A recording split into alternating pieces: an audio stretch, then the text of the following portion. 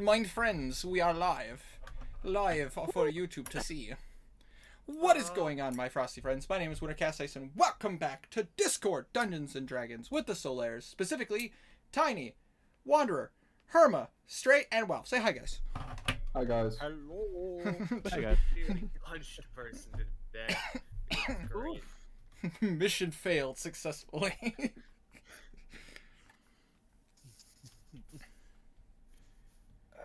Let's say. Who's ready to commit crimes and not do sometimes? Also, Tiny, to comment on that message, don't forget that if you create it and then you set it down, you still you do have a minute before it would activate. So it is a good way to just have a carry around a.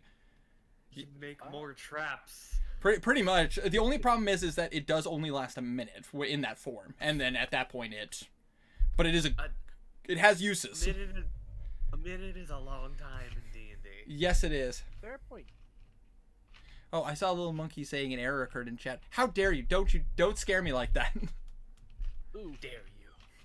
Freaking the monkey with the wrench is the bane of my existence, considering that how many times I keep forgetting to set it from private to public. I don't understand why you have the ability to have a private stream. It doesn't make sense. Just in case. One, it kind of makes sense. Like, if it's just for you and a few people to watch, but it should be not a default. It should be Yes. Yes. Normal stream should be default. The private should be a Yeah, no, I agree with that, Stray. About to say, if it was if I could have it where I could just invite certain people into the stream and everything, that would be wholeheartedly great. But it's that's not how YouTube works. The stream would just be for me. Oh, I thought anyone with the link could watch it. That's unlisted. That's unlisted. Oh, okay. But I say I'm talking full on private stream, which I don't understand why that's a thing. To test it, I guess. Maybe. I guess That's it would. the only I thing guess I that's could fair. I could see that. That would be fair if it was like a tech test or something like that. But I mean, you'd want feedback from someone else. True. Unlisted is for that. Yeah, exactly. But anyways, Yeah. let's go ahead and get started. I guess with last time on D&D, the Solaires, after sorry. What's up? I thought I heard someone say something. I was like, oh, sorry, guys. I didn't know you had something else to say. Oh, I said on D&D like an echo. That's yeah. On silly. D&D. Exactly. Yeah. The party, after so much time spent in Padstow, a lot of pain and suffering seeing the citizens go through what they did, freeing a vampire, killing some clerics and paladins that 100% deserved it, and saving many others that did not deserve that punishment. The party was successful in killing our cardinal, Jahath Heartroar, and upon doing so was able to free the city of not only this control, but stopping the army that was going to cause even more issues in the world. Upon succeeding in their mission, Belwraith proceeded to show the party some information about about an ancient necropolis that is known to be one of the holders of a nexus to the abyss. The party decided to help the city a bit and try to be helpful by cleaning out a certain den from a former member of the Razors, liberating his items, of course. Belwraith assumed his position and started to help the city as much as he possibly could in his time. On top of that,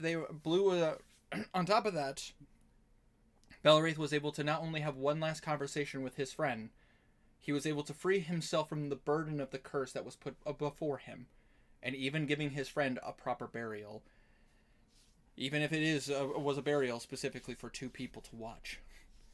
And walking away with a hope, I would assume a hope for the future.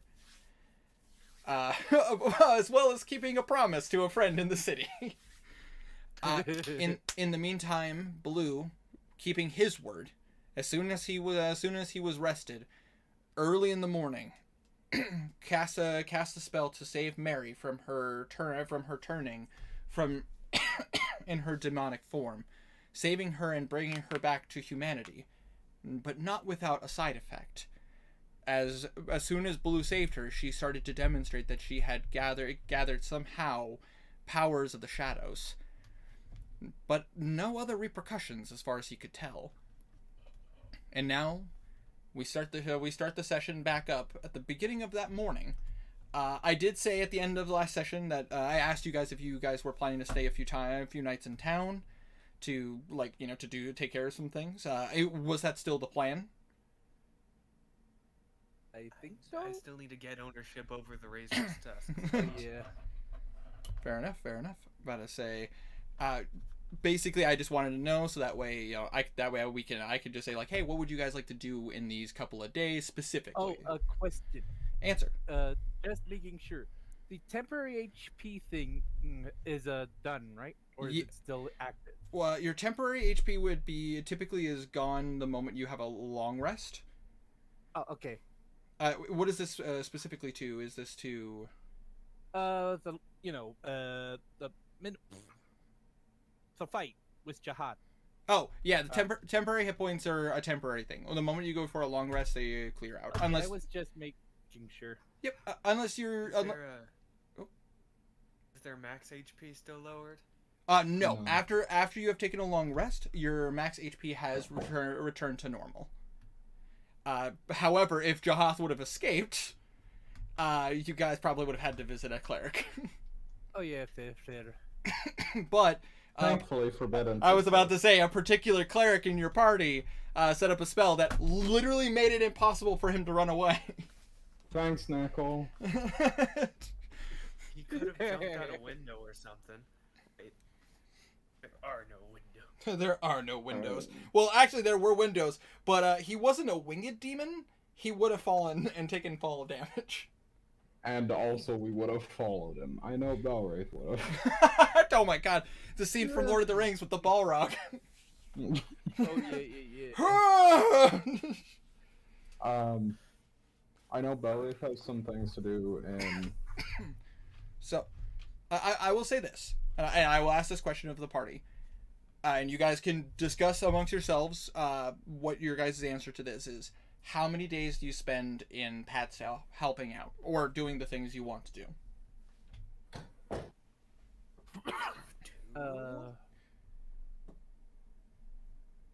2 seems kind of right to me. Do you like? I wouldn't want to spend too long, but fair enough. Yeah. Fair enough. Spending 2 days in Padstow just helping out the city. Yeah. Okay. Also, he'd ask about getting a better brain just shit on the word armor. Armor, absolutely. He needs magical armor. Either better or magical or both. Most of Belwraith's stuff would happen like pretty much the morning and day after last session, like that morning. Mm-hmm.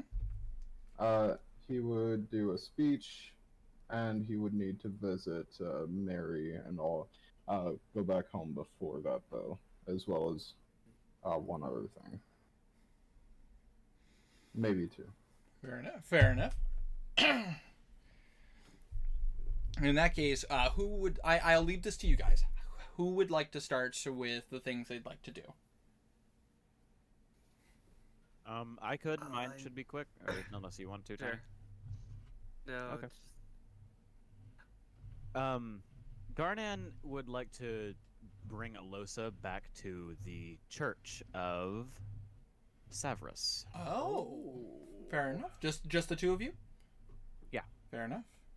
Sure. All right. So, I guess I'll explain this as you are making your way downtown, walking fast. Making my way. Literally within 1 day, you guys, because of what you guys have done, you'll notice that the city is starting to kind of heal a little bit. There's still tension, of course, naturally between the citizens and the paladins and clerics of Scales of War, but it's starting to heal a little bit. Immediately you guys go to town, you're seeing the paladins are already on the ground, like helping people, helping rebuild things, trying to dismantle what hold Jahath had on the place. And for you, Garnan, since you're heading to that area, you are immediately seeing clerics and paladins essentially just flooding the place, trying to work on the hallowed ground that was created in the city. Fortunately, the Church of Savros, which, hold on, I'm pulling up its proper name. I am blanking on it. Unhallowed ground.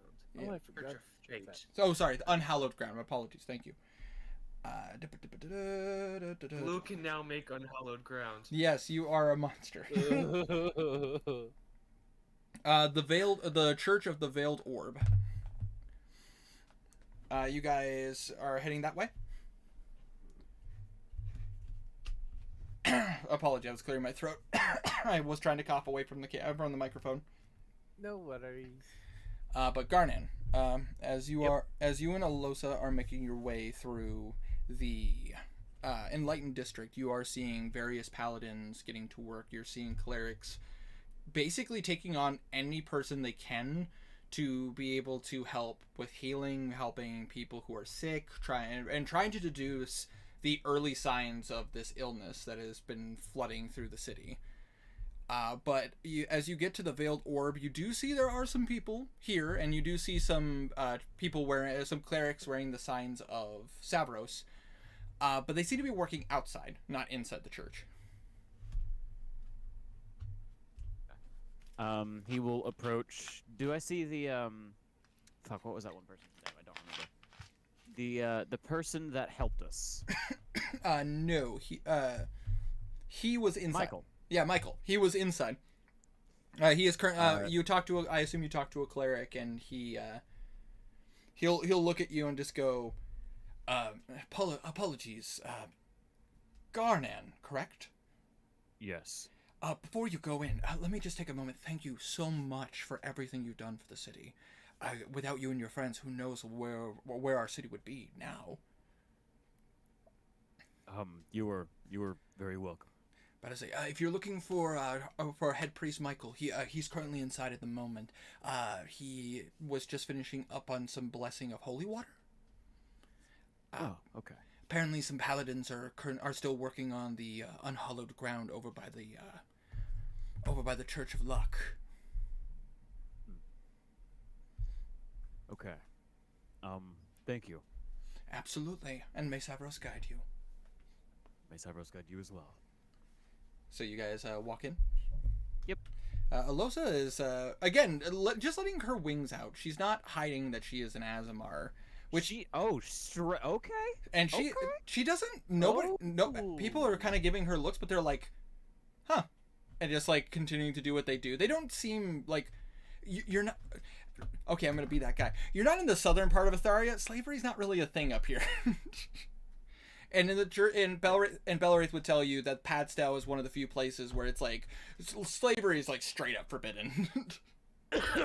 Oh, good. It's like against the tradition of a lot of churches to have slaves. That would make sense. So she's not really hiding it. And in fact, she almost seems to be taking a little bit of pride that she doesn't have to hide it. You seem to be enjoying having those out. Oh, well, it's not very often I get to. I try to hide it when we're on the road. And especially if we go to, like, Westray or anything like that. Do you think that they will realize, your ancestry? I feel like after a matter of time they probably will. But for now, I feel I'm just taking in this moment. I hope that's okay. No, that's perfectly fine. Your body, your choice. And as you walk in the doors, the church looks very clean. It seems like now that kind of the storm has passed, you'll notice that like it's almost as if someone just decided to take a mop, feather duster, all that to the church to make it look nice. You do see Father Michael working near the podium, like where the stand in which he would give his sermons, and you see him like a table of water, like he's just like various bottles of water and everything. Oh, apologies, we seem to be a bit... Oh! Garnan. And Alosa, if I remember correctly. Yes. But come in, please. I apologize. Currently just hard at work trying to get this done. How can I help you today? I just wanted to let you know that we would be leaving the city soon, and I wanted to come by and also see if your visions had started at all. Oh, well, actually, for starters, thank you so much for everything that you guys have done. You and the Stolaires, if I remember your guys' name correctly. That would be it, yes. But see, I could not praise you all enough for all the things that you have done, freeing the city from all of this hate and all this pain. Immediately, the city's already starting to show signs of healing, but we still have a long road ahead of us. It does sadden me to know that you will be leaving so quickly, but I can only imagine your guys' lives are vastly busier than mine. Well, we don't have to take over an entire church, and you don't have to save an entire city from demons, and you get the point. Very true. Very true. With that being said, though, it is funny you mentioned that. A lot of us priests have been talking to each other. Immediately after the fall of the Arcardinal, it's almost like a cloud of darkness has been lifted off of us. I had gotten a vision. But it was not from... it was not from Savros herself. It was from one of her archangels. Essentially just like visions, if you will. Signs. Apparently... How do you know it was... Continue. When you're a priest of, especially a head priest for a god, you can almost tell where the messages are coming from. It's a sensation, like a feeling. Normally, the sensations are very methodical, very cold, if you will. Savros is not one to tamper with fate, and so she typically... There's no emotion to share there. But I digress, not the point. I received a vision not that long ago of a darkness. I couldn't pinpoint where it was coming from, but it just a feeling that Savros was warning us of a growing darkness that was coming. So we are doubling our efforts here at the church just to make sure our holy water is stocked, to help our city to the best of our abilities, and to make sure that we are as strong as we can be. Padstow is still the center of religion here in Atharia, and we hope to be back at full strength as soon as possible. It's good to hear that you've gotten your vision. I would hope that you would, as a fellow follower. That was hard to say. And how are you feeling on your path, Garnan? What exactly do you mean? Well, when you first talked to me, you had only just started the path to following Savros and really getting your footing. How do you feel now? Better, actually. It's, interesting, you know? Being sort of godless and then so quickly turning to a new faith. Well, you never know when faith finds someone, because you never know when you need faith until you need it. I suppose so, yeah. But is there anything I can help you with, Garnan, in particular, since I only have you for a couple of days? I was actually going to ask you the same question. Well... I don't really have any plans, so... And he looks over at Alosa, and you as well? There's not really too much for me specifically to do here in town. I'm just, happy we can help. And he just looks at both of you. Roll me a charisma check. Uh-oh. Where are my dice? That's a spin down. God damn it. There they are. Freshly grilled chicken, sorry. That fell out of the thing. You need your 20? He kind of gives you a look. And he kind of nods his head. You know what? You know what we could use you for? We have been having to deal with some individuals who are hurt, and they really could use somebody with some healing hands to be able to assist them, and maybe somebody who could show them some more proper forms of taking care of their body after the healing is done. You think you could help with us with that? Could you be a little bit more specific? Basically, we have some people who are injured due to the whole pointing to the city.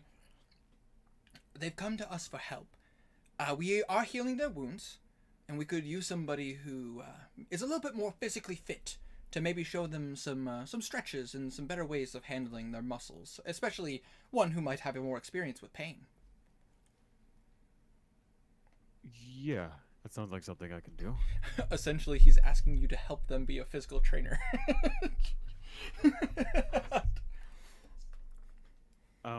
Yeah, I don't really know any, like, yoga or anything, but I can do my best. Absolutely, right this way. And you watch as he leads you outside. And, Walf, I need you to roll me 3 medicine checks. Oh no. Oh no. And Alosa's going to give you advantage because she's going to help you. God, okay. If I could get my fucking dice out, Jesus Christ. Things need, it needs to be cleaned. It's like matted shut. There we go. Jesus Christ. Okay.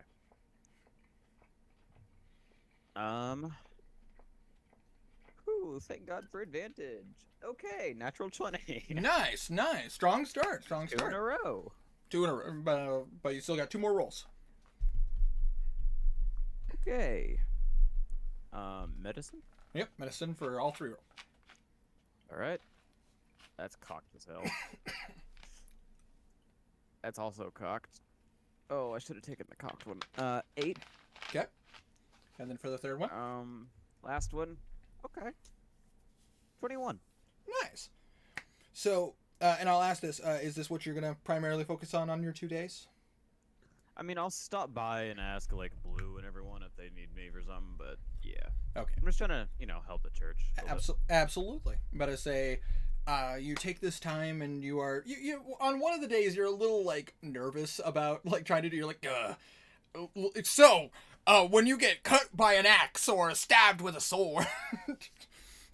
But the other 2 days, you kind of just go over, like, so this is what normally helps me when I've had these injuries. I typically try to avoid doing, like, you'll, like, demonstrate the certain stretches and everything that actually help you. Because considering you guys are all adventurers, you're all used to getting hurt. You've all had healing magic done on you, but it's not a end-all, fix-all. You still have to deal with the repercussions of the pain and, like, the tendons being cut or so on and so forth. So you basically are kind of, taking on the role of a physical trainer and showing them what it means to recover from these wounds, how to handle, like, getting everything back in order, letting the body heal itself, not just from magic. Mm-hmm. I'm about to say, with 1 critical success and 1 really good success, it kind of helps against that 1 failure. Okay. And, Good. And Alosa kind of does the same thing, and she'll, like, use some of her magic to, like, help heal people and just make sure they're doing okay as well. But she seems to be having fun with this. Like, it's very much, it's not really to a traditional D&D game. Aasimar are typically very linked to the church and very linked to, like, spreading faith and being happy about it. In this world, Aasimar are kind of the opposite. They don't necessarily like spreading faith. They prefer, like, showing not all, but most Aasimar in, like, the wild, they prefer, like, people enjoying nature for what it is, the world for what it is, and not being reliant on the gods. So, Because as of Alosa is a trained SMR. Yeah, rather than a wild one. Exactly. But, it just, you guys are actually kind of fitting in with this church group and really helping people, soldiers and civilians, actually be able to take on these wounds, and even showing them how to handle it going forward in case this happens again. So, while this is all going on, do they notice anything in particular, or? I'm going to roll for that. Most people don't really notice too much. They do kind of notice Alosa's, like, her wings being out. But Michael, because he has a higher religion score, he's the one who does notice something about Alosa. Like some of the pattern, like religious patterns on her body, as is the case with most Aasimar born under the sign of a god, typically end up with like markings of their god, specifically the archangel that they're born under. Mm-hmm. And in which, like, he does notice it, but he doesn't say anything. He seems very, like, you get the knowing nod, essentially. Okay. But you're not sure what that means. But I'm gonna leave you there since you're primarily focusing on that. Yep, that was all I wanted to do. So with that being said, Blue, you wanted to go next, correct? I don't care what order. Blue's going to make sure that the Razor's Tusks in his name and have talks with Mary. Fair enough. With that being said, in that case, if you're gonna purchase the Razor's Tusks, you're gonna have to go talk to the church, because of the fact that they do control property in the city. Not necessarily in the sense of like, oh, this is under the church's jurisdiction. It's more like, hey, we're also kind of the acting body of the city, so we also need to know who owns all the properties. Which, Belwraith, you would know that as a person who is being trained to be the Arch Cardinal. Yep. Yeah, Blue asked Belwraith to transfer the name from Daniel to him, or whatever that guy's name was. But it wasn't Daniel. Fuck you. It wasn't Daniel. Daniel's the owner of the bar in Mackinac. Daniel's the good one. No. We could probably do that when we get to my things, which can save till last because I think they'll be the longest. Jerome Gustav was the owner of. He's dead now. Yeah, he's dead now, but he was the owner of the Razor's Tusks. Mm. In that case, Blue, aside from trying to get this property in your name, you said you wanted to spend time with Mary. Yes. All right. What specific, like, are you guys just going out trying to help people, like eating? Or are you guys just eating food, just being with the citizens? What are you guys doing? He's going to talk to her specifically about what happens getting up to this point. Okay. So do you guys just go to like what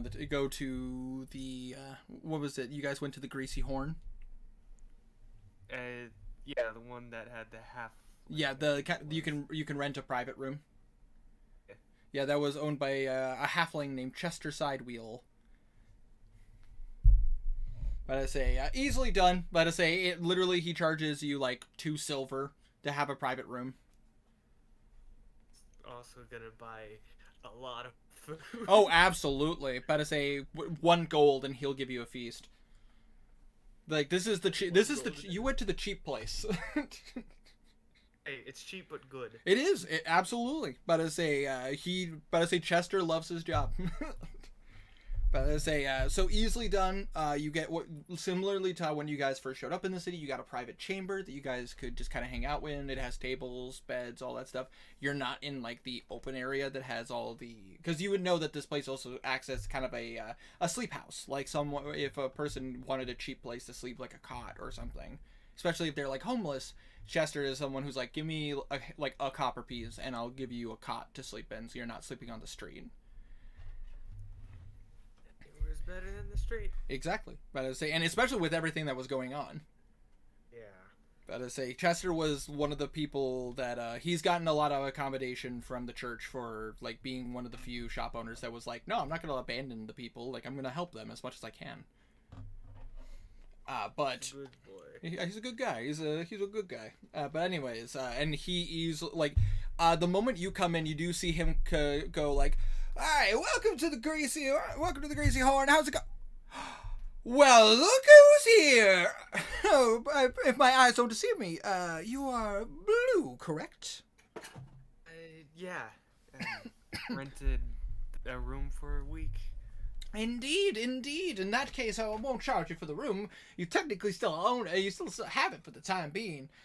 But word for the wise. Because you weren't here, I did let other people sleep in the room. I hope that's okay. I didn't. It's totally fine. Okay, Don't just worry. want Needed the room. to make sure. Just want to make sure. But either way, how can I help one of the heroes of our city? Well, my friend here hasn't eaten in... God, how long do you think it's been? She just gives you a look like, I honestly don't remember the last time I ate. Months. You just see Chester go like, say no more, say no more. But I say, why don't you guys go ahead and have a seat? I'll have Esteban bring you some food right away. Don't you worry about it. And he watches everybody like sees you walk in, and Chester's just like, everyone, make sure you say thank you to the heroes of our city. But I say, drinks are on me for this time because we have a hero in the house. Thank you so much. And he watches everybody's just like clapping and like very happy to see you. You recognize a few of them because they were kind of hiding out here before. So a few of them were just kind of like acknowledge you. I couldn't do that to you, Chester. He's going to place down 2 platinum pieces. These are on me. He just looks at you like, roll a persuasion check. He's,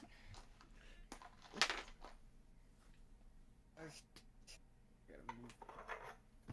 Top off Dice Tower. Okay.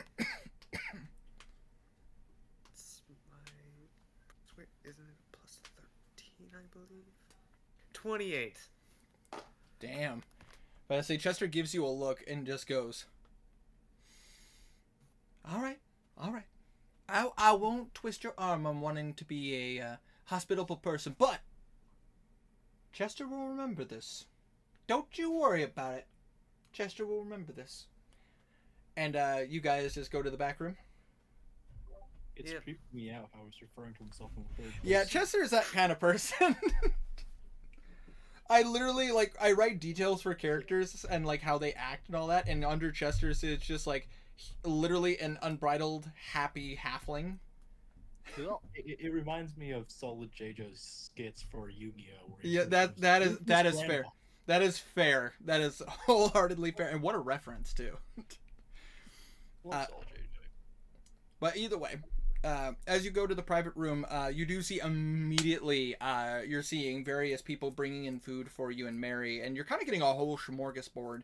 It's like meats and cheeses you're seeing, like various vegetables, like wines. And you just watch as Mary, like to everyone else, like been a very like straightforward lady, very nice, very kind. You're just watching her be herself, scarfing down as much food as she possibly can. Like not even caring about like having sauce on her face or anything like that. She's just it's almost animalistic how much she's eating. But this is her, and you know that about her. Yeah. Oh, Blue, you gotta try this. This is so good. No, I don't know what the sauce is.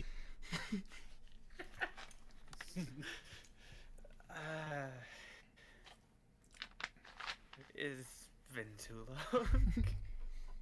Wait, hold on.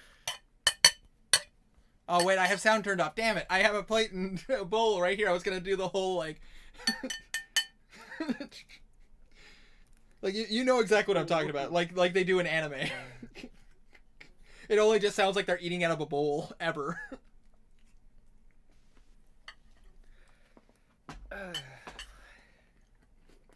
Well, anyways, how are you, Blue? Well, all things considered. I did not understand that. Sorry, I was just swallowing something. Well, I was asking, aside from this debacle, how are things been going? I haven't talked to you since Stratford.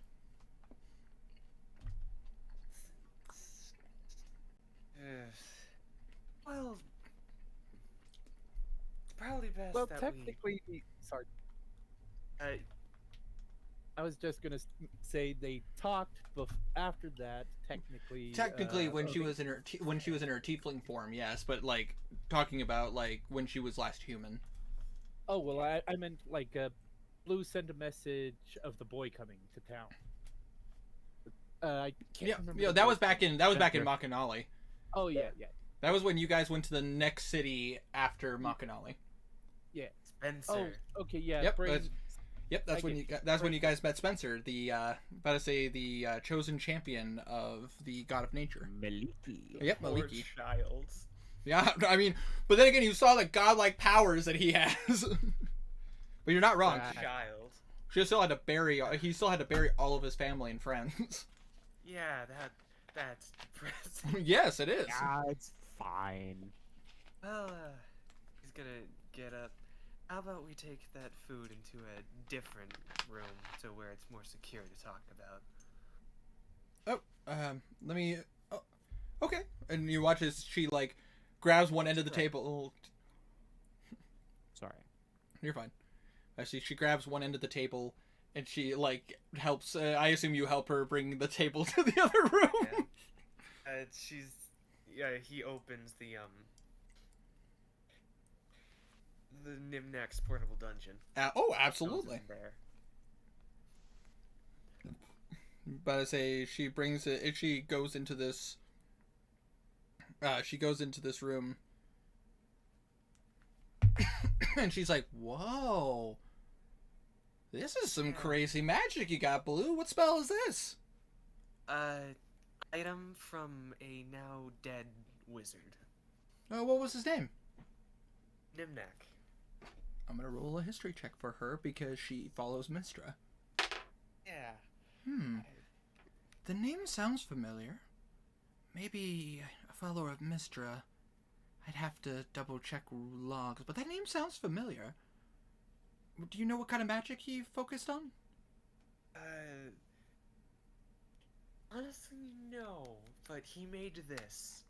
And So, you watch as she just looks around, just goes, "This is some amazing, powerful magic."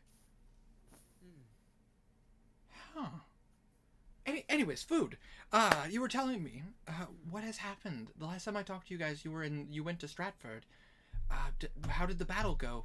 I assume that you're here. It either ended really good or really bad. set the table down, chairs, sit down. It ended. We now have,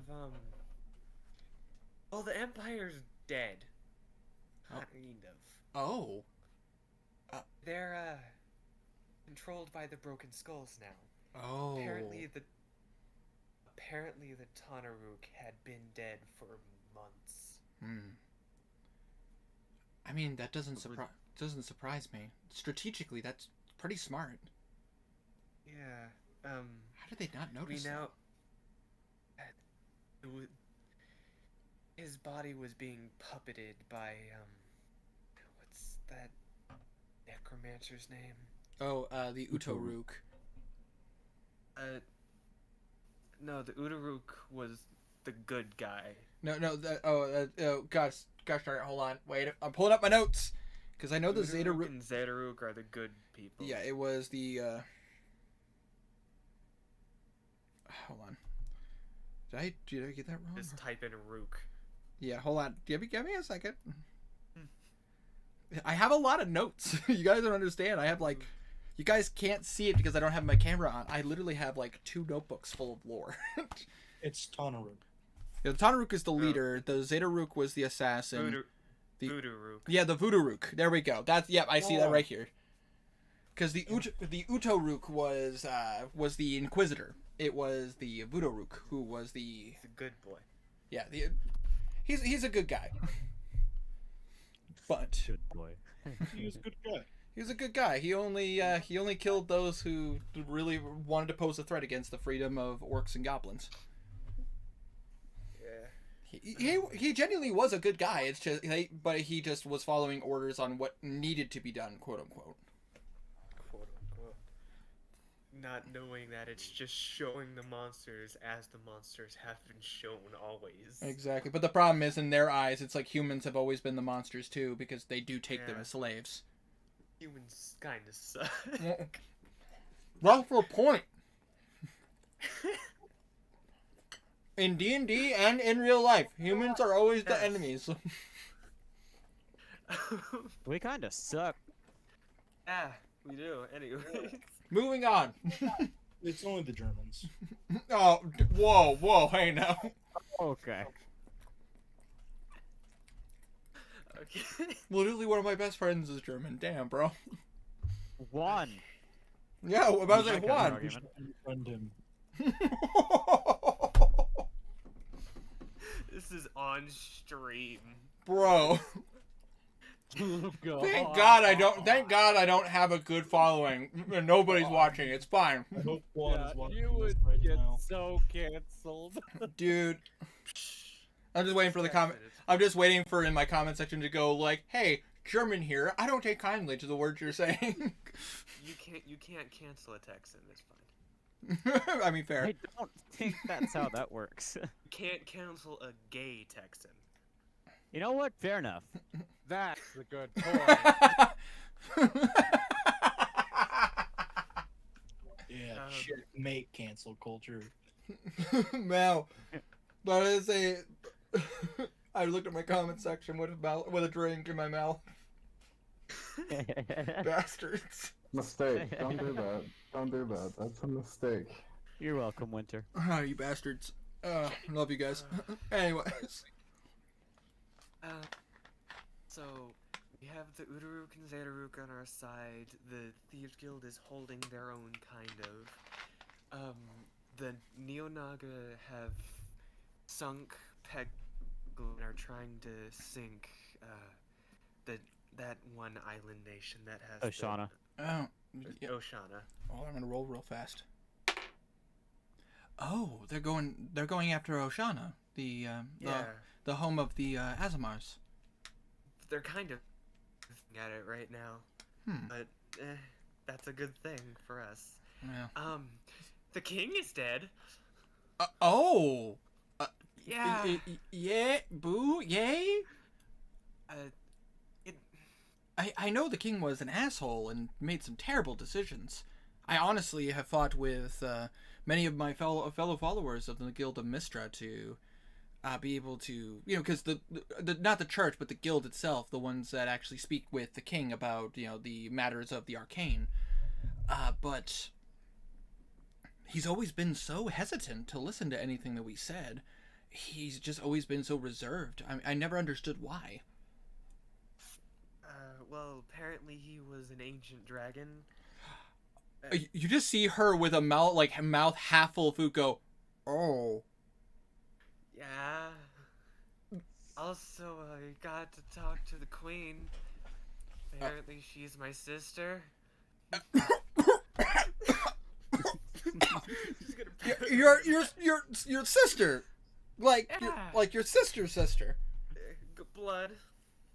Oh. Yeah. If you watch it, she gives you a look.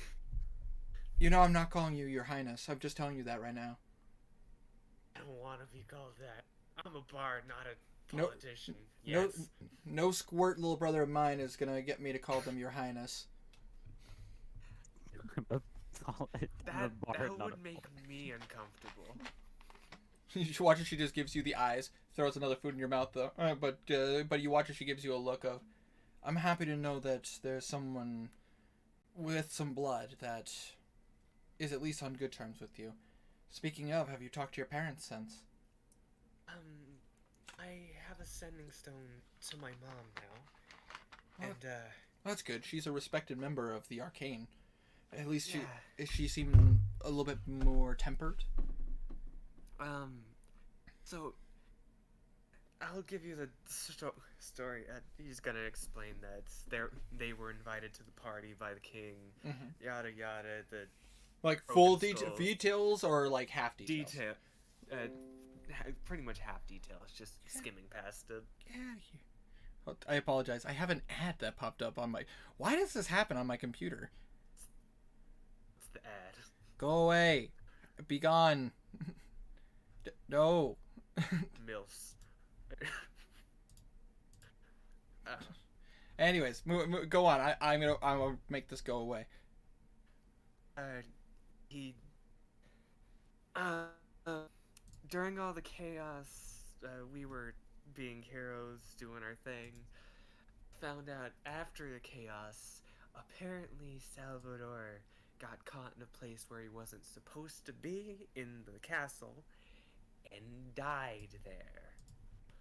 You watch as she gives you a hard look. It just goes, Bloom, he was your father, and I want to give him respect for, being there somewhat for you. But no offense, he was an asshole. Yeah. I don't feel bad what happened to him. Neither do I. I just feel bad that I wasn't the one able to do it. Well, it was either going to be you or me, so I mean, I feel like. Yeah. Did you at least burn him? Please tell me you at least burned him. I didn't get to see the body, and I'm damn happy about that. Did you get the last word in What? on him? Yes. Nice. So you watch as she just raises up a hand for a high five. Gonna high five. I told him he was really bad at dyeing his hair, and he shattered a glass. You watch it just you guys high five. Hell yeah. Oh, well, we're not in a church or anything like that. I'm perfectly fine. We're in a place that major plane, minor plane type thing. I don't know. So I take it then from Westray you came here. Yeah, and you kind of know what happened from then. Well, kinda. Being in that form, my brain was. It almost felt like I was. I think the best way to explain it is it was almost like I was dreaming. It felt like I was there but not there at the same time. I just remember after turning like a black dragonborn trying to control me, and I was almost forced to listen.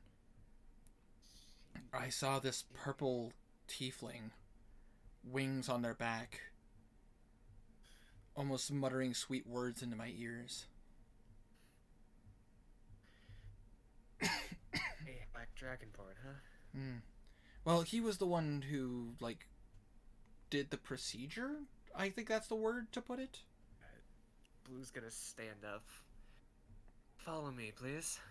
Absolutely. You watch as she grabs a bowl of rice and is just eating it while walking. He's gonna take her down to the holding cell. Oh. And she sees the Gorgon and is like, "Oh, whoa, Blue. Why do you have that?"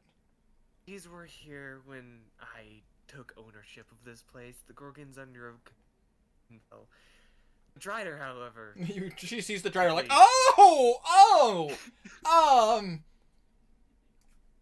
bad spider person? I'm not letting her out. Probably for the best. Yeah. Anyways, we'll pick. Watching comes up and she sees the black dragonborn, and she looks at. Nice baby. Oh. Apologies. A little baby girl came into my room. Nice sweetie. Yeah, absolutely. Hold on 1 second. I'm pausing the world for 2 seconds to give my daughter a kiss. Excuse me. Come here. Family comes first, especially little. Garnett mid-thrust be like, oh. Wow. What did I hear? Right in front of my salad. Wow.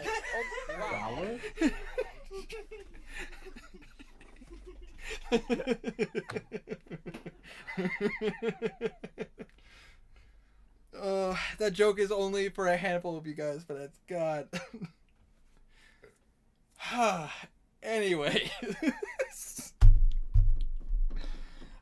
Oh, I apologize. That slayed me a little bit more than it should have, but I actually have a salad right beside me. Anyways, Mary sees Thopic. And she, she actually like swallows her food, and she goes, "So you're the one who did this to me." You watch as Stopik just kind of looks up from his position, because he's just been sitting. Blue, you noticed that he had eaten some of the rations you guys have left. And he kind of gives a look and he goes, "So, you survived." And he looks to you, Blue. "I see you were able to use the spell that I gave you." Yes. Worked. Indeed. As I knew it would, I am happy you were capable of casting it. But you watch as Mary just goes, "At the same time, though, he wouldn't have needed to cast it in the first place if you had not cast it or put this on me. You want to explain what this is to me?" And you watch as she lets out some of the shadow magic out of her body. "Oh, I see you're dealing with some repercussions of..." "Yeah.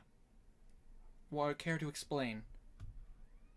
You watch as Stopik kind of stands up, like kind of awkwardly, because he's still wearing the anti-magic manacles you put on him, and he just looks out and he goes, "Part of the process in which to use the spell that I created to turn you into a demon, essentially, was I mixed a little bit of Jahath's blood with your blood.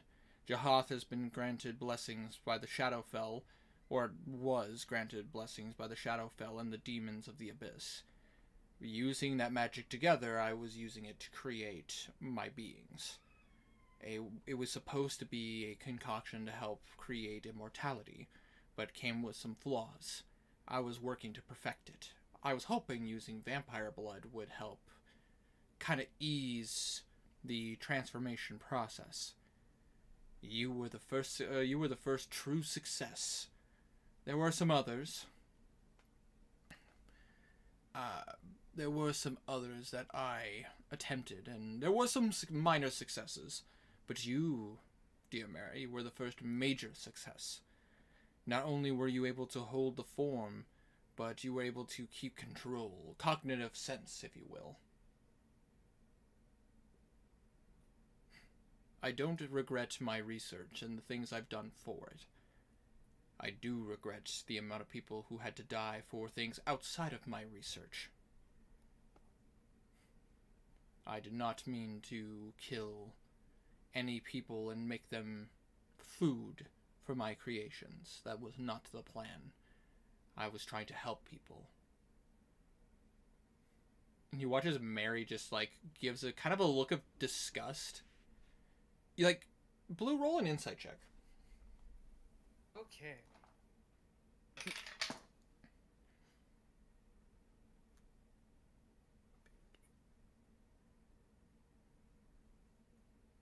Insight.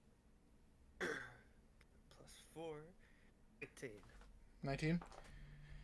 You can tell that she is disgusted with him. Similar to you guys, she sees him as a monster. But you do see there is a level of understanding. Almost as if, in the back of her mind, she's like, "No, I do see what you mean." But it is very heavily overshadowed by, you killed people and turned people against their will. You really are a monster. But it's similar to what you, on the other hand. There is still, that level of, I get it. But that doesn't make it okay. Yeah. She just looks at you, Blue. What's the plan with him? At the moment, Belwraith wants to... What was that wording he used? Quarter and... I can't... Execution.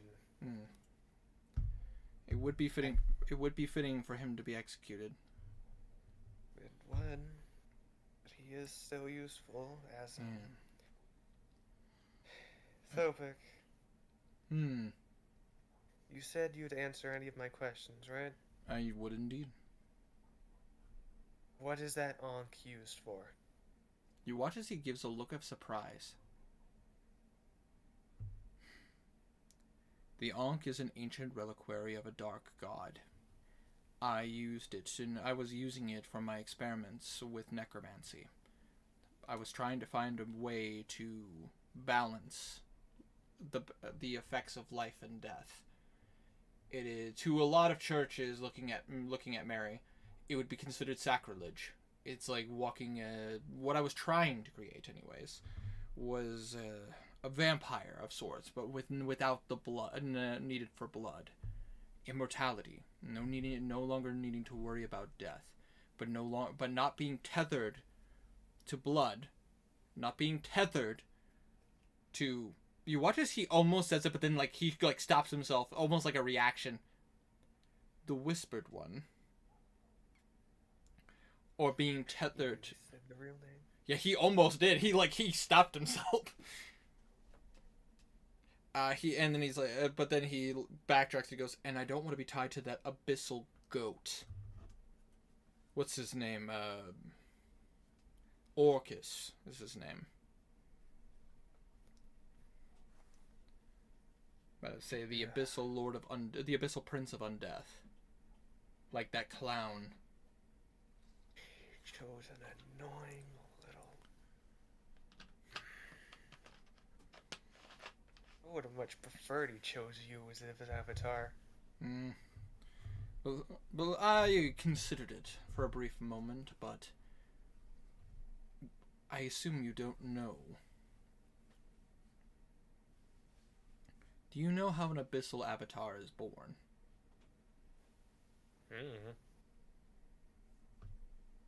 You didn't ask me this question, but are you planning to kill him? Yes.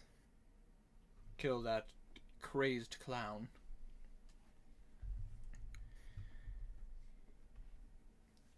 So, if so, you watch as he gestures for you to sit in front of the bars. He's gonna just sit down.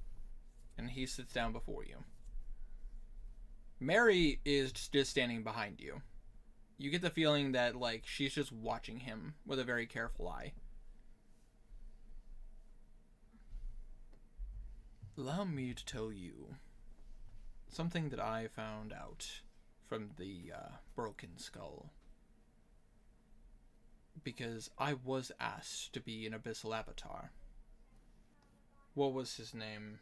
The purple tiefling. Valismir, that was his name. He did try to convince me to join the Broken Skull and to abandon the Church of Scales of War. I refused to do so, simply because of the fact that the Broken Skull would interfere with my research. The Scales of War is a perfect place for me to be able to practice my magic and try to hone the balance of life and death. Except you had that memory in the Path of Memories. That was you in a tavern. Yes. Accepting. Yes, I worked with them. I didn't, but what they were asking me to do, which I didn't put in that memory, was they did invite me to become a member of the Broken Skull and try to be one of their avatars. Months and months ago, I was asked to be...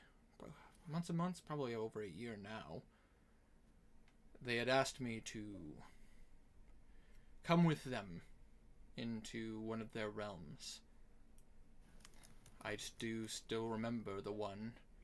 It was the one that I felt a little bit more comfortable in. A realm of a necropolis. A fallen city surrounded in zombies and skeletons and demons. It was there that I had a full conversation with essentially members of the Broken Skull and a representative of the Abyssal Prince of Undeath. And they gave me something. Well, but I wish I could have said I kept it, but I couldn't. in order to become an abyssal avatar. Well, I guess, what do you know of avatars of gods? I know that well, it isn't even gods, just the abyssal lords put their own power into their avatars. Jublex was heavily weakened. But You are half correct. Pretty much on the point. But they don't just imbue some of their power into their avatars. You watch as he kind of takes one of his like fingernails, like his long dragon's claw, and you watch as he kind of just nicks the scales. You take in some of their blood, and not just any demon blood. You get a drop of the Abyssal Prince's blood. You become tethered to them. The problem is, it's a gamble.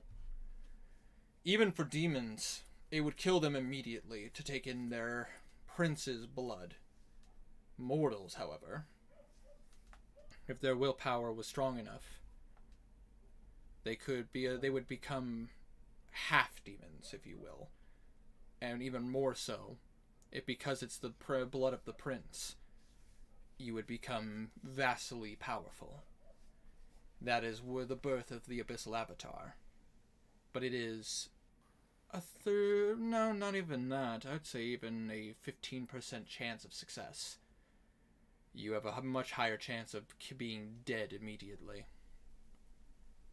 And believe me, watching it happen is, even for me, disturbing to watch. 15% chance is actually surprisingly high. Well, you say that, but the odds of it landing on the death is still very high, and it really depends on the prince. For most, it's around 15% success. And then there's the few radicals. Theirs were about a 1%.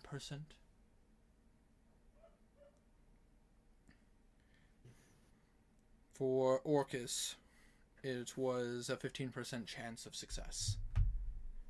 If you look at someone as crazed as, say, for example, the Abyssal Prince of Destruction, you have about a 1% chance of success. Fun. And there also can only be one per Abyssal Prince. Well, that's expected. Making multiple avatars would weaken the prince too much, and any person who is a usurper under them would try to take that position. With that being said, it was either going to be me or the clown. I didn't like my chances, so I decided to choose to live and continue my research than to bank a chance on fate, if you will.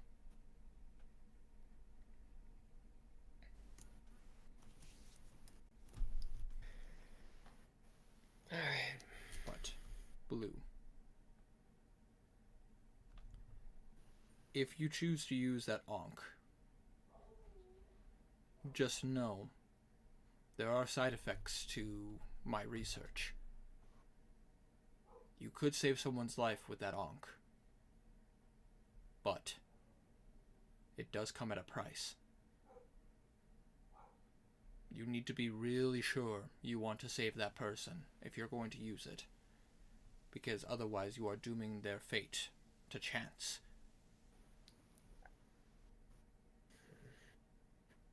I have not perfected it, so therefore it is still a how would you say, a roulette of what could happen.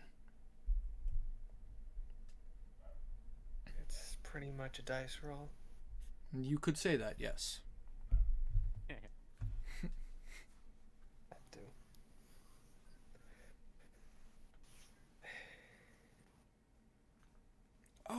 Shit.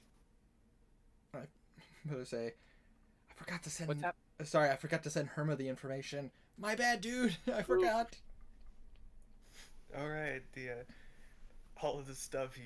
Yeah, I completely forgot to send you that information. I am so sorry because I know you rolled really high. He got really high, so I was just 31. about to say exactly. So I might. I'll probably still send you the information, but I will. We could go over that in a bit. Fair.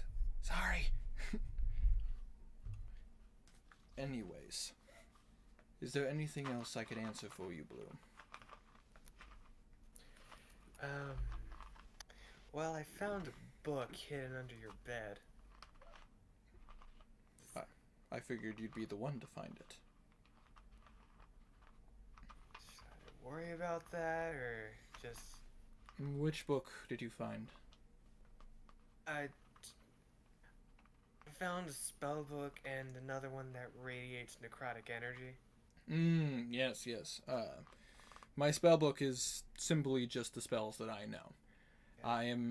While I am a cleric, I do practice necromancy as well in my own practices. In other words, above game, he's multi-classed. He is both a cleric and a wizard. However, nobody knew that he was a death domain cleric the whole time.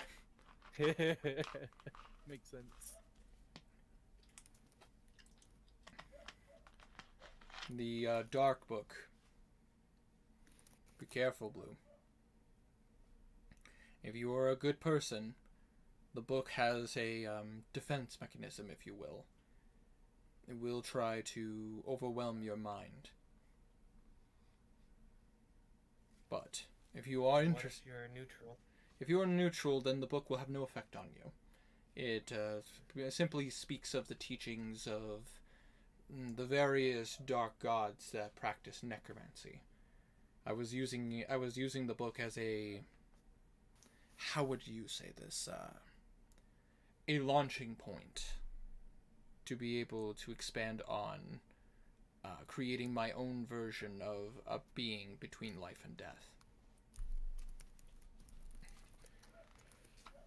Alright. And if you really are looking for something for you, Blue, there's another book in my room.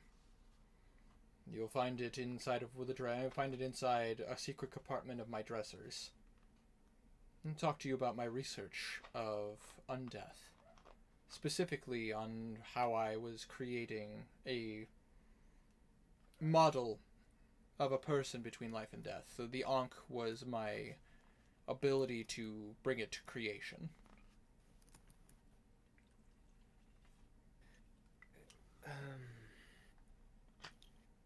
I really need to go look through the church again, because I guess Jahath hid the Black Pearl. I mean, it would make sense. If he wasn't using it for his purposes at the time, he might have sent it where he sent the other items. Into the path. So you know about that. Yeah, we,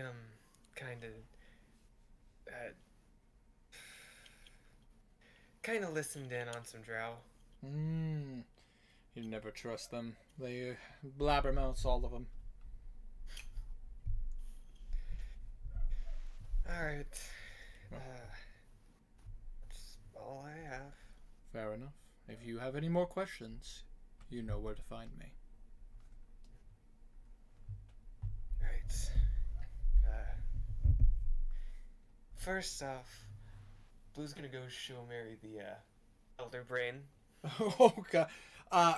She is going to immediately freak out. And she's gonna ask if that thing is alive. Maybe. I think this might need to be properly disposed of, Blue. I don't know how to dispose of it. It's a room. Any way you could maybe shunt this out into a volcano or something? Maybe. It's still a room, though. I'm not a wizard, so I don't quite know. We'll just have to find that out. Speaking of wizards, I got a spell to show Bimp, and I need to go grab that book. You'll grab the book later. I want to show Bimp The spell. Yeah, the spell. All right. So you're leaving the dungeon. The spell. Yeah. Before you leave the dungeon, you do feel Mary kind of put her hand on your shoulder. Blue. Before we leave here. Yeah. Before we get back to what we're supposed to do out there. When we walk out of here, we have a lot of work to do. Between both of us, I mean, this city needs a cleric to help them. This entire country needs a hero, like someone like you guys. But you watch as she kind of makes you face her. Do you allow this? Yeah. And you watch as she just kind of pulls you in, and just kind of gives you a full-on hug. He's gonna hug back. I just want you to know, it's okay to not be okay. What you all are doing, what you all are seeing, everything you're experiencing, it's okay to not be okay.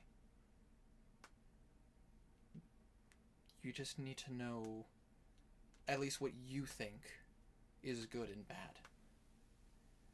Trust me, as a cleric, I've seen more than my fair share of quote-unquote good and quote-unquote evil. But it's okay to be hurt. Or she kind of pokes you in some of your scars. It's okay to be shattered. As long as you have the pieces that matter to you.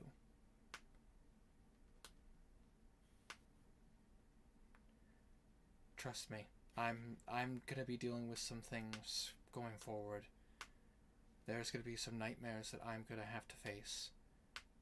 And you watch as she kind of lifts up her hand, and you see the shadowy tendrils coming out of her hands. I bear this for whatever I go forward. But He's gonna. What? He's gonna take one of her hands and just put a sending stone in it. Do you ever have nightmares or need something? Skull. You watch as she kind of smiles at you. And then you watch as she kind of gives you a noogie. You know, why would I talk to my brother about things like this? Your brother's a good counselor.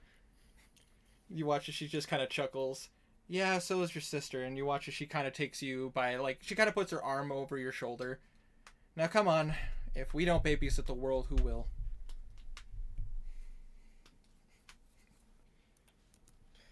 Onward. Onward. Okay. That's my thing. But Blue's gonna show Bimp that the good spell. Yeah, absolutely. But I say, and Let her freak out for a I bit. was about to say, and I will say that she will freak the fuck out at this spell, and she's gonna try to copy it into her spell book, but the problem is it's not written like a wizard spell. It's written a combination of arcane runes and musical notes. I'm going to have to study this at some time, Blue. I would just put this. This is a work in progress spell that Winter's making, but I put it in D&D because it's cool. It is really cool. I like it a lot. Whoa! Someone died. Oh, Irma died. Oh no, Irma! Oh, there he is. Irma's back. All right. With that being said, but as a Blue, was there? Are you gonna anything else you were gonna be doing these next 2 days aside from purchasing the Razor's the Razor's old place? You just gonna I gotta pick. Go ahead. I gotta pick between getting absolutely shit faced. Hey, for you could. helping the city. I was about to say you could get shit faced and perform and raise spirits and morale. He's probably gonna end up doing that. Then I need you to roll me a performance check, my good sir. Oh boy. Time to roll 3d20. That is correct. Performance That check. is correct. Lucky, unearthly chorus, Hell yeah. guidance. I'm just imagining Blue just going through the streets. Now kiss me! I'm shit faced! Jesus Christ. 23 plus 13.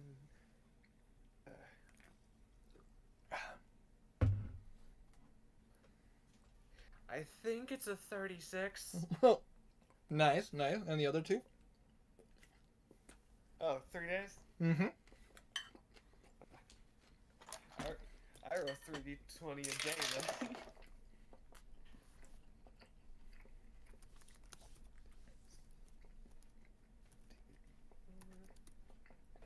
Last one, 34 for day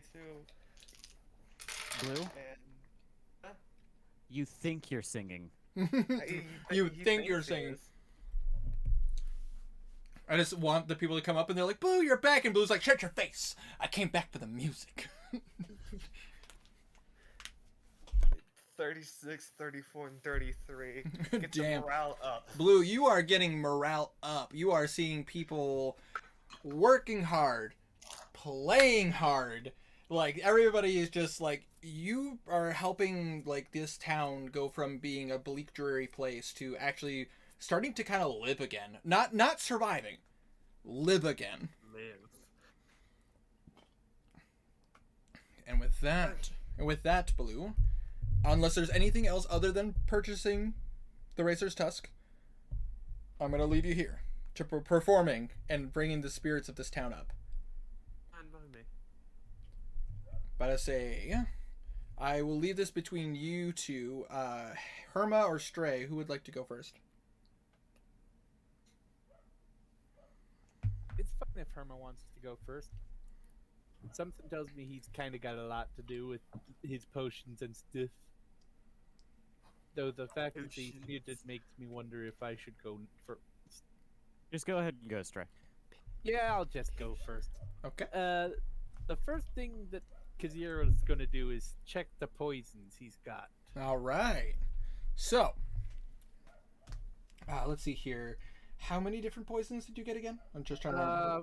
10, I believe 2 different kinds. Hold on. 3 of one, 7 of another. Is what I put. Yes, 10 in yes. total. 10 in total. Yes. These were the poisons here. All right. Hold on. Let me pull it up. This is actually in my computer notes. Oh, hold up. People on stream are gonna slightly see me pull up my stuff, pull up my D&D notes, but fortunately it's on my other screen, so nobody can read my notes. Level Nope, up. I'm watching right now. You're watching, but too bad my notes are on my other screen. Kazir's wife is going to do. Whoa! Nice try. Zeus' wife already hag. Do. Belwraith is the Kazir's- real BBEG. Oh, damn. Yeah, that actually would have fit, kinda. Blue's mom One of dead? those. What? Well, I could see Belwraith kind of losing his mind and going overboard. Oh, absolutely. All right, here they are. Belwraith is the avatar. Just the avatar. I control both water, air, fire, and earth. Nah. Both of these 4 things. All 4 of them. Both of the 4. Yes. You know, until Jahoth attacked. All right, so the the 7 potions that are the same. These are known as this is a well, actually I guess in this case, are you going to go to are you going to try to talk to somebody about it, or are you going to take some time to try use your poisoner's kit to try to identify this? I'll Get use a my taste of poisoner kit to try to identify it. All right. In that case, go ahead and roll me an intelligence check with advantage because of the Oh, fact cool. that you are trained in a poisoner kit. Oh, cool. Poisoner feet. Hold on one moment. Oh, thank God I have advanced contact. 14. Oh, what is my intelligence? I'm pretty sure it's just. I believe it's just one. +1. Wrong thing. Yep, +1. So a 15. 15. But I say that's enough to that is definitely enough to figure out what these 7 potions are. This is a special poison known as Lotus Bloom. It's a rare poison that's created from a what was the name of this lotus? Believe it was known as a Freya lotus. They're common in the elemental chaos. In other words, they're not from this plane of existence. Whoa. Yeah, my. these are flowers that are Freya lotuses are flowers that are typically found here on the material plane from like Ganassi traders. It's not something that is super common, but it's not something that's super rare either. Like if a person has a contact, Yeah. if that makes sense. Yeah. If they have a contact, then they got a steady supply. Yes, Basically. but it is a very special lotus that when you coat it, it's actually warm to the touch. When you put it on your weapon, and if you hit somebody with that weapon with said weapon, they must make a Constitution saving throw, DC 16. If they fail, they take 5d8 fire damage. You said con save 16? Yeah, con save 16. This is not a super potent flower, but it is something that is, when the poison does get you, it does hurt. Oh yeah, makes sense. But I say And what did it do if it does if the con saves a fail, it almost boils the blood. The person who gets hit gets hit for 5d8 fire damage. Whoa. Yeah, it is a flower that is commonly found in the elemental plane of fire. It is not easy to get, but it is not difficult if you have a Ganassi friend. Someone who has access to the plane. Yeah, it makes sense. You don't know what his personal life is. Oh. The fact you said personal made it kind of cursed. Mm. I mean, you found it in the bottom of that one dude's.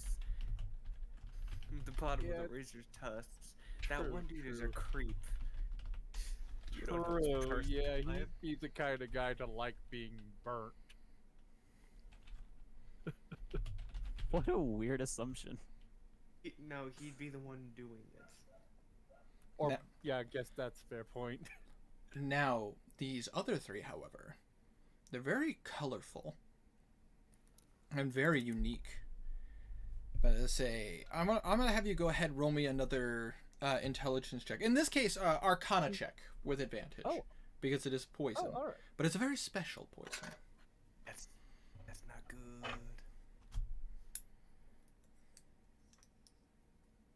What is my arcana again? Hold on one moment. Kazir's not that smart.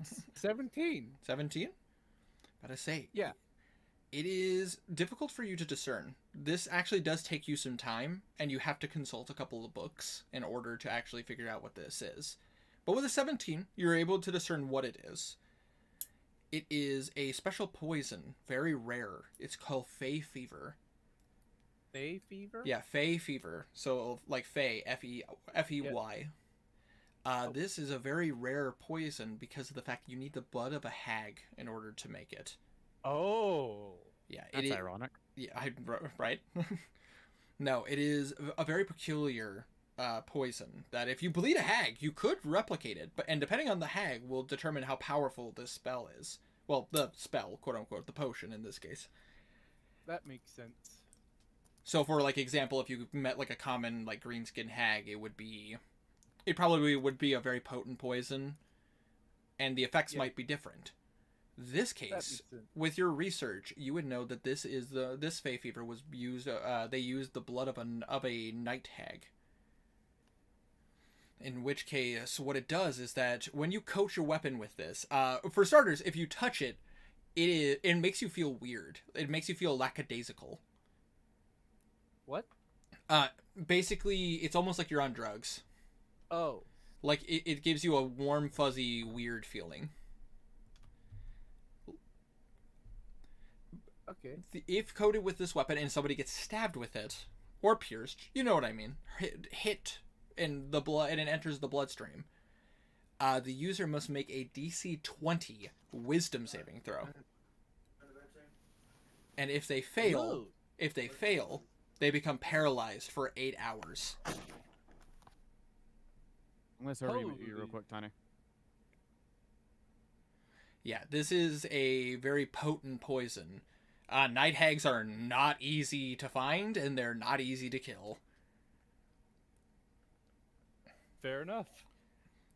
And so getting their blood for this was... if you gave this to Henrik, Henrik would probably comment that the craftsmanship on this poison is very well done. An alchemist would have had to condense this very much in order to make it work properly. But yes, it is a DC 20 Wisdom save. And on a failure, they become paralyzed for 8 hours. And you have 3 doses of it. Sweet. Not bad. Not bad. Not bad. And if you choose, and the thing is not to put words in your mouth or thoughts in your mind, but using it, 100% worth it. But but if you wanted to sell it, there are some people in your line of work who would pay a pretty penny to be able to get their hands on this. That's a tough choice. Just putting that in your head in case, it ever crosses your mind. I'd have to sell it to the right people. Yeah, you'd have to sell it to the right person, but they would pay handsomely for it. Yeah, cool. And, hold on, where is it? Can I check? I'm not sure if I checked the bag or not. Come on, where is it? I picked up a little bag from a dead drow. Oh, yeah. Hold on one second, let me pull up my stuff.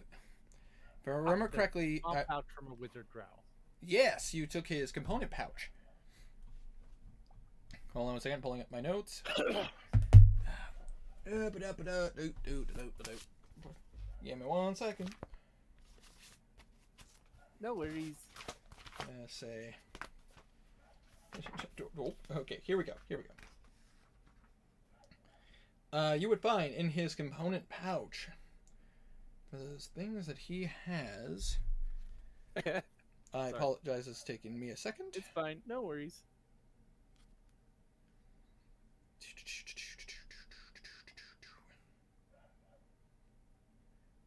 Let's see here.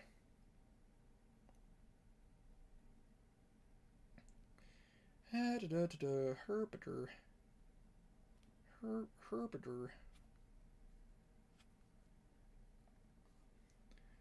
Dog of wisdom, give me information.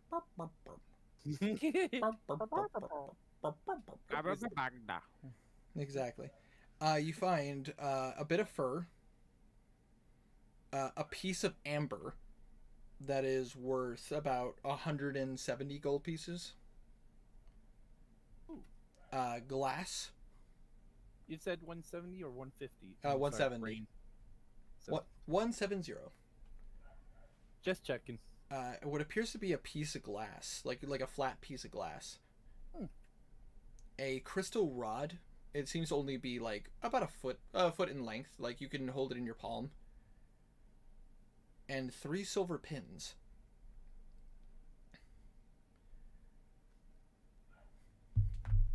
Interesting.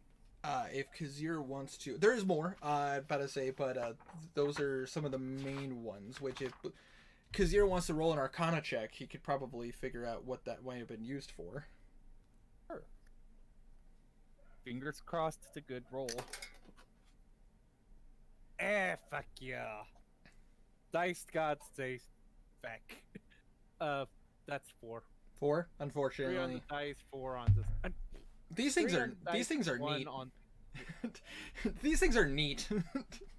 All he knows is they're useful for something, but I just He imagine. has no clue. I just imagine right? Kazir sees the pure glass and it's just like, oh. Wait, who's that cat in there? Oh wait, it's just me. You also find what appears to be a glass cone. Seems pretty nice. Oh. Interesting. And one other item. Going through my notes real fast.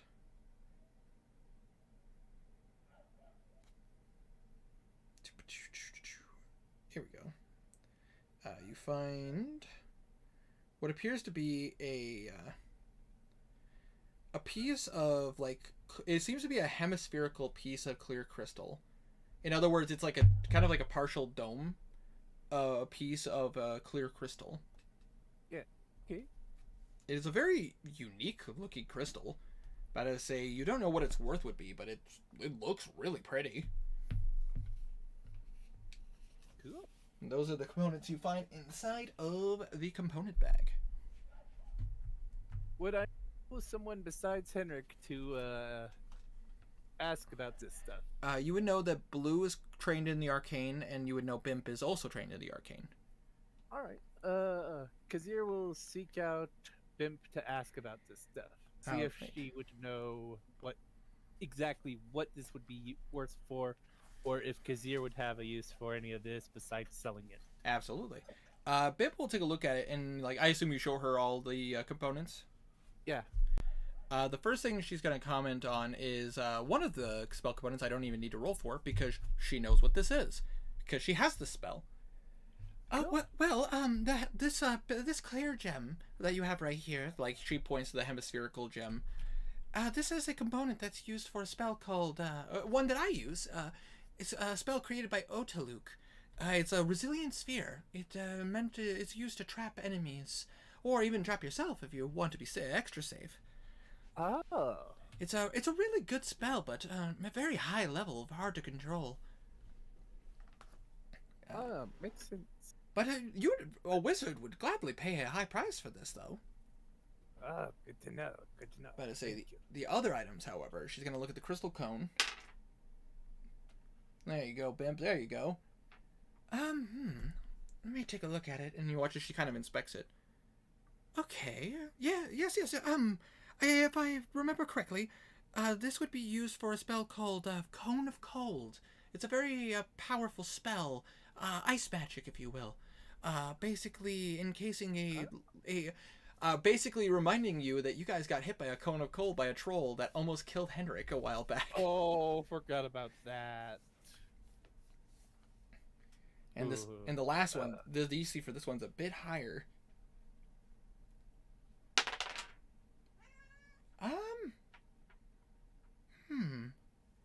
I actually don't know what these would be used for. This would be used for a pretty complicated spell. But Which one? she's looking at all of the ingredients you had for, like, the 3 silver needles, the crystal rod, the but Okay. I The can other stuff. I can tell that these are all used for a spell, and considering how many there are, this must be a particularly vicious spell. But unfortunately, I don't know which spell it is. I'd have to take more time and study. Fuck it, yeah. Kazir will just give her the pouch. You just give her the pouch? Yeah. Did you want to be reimbursed for this, Stray? Stray? Whoa! Stray, you're in there, Kazir, you're playing. Get in there, Stray! Did you want to be reimbursed for this, Kazir? If you wish. Absolutely. You do not need to. And you watch as she actually pulls out, and she is going to give you 10 platinum. Oh. Remove that from my inventory and add 10 platinum. Cool. This will at least cover most of the component cost for all of this, but, you know, if you ever have any more questions about, like, magical components and semantics and all that, I'd be more than happy to talk about it. I mean, it is my field of expertise. Thank you. I would love it. I would enjoy that sometime. Absolutely, Kazir. Oh, I almost forgot. you said you had information on this hag. Yes. Actually, hold on.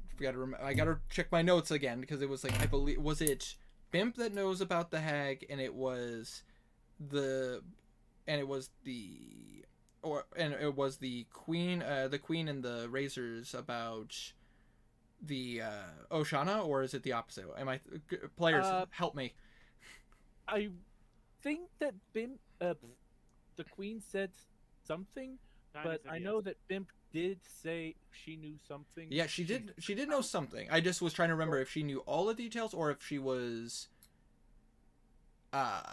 if it was. Oh yeah. The razors that knew more. I'm looking at my notes right now because I know I wrote this recently because it was something that was gathered while you guys were currently in Padstow. The razors knew about the chicken legs. Oh no, the house with the legs. The house with the legs. They're about to say yes, and Oshana razors know about the hag. yes. Okay, hold on one second. Bimp knows information. Yeah. She was able to gather some information about. Let me see here. The type of hag that you guys are dealing with. Oh, that's useful. Yeah, I had rolled to see because you had asked her to do some research. All of you guys asked her to do various things of research since she was leaving the party. I wrote it down, and I knew that one of those questions was like any information about the hag. And I was able, and I made a roll for her, and she rolled really high. And she was able to find out what kind of hag that she is. Wait.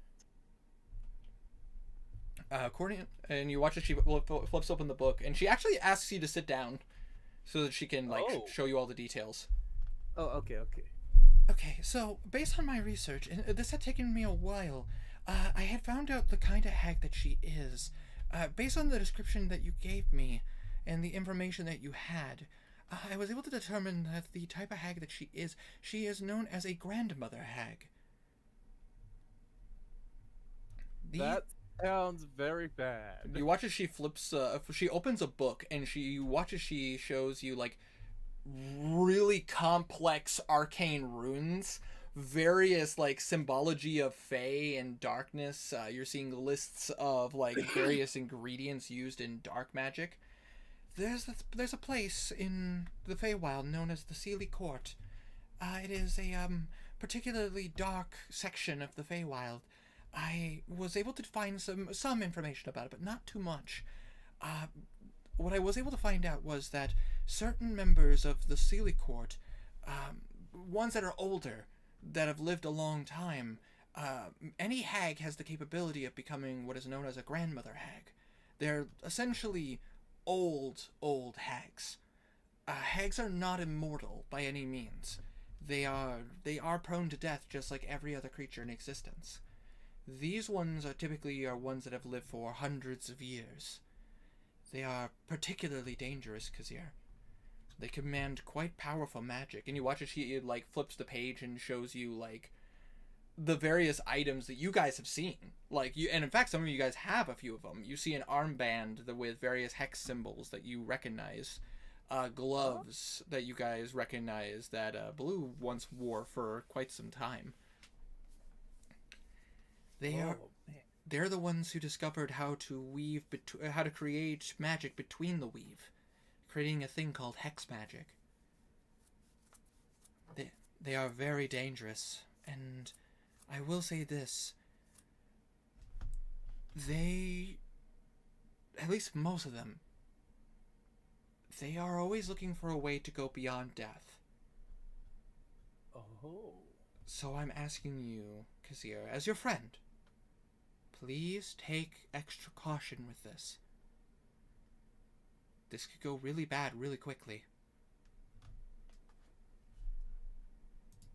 The only thing... Thank you. Absolutely. The only thing that I can give you that is worth mentioning, they have a bit of a harder time seeing with their age. But that doesn't mean that their other senses have dulled. They seem to have a problem with seeing things as well as other creatures. I don't know if that'll help you at all, but at least it's something that I was able to figure out. Thank you. That is very, very useful information. Absolutely. I'm just happy that I could help you, Kazir. This was hard to find, but fortunately my master has expanded. Well, my master and her masters have expanded the library for many years. We were able to at least dig something up. And you watch as she closes the book. If you need if you need any more information, or if there's anything I can help you further with, Bessie, you have the sending stone to talk to me. Oh yeah, I forgot I had that sending stone for her. You watch as she kind of looks at you and smiles. But anyways, we do have some people we need to help, but do you want to go get something to eat real fast? Hold on. Yeah, sure, I would love that. You watch as she kind of hops off the stool. It's been a while since I've had dinner with you guys, so it actually kind of feels nice to catch up. Agreed. And I will ask this of you, Kazir. Was there anything else specific you'd like to do in the city while you're here? Well, after dinner, he will want to try to find someone who will either enchant his armor or someone who has better armor. All right, I'm going to go ahead and let you know. The city itself has, and Belwraith would be able to let you know this as well. The city, unfortunately, is not really known for the practice of direct magic. Most of their magic is holy magic. Oh yeah, that. They could enchant your armor to be a +1 to make it a little bit stronger, but I mean that would take time, and it would charge you a decent sum. Yeah, that's fair. They do recommend that if you are heading back to Westray, there are quite a few magic shops there that might have some pre-made armor. Good point. Yeah, I'll wait till Westray. Absolutely. Basically, they're just like, you guys are heroes in this town, and they're definitely willing to give you guys a discount or help you guys as much as they can. But it's like they do let you know it's like enchanting stuff does take time, and also like they don't want to like cheat you or like try to like steal money from you. So they're basically like they're basically letting you know like, hey, like we primarily focus on like we make a lot of healing potions and we make like a lot of holy water and like stuff to help fight the undead and all that, but when it comes to armor and magical weapons, it's better to go to an enchanter, so a wizard. Yeah, that makes sense. Yeah. So, yeah, I guess... Oh, nah, I won't do that. I've already used up enough time. Right. Did you want to just help people or, like, try to be yeah, useful? because it would just help people after, he ate with Bimp. Absolutely. Would you want to be, like, helping, like, run supplies? Are you trying to, like, help, like, guide people to where they need to be? Helping with rebuilding? I guess supplies. Supplies? In that case, go ahead and roll me 3 acrobatics checks. Okie dokie. What is my acrobatics? Hold on one moment. Let me double check that. Absolutely. Oh, shoot. Wrong page. Oh, what the hell? Why is that like that? Why is my menu looking weird? Why did emojis pop up? Why did I click my character sheet and all of a sudden I get a winky face?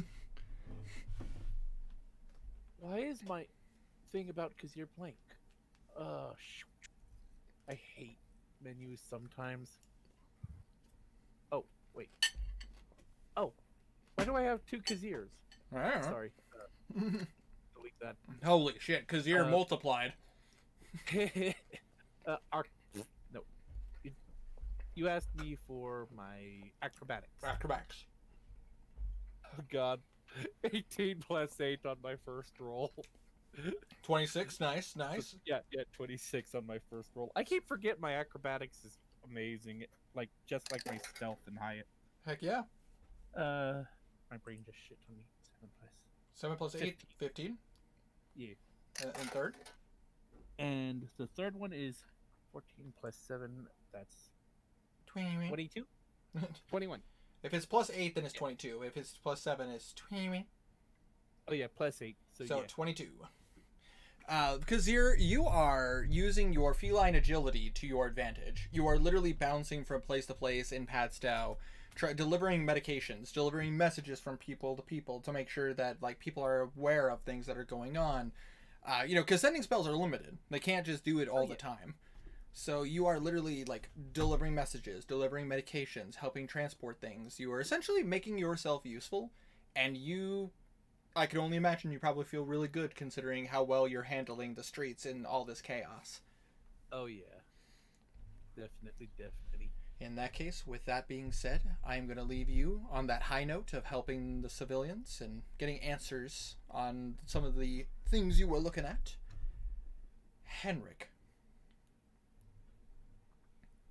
If Herma is available to talk. Hello. Hello. You had spent an entire night studying these organs and trying to learn more. And I have information for you. Finally.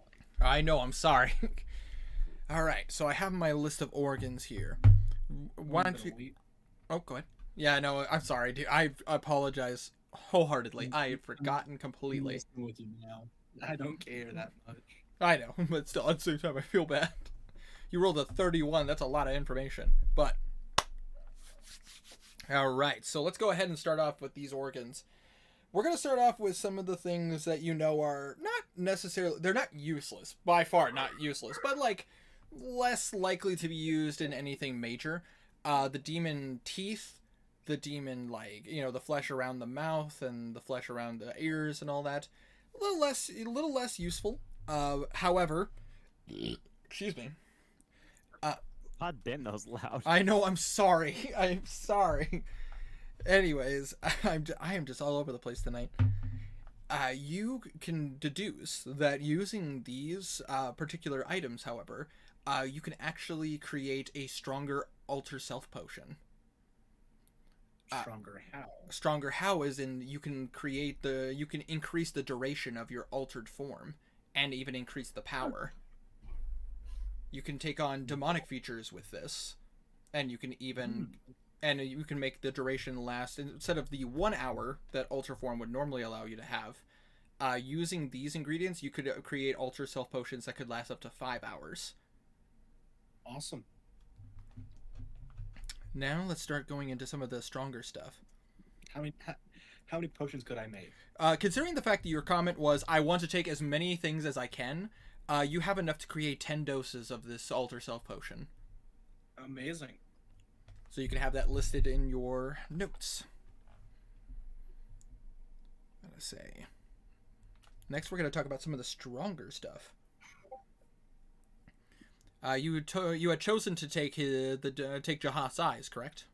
Yes, of course. So using his eyes, you figured out that you could actually do two things with this because of your artificer training.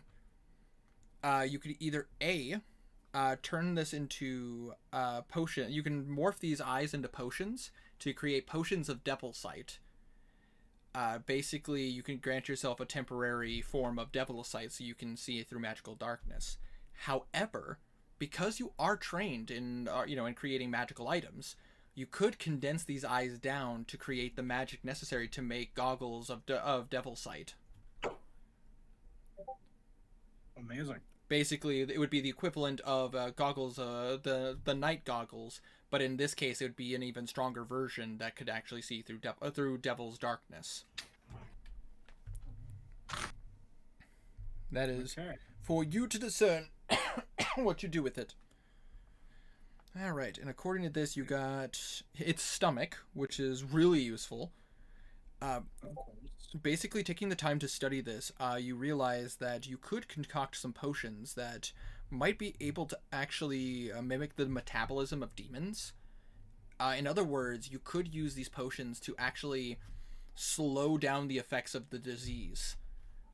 This abyssal plague that's going on. You deduce that if you condense this down to its bottom proportions and use it for potion making, you could create these potions could actually slow down the process even more than the golden root. The problem is that you have a finite amount of this.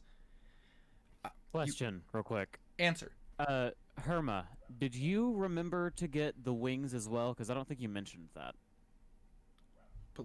Yes, I have them listed down here. Yeah, I was about to say, never mind. Jahath had wings, but if he would have jumped out the window, he would have they weren't fully formed yet, he was taking too much damage. That's the thing about the transformation is the more damage he took, the harder and the longer it took for him to morph. And because of Forbiddance, he was just getting slammed with a lot of damage. And then after fucking Henrik was like, all right, Garnan, get right next to him. Shoosh! Like, you slowed his transformation down so much, you bastards. You're very welcome.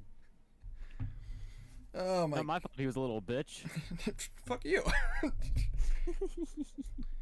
Anyways, but yes, the thing about this is that if I will say this because you rolled a 31, if you like melted down, if you like broke it down to its base components, you could increase the amount of time somebody has with the Abyssal Plague by like days, even a week. Whereas the Golden Root will only last for like a day or two, and they have to like make more potions in order to continue to keep the effect going. Yours is a what would be the best comparison? Most people could use like an antibacterial medication to try to like break down a virus, at least the best they can. You would be like having the capability of like injecting something that would 100% slow down the disease. Theirs is possibility. Yours is a guarantee, if that makes sense. Gotcha. All right, I see you got the kidneys. Of course. Now these have some unique properties. Because the kidneys are used to filter out things and basically help like clean the inside of the body, in a sense. You were able to deduce you could do two things with these. One, you could create basically an antioxidant using these to basically clean somebody out of various diseases. But this would be a very strong version. Essentially, if somebody, let's say for example, like, actually no, this would actually work for that. Let's say for example somebody had like lycanthropy. And unfortunately, like, I didn't get the cure disease spell in time, and now it's like permanent. Normally you'd have to wait for a wish spell. Because you took this from a greater demon, you have this potion would have the capabilities of curing somebody who have had lycanthropy for a long period of time, rather than a short period of time. Basically, with a 31, you'd be able to deduce you could cure somebody with lycanthropy who's been cursed for a year. It is the other thing you could do with it, however, is you could use it to create a magical item that would help condense and clean various items that would be considered cursed. In other words, you could use these with the right check and the right tools. You could create an item that could cure certain items of their curses. Would that take both kidneys to make?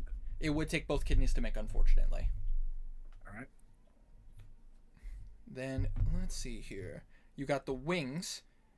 And the thing is, you took the whole wings, right? Yeah. Like all the way down to the base? Yeah. With a 31, you know for a fact you could do something very special with these. You would know that the Atharian school of the Atharian school of artificers have been studying various schematics that have been passed down for generations, like from older, like from ages of like wizards and magocracies. You would know that there were schematics for creating essentially an artificial pair of wings that you could wear rather than having to like grow them with the alter self spell or casting the fly spell. Basically, you would know that there is a way to make these wings into, say, essentially a pair of organic inorganic wings, if that makes sense, using organic materials. So cool. Basically, you could in above game you could slap those puppies on with the right magic tech. You could slap those puppies on, and you could literally fly at your leisure. Hey, I'm kidding. Hey, I mean, it would basically be the equivalent of an Azamar or an Aarakocra being able to use their wings. Nah, I've got the winged boots. All right. Is that all? And then the heart. The heart is the one that catches your interest. I would assume pretty hard. Don't forget the Ichor gland. The which gland? Ichor gland. Oh, the Ichor gland. Yes, that's right. Ooh, wow, I forgot about that. Hold on. I'm pulling up the notes for that. Because you could do something very special with this. Okay, so with the Ichor gland, you actually have the capability of doing 3 different things with it. First things first. If you want to preserve it, you could actually, with the right checks and the right herbs, you could actually make the Ichor gland continue to work even after death. So, and you could use the Ichor to, you could use the Ichor that it produces to create poisons. All right. Poison breath. Got it. You could condense down the Ichor gland, and you can make a concentrated amounts of poison. With the right know-how, you could actually create a very, very powerful acidic weapon with this. Basically, enchanters would pay out the wazoo to have materials like this. You could probably create a very powerful acidic weapon. All right. The last thing you could do with it is that if you, once again, this is with your artificer know-how, with the right materials and the right tools. Similarly to how you would do originally, you could preserve it and may use it for creating magic. You could use it as essentially, what would be the proper? It would become, you could use it almost like an Ichor cannon. Basically, it would work very similarly to the lightning, the lightning bolt spell, the spell that would be a straight line of straight lightning. But in your case, you could actually launch it, and it would be a choice of either acidic or poison damage. But it would be it would basically be like a straight line shot that would go the same length as a lightning bolt spell. That is funny. All right. The last item is a particularly rare ingredient, a greater demon heart. It's not the last item. There's still the greater demon brain. Oh, that's true. About to say, and we'll get to that because that one. With the greater demon heart, you can do 2 very special things with it. One, you know for a fact you could condense this down, and with the right amount of time, you could actually mimic a potion you guys had a while back that helped save Philman. You could create a potion of Revivify using this greater demon heart. Otherwise, once again, with your magical know-how as an artificer, you could create an item known as a cough. I hope you didn't. It's one of those rare things. No, you basically could create an item that mimics a cantrip known as Spare the Dying. But basically, if you could create an item that was essentially works as a defibrillator. You literally could go up to somebody who's dying, push it down, and could cause someone to, instead of dropping, it's almost like sends a shock through their system and prevents them from bleeding out.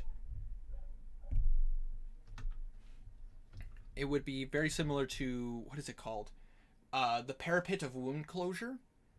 But in this case, you can use it multiple times rather than it being a one-time use. No. So would I have to go up there and use it on the person, or what? Whoever is holding the item would have to go up to the target and that you wish to spare, and basically, again, it would work like a defibrillator where you could literally just. But it does not have limited uses. So you literally could use it as many times as necessary. Awesome. The last item, if I remember correctly, this is the last one, the Greater Demon Brain. Yes, that's the last item I have here. There are 2 very special things you could do with this. The first thing you could do is you could break it down for potion making. The thing is, even with a 31, it's hard to tell specifically what the potion would do. You get the sense that with that high of a check, you get the sense that it might imbue you with specific information that maybe the demon knew. It would basically be almost like a memory transference. So kind of like legend lore, but for the person. Exactly. It worked very similar to the legend lore spell, but it would grant you information that whatever information this particular demon might have known. The second thing you could do with it is you could actually use it to create a helmet, if you will. And what it would do is a very, very powerful thing that oh gosh, how do I explain this? But I say, have you ever played a high level caster? Me, I have never actually played a high level caster. Okay, then I'm going to go into detail about this. While wearing the helm, this helm, that if you were to create it, you would be able to use the spell Mind Blank. What this spell entails is, until the spell ends, one willing creature that you touch, in this case it would be the person wearing the helm, they are immune to psychic damage, any effect that would sense its emotions or read its thoughts, divination spells, and the charmed condition. The spell even foils wish spells and spells or effects of similar power used to affect the target's mind or to gain information about the target. Holy yeah, it is a particularly well. You guys killed a greater demon. Fair point. Fair point. Great. Those are the things you can do with these items. So, with the Mind Blank helmet, is it permanent or is it once per day? Basically, as long as you are wearing the helmet, you are essentially being affected by the Mind Blank spell. Oh. It is a continuous effect, but it is an item you would have to attune to. And whoever it is attuned to, it will have that permanent effect on you. So in other words, if somebody tries to infiltrate your mind, or try to hurt you using psychic energy, you are essentially immune. Alright. Well, now I have some options to look over. Yep. Better say something for you. These are all things. These are all things that you can do, and you can take your time and actually make decisions on what you would like to do with it. I have granted you guys some pretty powerful items. Yeah. But at the same time, I like you guys having the choice of like things that you want to do with things, and I like you guys having the options. It makes it more fun for me. Alright, so I'm gonna ask a question. Absolutely. For the Ichor Gland. Yes. For the acidic weapon, could you give me a rarity of what it would be? Probably. This would definitely be a rare weapon for sure. This would be something that would deal if you were to imbue this acidic damage into a weapon, it would probably be, oh gosh, what would be a good comparison?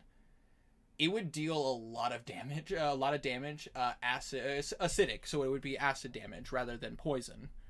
But it would be a particularly nasty weapon. I'd have to look at some weapons to give a comparison, but it basically would be on par with...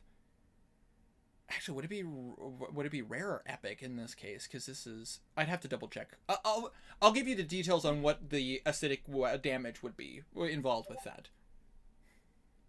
Alright. I'll have to do some comparisons on that. Epic? Yes, epic. It would be... what would be the proper term for D&D? I forget. I'd have to double check. Again, I got the DM's guide right here, so I can take some time. But that is the information that you gather through your research and your incredibly high...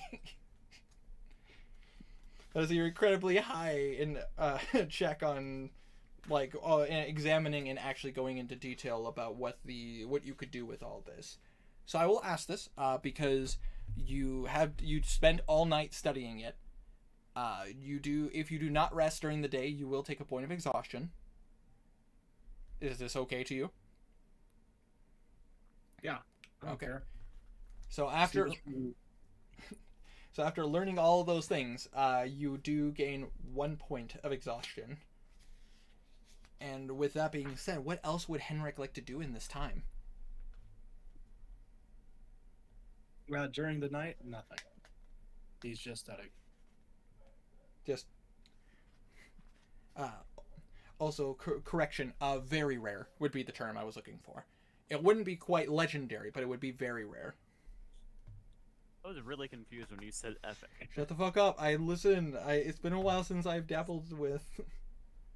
No, it's okay. I'm dumb. Shut up. Him yesterday too, whatever it is. But that being said, though, I apologize for interrupting. I forgot. Could I have some of this stuff identified that I got from Jihad's battle? Oh, I apologize. I didn't think that. Yeah. I mean, that's up to. You'd have to talk to a magician, whether it be Bimp or Tiny. Tiny, you're in the game. Go. Let's say or Blue or Henrik, because I believe Henrik has the identify spell as well. Of course, he's an artificer. It's his job. Who wants to do it? Me. It was not hard to find. He's literally in the middle of town playing music. Fair enough. Kazir will ask Blue to identify the interesting cape and the intricate staff. Okay, he has some things he needs to identify himself anyways. Oh, fair enough. So you wanted to study the intricate staff? Yeah. Let's see. Hold on, I'm pulling up my notes. Did I give you a description of what the staff looked like, or was it just or did I just say an intricate staff? I believe just intricate. That's what I figured. That's what I figured I said, but I just wanted to make sure, just in case, because I do have a couple staffs in my list. So do I. Here we go. Oh right, Winter, since Blue had some downtime, he had time to count his several hundred platinum. That's true. And over 1,000 gold. That is true. I better say. Oh, yeah. Well, I could give that to you real fast. How much did he find in the sack? All right. So in the sack, you found a whopping 9,000 gold pieces. Fuck. Yeah, this was a big sack. Like a big sack, like the biggest pair of sack that you could ever have. God, I love big sacks. I know, same. But anyways, you also find inside of here a whopping 700 platinum pieces. Good. God damn. Yeah, that's just it. Like Jihad was also hoarding a lot of the town's taxes. God. Well, I mean, yeah, figures. So 9,000 gold and 700 platinum? Yeah, which would equal up to 7,000 gold pieces. So a whopping 16,000? Yeah. And Blue didn't tell anyone. I know. So it's all his, unless Tiny or Blue want to share.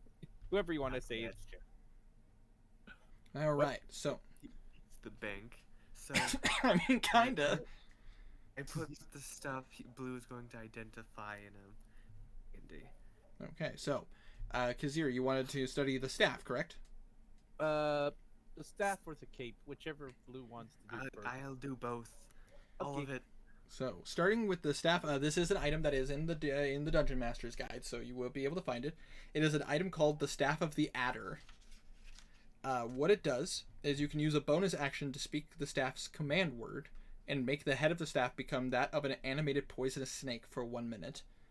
By using another bonus action to speak the command word, again, you can return the staff to its normal inanimate form. Essentially, you have something of the equivalent of fucking Jafar's staff from Aladdin. You can That's cool. You can make a melee attack using the snake head, which has a reach of 5 feet. Your proficiency bonus applies to the attack roll. On a hit, the target takes 1d6 piercing damage and must make a DC 15 Constitution save, or take 3d6 poison damage. The snake head unfortunately though, the snake head can be attacked while it's animated. It has an armor class of 15 and 20 hit points. If the head drops to 0, the staff is destroyed. As long as it is not destroyed, the staff regains all lost hit points when it reverts to its inanimate form. Oh, cool. It is a unique item that can only be attuned to by a cleric, druid, or a warlock. Oh. Unfortunately, I don't have any attunement slots. Still a cool item, and it is definitely something you guys could sell if you want to. It's a pet snake. It is technically a pet snake. And then you got a cloak, correct? Yeah, interesting looking cloak. That's right. Well, pulling that up. Here we go. Found it. The item you found is known as the Cloak of the Manta Ray. About to say this cloak does not need to be attuned. While wearing this cloak with its hood up, you can breathe underwater and have a swimming speed of 60 feet. Pulling the hood up or down requires an action, however. So, say for example, you fall out of a ship. You literally could pull the hood up, and you instantly can breathe underwater and have a swim speed. You know, you already have a cloak. I think I'll just take this. Yeah, but we're going near water. All right, Actually, I'll give it to you. I have a ring of water. Was it a ring? A ring of water walking or boots? I have to look. I think I just have something water walking. You'd have to look through your notes. I can wear both. Do you really want the cloak or cape? You have the cloak of the Mountback. You can teleport. Okay, I'll give you the cape, the Cloak of the Manta Ray. Manta Ray cape. Yeah, It does look really cool, remove though. that from my inventory. Alright. It does look really cool, though. So that was the interesting looking cape and staff. Now, Blue has a good amount of things. I say, did you want to identify your stuff, Blue, or? Yeah, I put all the stuff that was meant to be identified in D&D. Oh, I'm looking at it. Okay, let's see here. All right, the intricate ring with abjuration having lightning bolts on it. Hold on, I'm pulling up my notes on that. Found that in the sack. You found that in the sack. I remember that. God, I love it when you guys find stuff in the sack. Let's see here.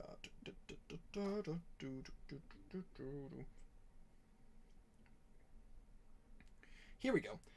You would recognize this is a pretty powerful ring, and I believe I let you know that this had a pretty powerful ring power on it. This is known as a Ring of Elemental Command. Oh. While wearing this ring, you have advantage on attack rolls against elementals from the linked plane. You would know that because of based on the lightning fixtures, you would recognize this as a Ring of the Air Elemental Command. You can expend two. Basically, you have advantage on attack rolls against that particular kind of elemental, and they have a disadvantage on attack rolls against you. This is in the DMG, by the way, so you can easily. I'm looking it up. The ring has 5 charges. It regains 1d4 plus 1 expended charges daily at dawn, and the spell casts from the ring have a save DC of 17. While you have this, you can expend 2 uses of the ring charges to cast the Dominate Monster on an air elemental. In addition, when you fall, you descend 60 feet per round and take no damage from falling. You can also speak and understand Auran. In other words, you can speak the language of the air elementals. A very particular kind of primordial. If you help slay an air elemental while attuned to this ring, you gain access to the following additional abilities. Which, by the way, there is currently a chart. This ring actually has this already. As whoever wore this prior had slayed an air elemental. While wearing this ring, you have resistance to lightning damage. You have a flying speed equal to your walking speed and can hover. This isn't a tunable item, by the way, so if you do choose to use this, you have to be attuned. And also, you can cast the following spells from the ring, expending the necessary charges. You can cast Chain Lightning using 3 of the charges, Gust of Wind using 2 charges, and Wind Wall with 1 charge. This is a good-ass item. Yes, this is an item that was hoarded. Bless you. This was an item that was hoarded by our Cardinal Jahath. Oh, sorry, I forgot I was in. You're fine, buddy. Me want. Suck. Let's see here. A very intricate cloak with a rather strong illusion was the one you were looking at? Yep. You already had the intricate staff and the interesting looking cape looked at.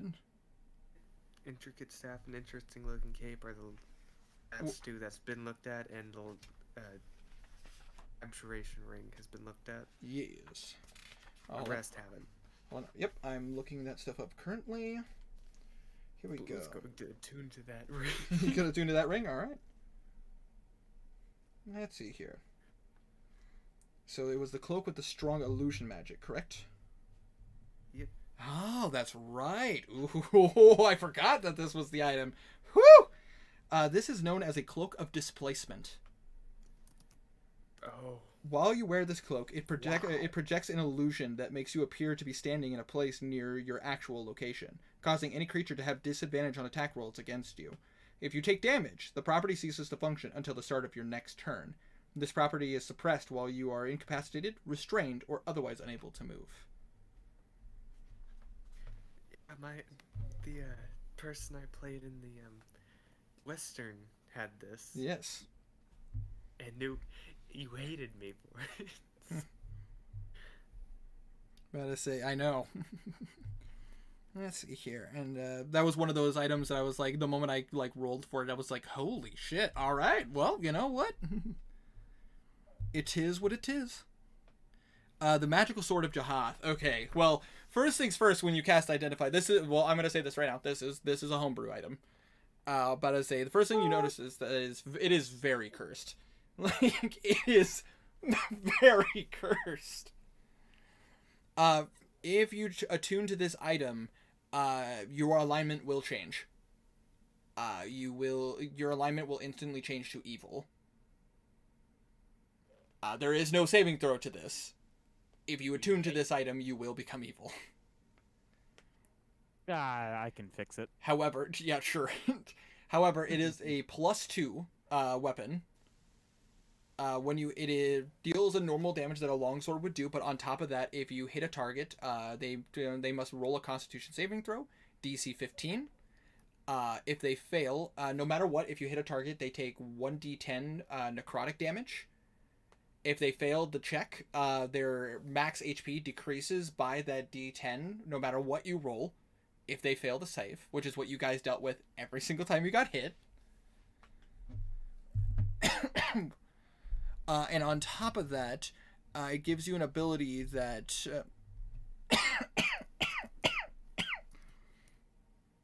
apologies. It also gives you the capability of casting a very special version of Alter Self, where you can take on the form of a demon. Depending on which demon, with this sword, basically in his case, he chose to take on the form of his, superior, the ring. In this case, a wish demon. But it would allow you to cast a stronger version of Alter Self, basically allowing you to become a demon, essentially. But you would also become a fiend. And you would also... it still lines up with... if you do change while in this form, like wielding the weapon and everything, your alignment is not just evil, it is chaotic evil. So basically, like, if you attune to the sword, you would become evil. You could be lawful or neutral. But if you use the transformation, you become chaotic evil. In other words, you would essentially... Does that last... Does that last what? Does that last after you transform? Yeah, it lasts while you're in that transformed state. So in other words, you... Think of it the way of, like, the sword of the Berserker. Like, you can't control who you attack. You're just going to attack randomly at that point. Gotcha. That sounds like a fun thing for Blue to attune to. Time for another Garnan Berserk. God, guys. That's Blue's turn. No, don't do this to me. Enough. Guys, guys, I gave you the deck of many things. Play with that. Uh-oh, the church is corrupted again. Oh no! This time, corrupted by someone who's fully conscious and knows how to kill you people. Oh god. The horror. You don't know how to kill me. I don't know how to kill me. I kill you with a sword. And last but not least, you identify the ring with the vampire fangs on it. There's still that, but there's also a small one with evocation on it. Oh, is there a small one with evocation? I apologize, I didn't see that on the list here. Hold on. Supercute ring with the massive amounts of conjuration, which is that one with the vampire fangs pressing into an orb. the small wand of evocation, which honestly, Tidy, the funny thing is that you guessed it last week. It is a wand of magic missile. Ooh.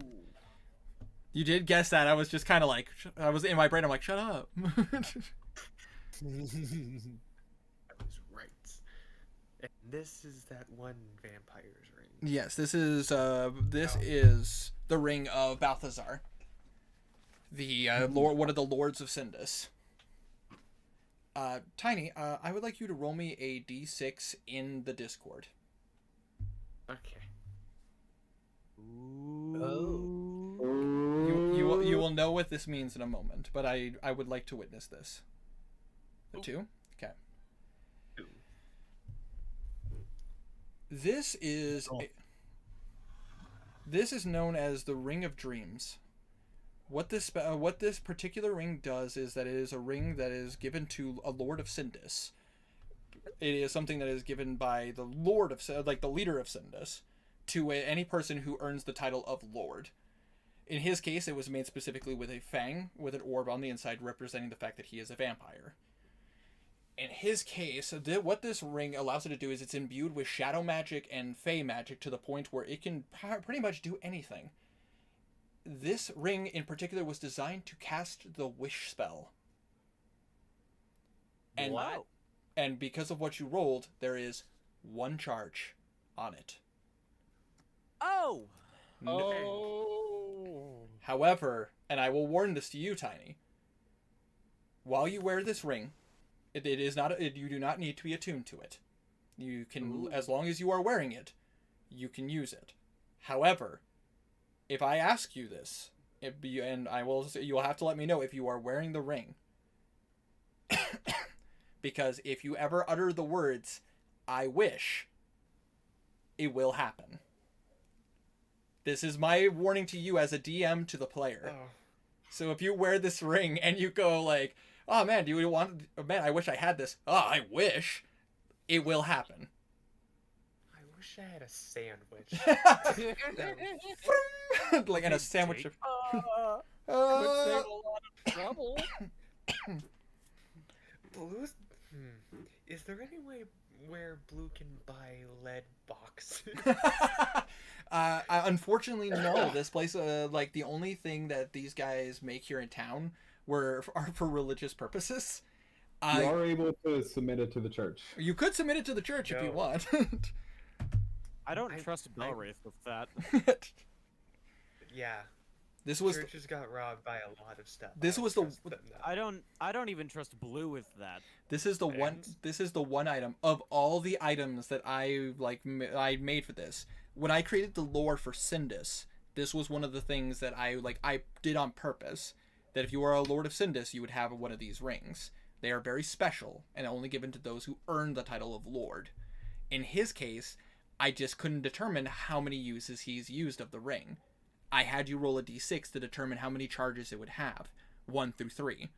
You rolled a 2, which meant that it was it would had 1 charge. So in other words, you guys as a party, or in this case Tiny, who has the ring, has the capability of casting the wish spell once. I don't know the extent of the wish spell, so he's just gonna hide that. That's going away now. I mean, there's a wish that would save us a lot of trouble. I mean, The wish spell, it's not like people overestimate the wish spell because what it's really meant to do is give you a bunch of gold or replenish all it major, but not that major. I know. I'm just thinking. I mean, you can do it. Time. You can do anything with it, and then take 12d6 necrotic damage every day. Tiny, you know what you should do? What? You should use it to cast magic missile at 9th level. Oh. Yeah, I absolutely. did that before. Wasn't that how I killed that one dragon in the one shot we did? Like an 8th level magic missile. Well, let me explain this though. I will say this: Wish has been limited in 5th edition. However, how you phrase and word the spell may alter the how strong the wish spell is, if that makes sense. Basically, it can bend reality. It could warp the world. It could do a lot of things. But the question of the day is what are you willing to take a gamble on it being like a guarantee? You know what I mean? Yeah, fair enough. It's a little bit like a genie that'll twist your wish. Exactly. Think of it this way. You could literally go, I wish one of the abyssal avatars was dead. And yeah, you're right. One of them will just drop dead. However, One of them. you don't know which one it would be. You could say a specific name, but you don't know if they'd stay dead. Yeah. You don't know if like they would be obliterated. You could wish them out of history, but you don't know what that would do. Yeah, exactly. Assume monkey's paw. Exactly. Basically, what I'm saying is your DM, because I'm a nice DM, I'm not an asshole. Be careful what you wish for. You never know what could actually happen. You could very well be guaranteed what you are looking for. However, if you're not specific enough, or you don't use the right terminology, it might not work the way you want it to. Does that make sense? Blue's just gonna hide that. Alright. But I say, you could talk to the church about getting one of the chests that they have, but the problem is they're probably going to want to keep all of those. Yeah, I'll have some custom made at Westray or whatever. Sounds good. That was the one that I'm like, I can't wait until they identify the fucking vampire's ring. God damn. I want to see you guys fight over it. Well, It'd unfortunately, only Blue knows, so we can't really fight over it. Yeah. It would be a fight if Blue told people what stuff was. Yeah. I'm curious, what is Blue's reaction to finding out this is a ring of wish? He needs to think. I need to think long and hard. But just know, there's a lot of spells that specifically state they cannot be circumvented unless you have the wish spell. So, this is a nifty little thing to have. He's gonna save it until needed. Mm-hmm. Yeah. I'm just waiting until endgame when you do something really fucking stupid and then you're like, I wish I didn't do that! Yeah, that would make sense to use it in They don't make dumb choices. You know, maybe a Tiny. TK situation. with that, using the deck of many things is a lot safer. I mean, you're not wrong. Whether or not it's a good idea. I wish all of the cards in this deck of many things was the wish card. Nice try, DM rule, no wishing for more wishes. Yeah. But I Not say, even a DM roll. I'm gonna no, but as the DM, I'm gonna say that right now. I followed the genie from Aladdin's rule: Ixnay wishing for more wishes. I wish they were all the moon. Unfortunately, actually, the deck of many things is actually immune to the wish spell. Yeah. Oh yeah, that would make sense. Like It's immune unless yeah, it's literally you could cast Disintegrate on it, and the deck of many things wouldn't be destroyed. it's immune unless you're wishing for all of them to be the void card. Exactly. Well, what's a little? I mean, I do that and then hand it to like Garland or something. See what he does. He's insane. He might pull one. Dude, he's like the Joker. He'll just keep drawing. He doesn't care. I think that's the Adams. Okay. I have a wish. Y'all can do whatever you want now. I was gonna go attuned to this ring and unattuned from his stone of luck Mm-hmm. thing he got. You're still attuned to that? Yes. A stone of luck? Oh Yeah, my god. That is an old item that I gave to Tiny a long time ago. Wait, what it I does? got it. +1 to all rolls, right? Oh wow. Yeah. I got it like not even all rolls. It's just ability checks. Yeah. Oh my god. Jesus. I did not know you still had tuned to that. It had a permanent place in my attunement, but now I can fly. Yep. You know what? Fair enough. True. Okay. Your spell repertoire is also a bit scarier. Yeah. He has an attack spell now. Oh, goddamn Chain time. lightning. Oh, right. God, it'd be funny to just fight an Oh. air elemental. And then cast Winter, dominate. I'm sorry, I forgot to ask one more thing. Hmm. Can I enhance my poisons? I mean, theoretically, you could. I got an Icar over here with your name on it. This is true. Oh, I will say this though, Herma, just so you know this, until you decide to use what the Ichor is for, if you do choose to just like preserve it in the meantime, you could still use the Ichor for a while just to gather up some poison, and then you could turn it into whatever, as long as you just preserve it.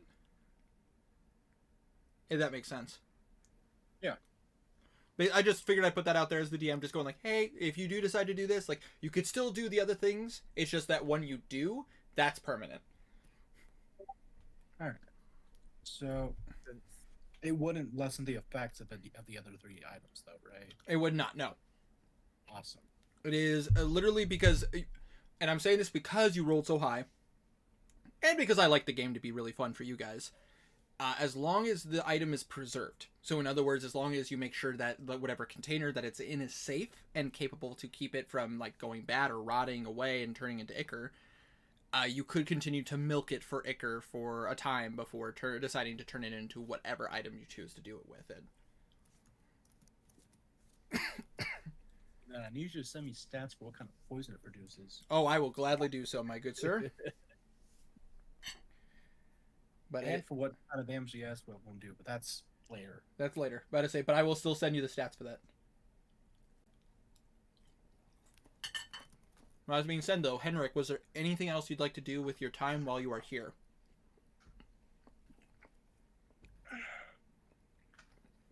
Let's make some shit. You know, make some shit? All right. Hell yeah. In that case, about to say, are you making potions or items? Some of each.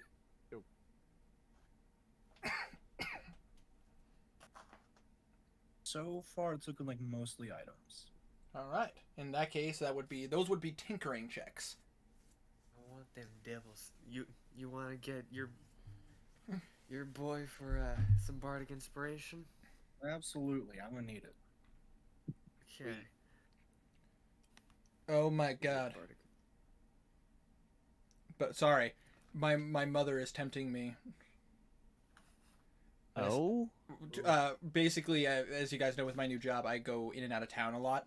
Oh yeah. So like I crash at my folks' place every now and again, just to so I don't have to spend the gas money every time. Yeah. She just put a pretty large flat screen in the spare room. Oh, nice. I know but that room is so hot. Like it's my old bedroom actually. It's my old childhood bedroom. Oh. That got turned into the spare room. Cool. It would be a room hot, but okay. No, it's hot as in like it is like physically temperature wise hot. Like it is just Sure. it is so uncomfortable. Last time I slept there, I had to sleep above the covers. But it's so nice in the wintertime though. Alright, so Bolivia, Yes. With specific items, what are you specifically trying to craft? well, let's go from top to bottom. All right. So firstly, we're gonna make a magical item that, from the kidneys that removes curse from items. All right. Now, I will say this, because once again, because I'm a nice DM. Depending, I'm not gonna make it roll that there's like I'm gonna make the roll for actual failure very low. However, depending on how high you roll will determine how long it actually takes for you to make these items. Does that make sense? Alright, and Just- then if I get like a crazy number, it's more effective, right? Maybe. You don't know. All right. So I'm gonna do an enhanceability on myself. All right.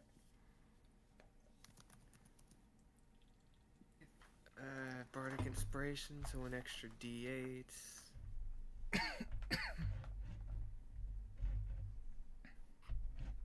Anything else? Guidance?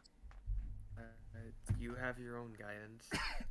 I would say guidance wouldn't work on this, just because of the fact that it's a concentration spell, so it would actually affect your enhance abilities. And also, I have enhance ability. but I I say, enhance his ability. but also on top of that, guidance only works for like 6 seconds. So, unless it lasts a minute, does it last a minute? I don't know. We'll figure. Lasts for a. It lasted. Even if it actually it lasted a lasted bit. a minute, it's still too short. Yeah, I would say that guidance wouldn't work on this because of the fact this is long standing and having to stop every minute to cast guidance on yourself. I would make it a disadvantage. All right, that's a 34. That's a 34. All right, and this is specifically for the anti-curse item. Mm-hmm. All right, with a 34, that's a really good check. This one takes you the better part of a day to do this. Like, you are basically creating a containment unit where essentially, fortunately, it wouldn't take you that long to get the materials for this. And that's the other thing I'm going to put into this is that crafting, you have the key essential items for these items. You are still needing to go purchase the particulars to be able to create the items per se. But in this case, this only required you to have like a certain amount of metal and a certain amount of glass to essentially create essentially a pretty decent sized jar, if that makes sense. Like what would be the term for it? Like the domes that you would use for like brains for like cryogenic freezing. So it doesn't take you that much with your ability to create. This does take you the better part of a day to do. Go away at my virus protection stuff. Hey, that's what I'm making. And within one day, you are able to successfully create essentially a anti-curse jar, which, because you are the one creating it, Herma, you have the right to name it. All I will say is that you would know, as the creator of this item, you have the capability of lifting the curse off of cursed items for a certain level.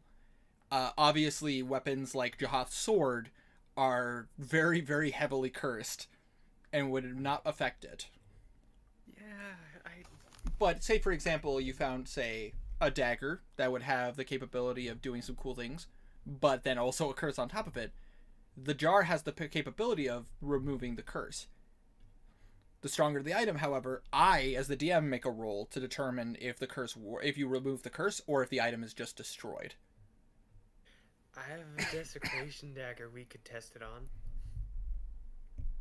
All right, so I called it Curse Daddy. Curse Daddy! Fair enough. Want to test it to see if it works? All right. Alright, Blue pulls out his desecration dagger from like a lot of sessions ago. Remind me of the desecration dagger. Desecration dagger 1d4, but with each swing it does. You can activate it to do 1d8 necrotic damage extra. It's cursed that if you're using this thing's necrotic damage, you take half the necrotic damage you deal. That's right. I got it a while ago. Yes, that is. I remember this item. All right, Harry's gonna soak it in cold water so it can hold 10 pounds of weight, and then he's gonna go scrubbing away the curses. All right, so you go ahead and you're gonna put this item in the jar and try to use it. Yep. Alrighty, so as you do so, I guess this would be a fun way to put this. How, so the kidneys are used to flush the curse out of the system. How would you describe this item? Would it light up to remove the cursing? Would it be something that is almost like a swirling, it's almost like a swirling water inside of it to basically remove the curse? How would you want it to look in your mind? So I think the kidneys just stay stationary in there. Mm-hmm. And then it's starts sucking that curse energy out and absorbing it. All right. And because the Dagger of Desecration is a low curse item, it's not nothing massive, you are successful in removing the curse, and it has a new effect to it. So now this item has 3 charges on it, and is no less. So because you remove the curse, it does slightly weaken it, quote unquote. So basically, it now uses the same effect, where it will still deal the damage that it does, and you can use the D8 necrotic damage, but now it only has 3 charges on it, rather than it being unlimited and you taking the damage.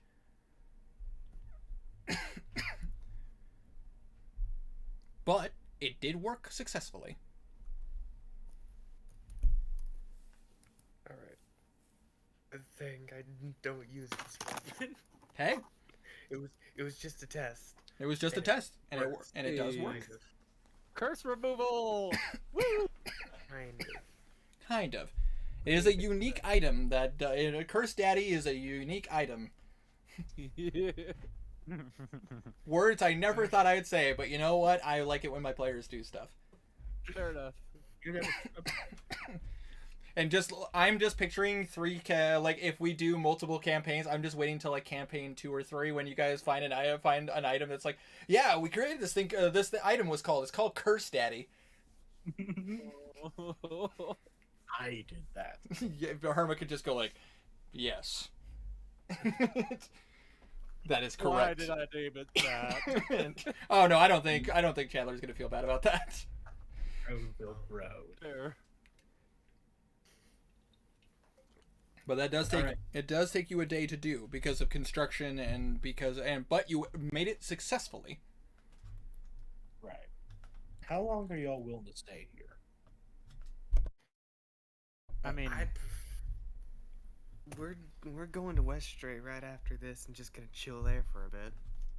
I need to do stuff in Westray, so preferably not too Yeah. long. So, Too based on the consensus, like 2 or 3 days is what the party was saying. Yeah. We were saying 2 days, and this is the end of day 1. So next, I'm gonna make the Greater Demon Stomach thing that slows down the plague by about a week. Alrighty. So in that case, that's gonna be an alchemy check. Yep. Another D8. All right. 32. 32. All right. So you actually get the maximum use amount of doses because of such a high check. You have a grand total of about. I'm gonna roll a percentile. This is a high check, and that's why I'm rolling percentile. Perfect. You have, because you use the entirety of the stomach to its maximum capacity, you have essentially 20 doses of essentially 20 doses of this potion that will slow down the process. Once again, you are the one who created this potion, so technically this doesn't have a name yet. Awesome. I'll need to brainstorm the name for this Absolutely. because it's not just off the top of my Curse Daddy. No, goddamn. But either way, you have 20 doses of it. How long did it take to make? This will take about. Based on your that high of a roll, and you're also an alchemist in particular, because that is the specialty that you went into as a artificer, about half a day. You were able to get the majority of it because this is like your bread and butter. This is stuff that you've worked on in the past, and you know how to break this stuff down, especially because you've worked with demon parts in the past. Placeholder name is going to be the Pfizer vaccine. Nice.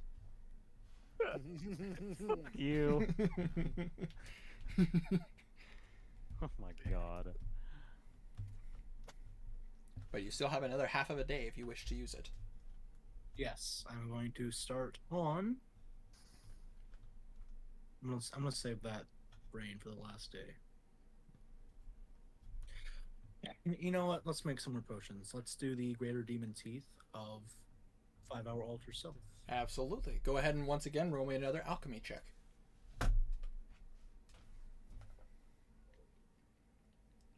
Man, this is just wow.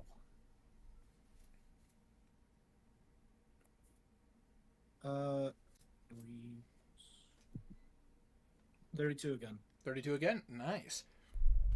Because you went through the extra effort to collect all the teeth, the ears, the tongue, and everything involved, you have 30 doses of this potion. And the thing is that I will say, if you decide to take on a demonic form with this, the damage you would do from teeth or claws in that form would be a D10 rather than a D6. And like I said, the form when you use these particular potions for would last 5 hours rather than 1 hour.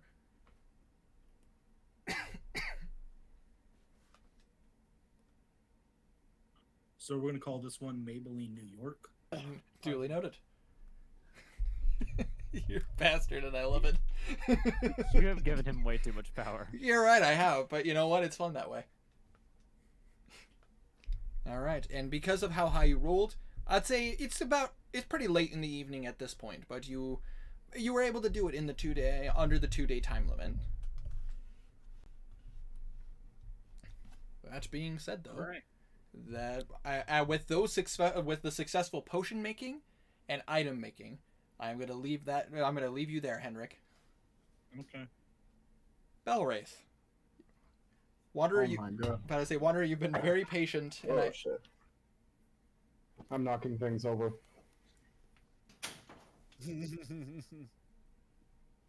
why don't you tell the party what you've been doing? He would probably start in the morning, before Defana wakes up, still laying in bed. He would decide to listen into his gods. All right. So you kind of just lean into that like sense of power that you've done before. It comes so much easier now. You don't feel that block anymore. It's almost as if you could just reach out and touch what connects you to them. Belwraith! Hey, buddy! Hey! Hello! Oh, you startled me. He would be speaking in his mind. Mm-hmm. I just gotta find my notes. I can never find them.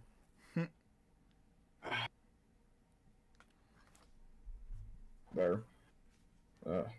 Folder, good morning. Indeed, a good morning it is. How are you? Good. I'm very good. He kind of wiggles the eyebrows. You don't say. Any particular reason?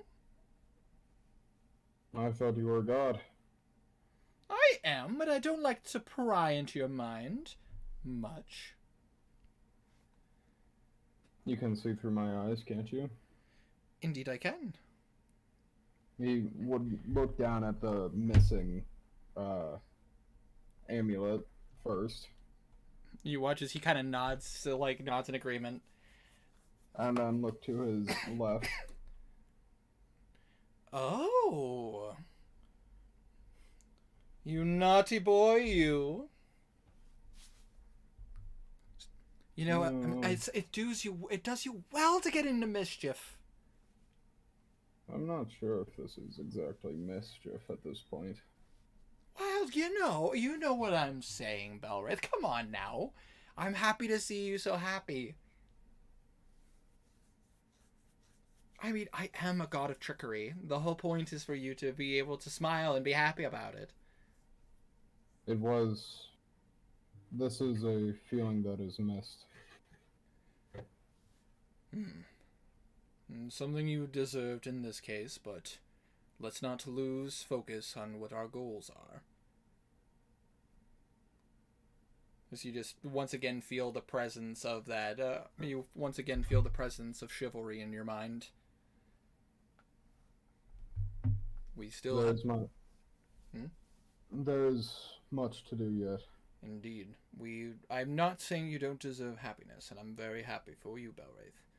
We have missed our connection for quite some time. It almost like we were blurred out for a few days. Felt weird, but either way, I'm happy that you're happy, but we still have things to do. There are people that could use some guidance in the right direction. And not to mention, we worked We all worked very hard to get here, wouldn't you agree? I suppose so. But if you were truly cut off from me during that time, then you... I'm not sure if you already know or not, but Jahath is defeated. We are aware of that. The moment he was defeated, we felt our connection to you grow stronger. But it wasn't until he looks down at your neck that was gone. It felt almost as if our bond with you was even stronger than before. I'm sure this is making, well, maybe not, but this could be making ripples in your circles. Oh, very much so. I'm still while me and Tyr have our disagreements, I'm still tied to him in a way. I am what would you humans call it? A department of justice, if you will. But still, justice all the same. And where he faltered, I was successful. He was really nervous. Shut up. Oh. And there is much to do yet. I should get my day started. Indeed. Just know that wherever you go and whatever you do, we do have your back. That's right. Wherever you go, remember, chivalry and trickery will follow.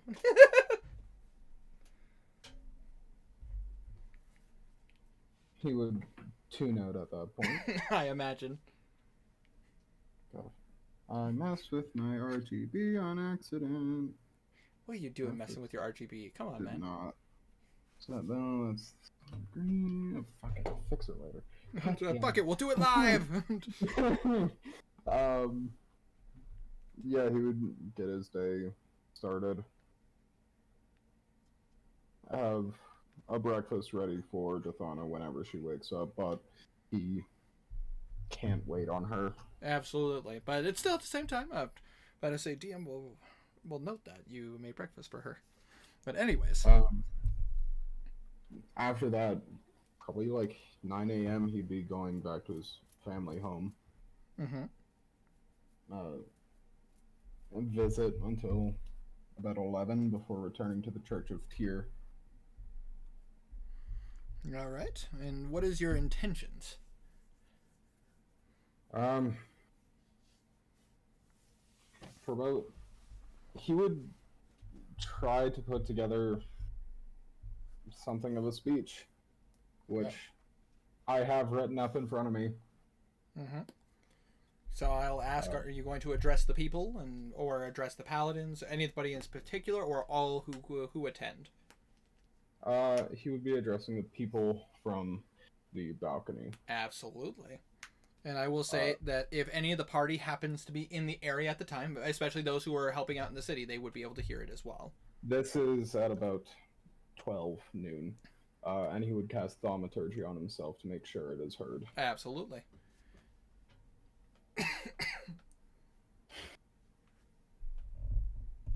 To the strong people of Padstow, hear my words, for they come to you from a church freed from its captor.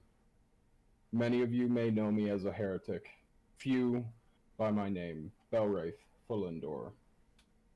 I speak to you now as a man who still remembers the church as it was a short few years ago, when you were free to hear the words of not just Tyr, but any god of your choosing. I ask of you to reserve your judgment of the church, for it is in human nature to seek culpability in a time of tragedy. It is a sign of strength to cry out against fate, rather than to bow one's head and succumb. Inevitably, many shall fault the hands upon the shield which failed Padstow, the church itself. But the scales of war merely performs the duty of its office. To further fear them is redundant. To hate them, heretical. Those more sensible will place responsibility with those who force the hands of the church. With some fortune, they may foster this hatred into purpose, and to further take their own fate by coming to the gods' surface. Yet ultimately, it was the Abyssal Lords who sent these events into motion. Thankfully, with the Church of Tyr out of their clutches, they have yet another enemy to fear. And to those who have been fighting them in the shadows, Atharia's unsung heroes, the Solaires, you have a powerful ally in us, both the Church of Tyr and Padstow, ready and willing to fight at your calling. Now, all I ask of you, my people, hear these words, for they are the final true words of the former Arch-Cardinal, a man that few of you truly had known. I beg of you to listen to these words with the newfound knowledge that he was not truly in control, that he had died nearly 2 years ago before your suffering. All right. To my people. He continues, because I changed it a little bit. Oh, fair enough, fair enough. To my people, I have failed. I thought I was doing right, but instead I had given in to temptation. I was greedy, and allowed my soul to be corrupted and consumed.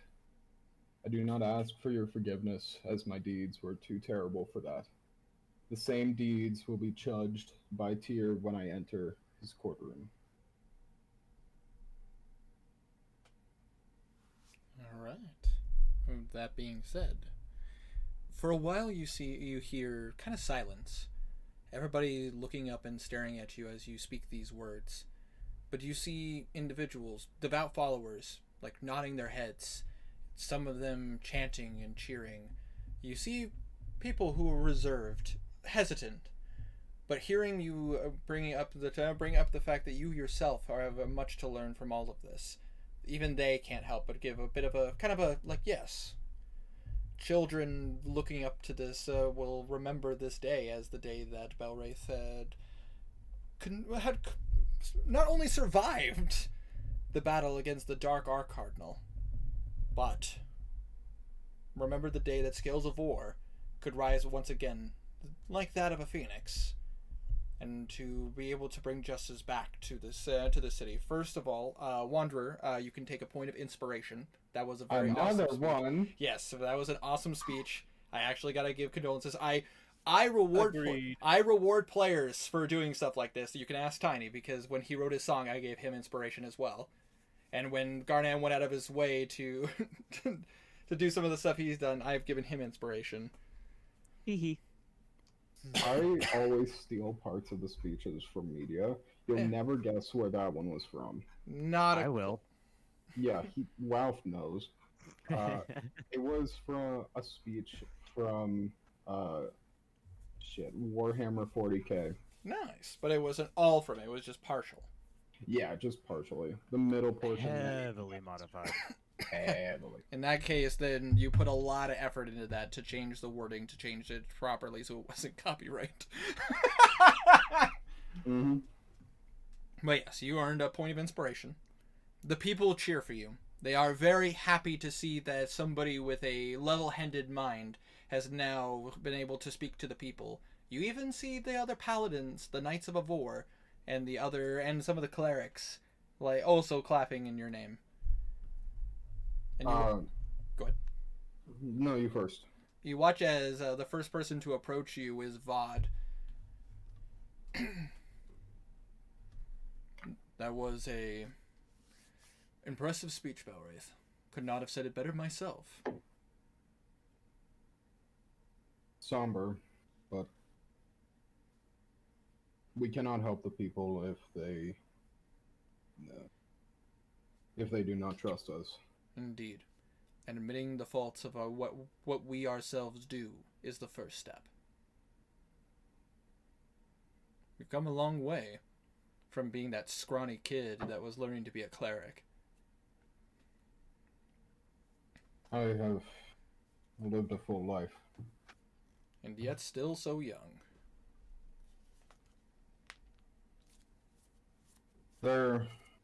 I do need to meet with the Scales as well as the Cardinals together sometime today, maybe 2-3 hours. Indeed, we will gather who we can, but we can't promise everyone. Some are still AWOL, and we don't know where they are. We are using sending spells to locate them, but even they aren't aware of where they are necessarily. Certainly. Well, we will discuss this later. Indeed, but we can gather who we can and meet up in a few hours to have a meeting. One more thing I would ask of you. Indeed, what is it? The knowledge that you have of Thorpik, Yes. his whereabouts. Forget them. If the Solaires still have use of him, then he is theirs. Do you trust that they won't just let him go? I do. If that is the case, then he died in battle. And you watch as he kind of gives you a smile. I trust you, Balwraith. I have a slightly different plan. We will still be. He will still be the. It will be discussed. Yes, indeed. I have to go meet with them myself now. Fair enough. In that case, make sure you say hi to the people. Again, keeping our image as helpful and happy as possible will make it so that we can rebuild trust with the public. Hopefully. That is the hope, anyways. He'll shake his hand and carry on. Absolutely, and he'll kind of he'll take your hand, but then he'll also full warrior shake, grab you by the forearm. Yeah. Good luck out there, brother. You as well. Help the people. Indeed, just as a knight of a war should. So what else would Balwraith like to do? He wants to meet with Blue. Okay, so you go hunt down Blue, who day one, if I remember correctly, he was just spending time with Mary and helping out and playing for the people. And identifying. Yeah. And identifying All of his items. days were pretty much that. This would be You'll just pretty much find him in the middle of town. yeah, it'd probably be 12:30. Fair enough. He woke up at 4:30, so easy to find.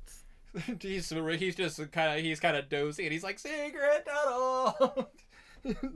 Is Mary with him at this point in time? Mary would actually. Oh, I need to. But she would be. But unlike Blue, who's playing and raising the spirits and everything, Mary is walking around and actually trying to be helpful to, basically helpful to the people. Trying to make she's also a cleric, so she is basically using her magic to heal if she can, and she's kind of lending hands to the people who need help. She's hanging around Blue, but it's not like she's right next to Blue the entire time. Hey Blue, even or odd? I'm just figuring out who Balwraith sees first. Even or odd?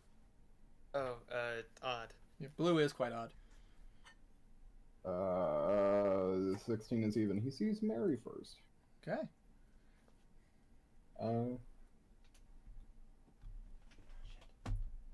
He'll see Mary first. He would approach her from behind. At this point, he's still probably wearing our cardinal attire. Mm-hmm. Mary. Oh, my goodness. Balwraith. Oh, my goodness. You scared me. You scared me. Yeah, I have a habit of that. Got myself into a bit of trouble here. I cannot resist but feel that this was my doing. Balwraith, if you wouldn't have asked me to come, and somebody else from the church asked me to come, I would have. You asked me for a favor as a friend, to help your family. I was successful in making sure that they were okay. But it's not your fault that I got caught by them. If it wouldn't have been me, it would have been someone else. Besides, I think you more than made up for that. You watch as she points over at Blue, who's performing in the center of the street. You kept your promise, and he is alive and taken care of. Speaking of that promise, I would ask to be released of their ward. Oh? I take it But you watch as she kind of eyes you up and down your garb. I take it you're putting on the big boy pants and trying to help be a little bit more of a better image for Scales of War. Are we easy to overhear? I mean, not really, unless you are like trying to be unless you're trying to be super loud. I'm trying to be a little bit secretive with the next statement. Okay. The position is hardly mine to hold. I don't exactly worship Tyr anymore. That's fair. It would be quite difficult for you to be able to hold a position under a god that you don't worship. The only reason I truly wear these robes is because I believe, the only one with the training and the people's trust to hold it. Fair enough. Well, if that's the case, then what is your goal after all of this is said and done? You wishing to help the Scales of War go forward? Maybe become a knight or become a cleric? Many things, though I feel I'll need your help with them. Indeed. I have no intention of leaving Padstow for some time. This city needs a lot of help, and as a cleric of Mystra, I feel like it is my responsibility to be of use here. There is a meeting at in 2.5 hours. If you could be there, it will be in the Church of Tyr. Fair enough. I think I can leave Blue unattended for that amount of time. She looks over at Blue. What's Blue doing at this moment? I think Tiny walked away. I think he's dead. He's dying. on the roof. You're on the roof? He's on a roof playing music. Are you drinking? No. Okay, so you're sober playing. Yeah. Okay. She looks up at him on the roof. I might be able to leave him for a couple hours. I need to talk to him next. Go easy on him. He did help me out. He's helped me too. Well, I guess we can both be happy that the Solaris are in our life. But for me, I couldn't be happier that I have my dopey brother.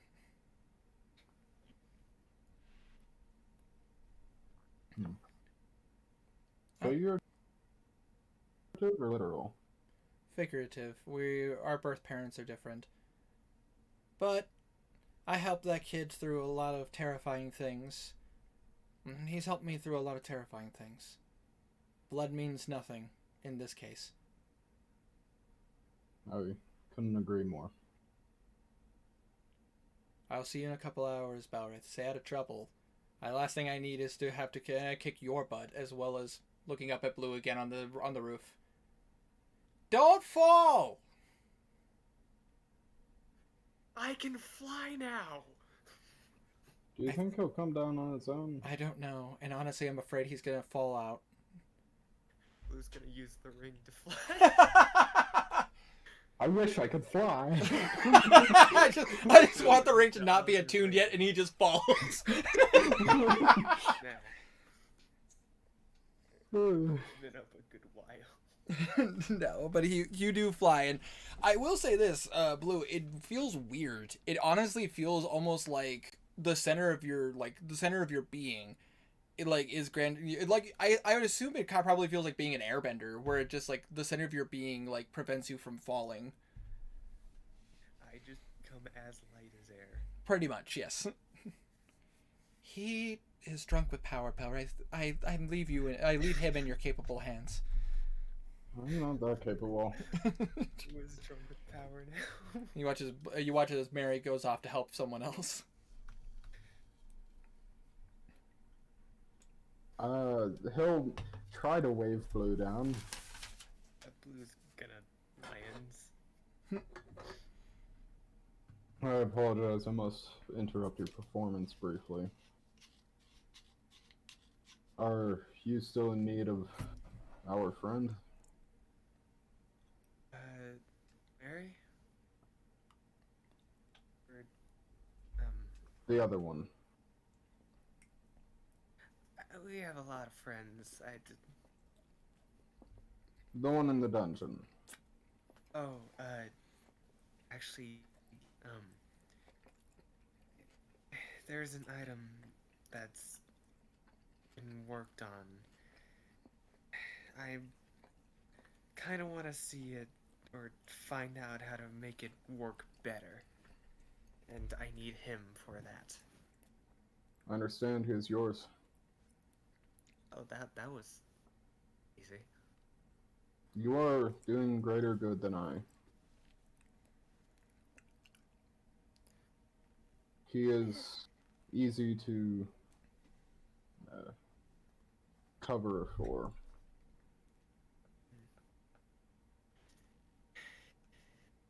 I'll make sure he isn't let go. Try to keep him alive and try to return him to me when you can. The people need a more visual reference that the Dark Age has passed. I mean, you could technically put on a performance without actually killing him. Out of character, might be better to do that because if, say, a year later the guy comes back and you make a public thing or whatever, you know what I'm saying? This is more of a in character again. Still, this is more of a I'm explaining both in character. This is more of a personal thing as well. I'll leave him in your care. Although, I won't be exactly upset if he dies in your hands. May or may not just end up getting fed to a hungry Drider. But we'll see. Or Gorgon. The Gorgon hadn't been fed at all. I don't know if Gorgons need to be fed. Just let me know what you choose. I'll leave you back to your performance. We still have the manner of ownership of the Razor's tusks. I'll have to dig through some files. However, if there is no heir to it, then it is considered yours. So I'll let you know likely by tomorrow. Alright. The reason I want it is there is a teleportation circle in the basement. If I own that building, that circle won't be destroyed, and I can come back here and visit. Plus, get missions from you. What if instead it was turned into a public teleportation circle?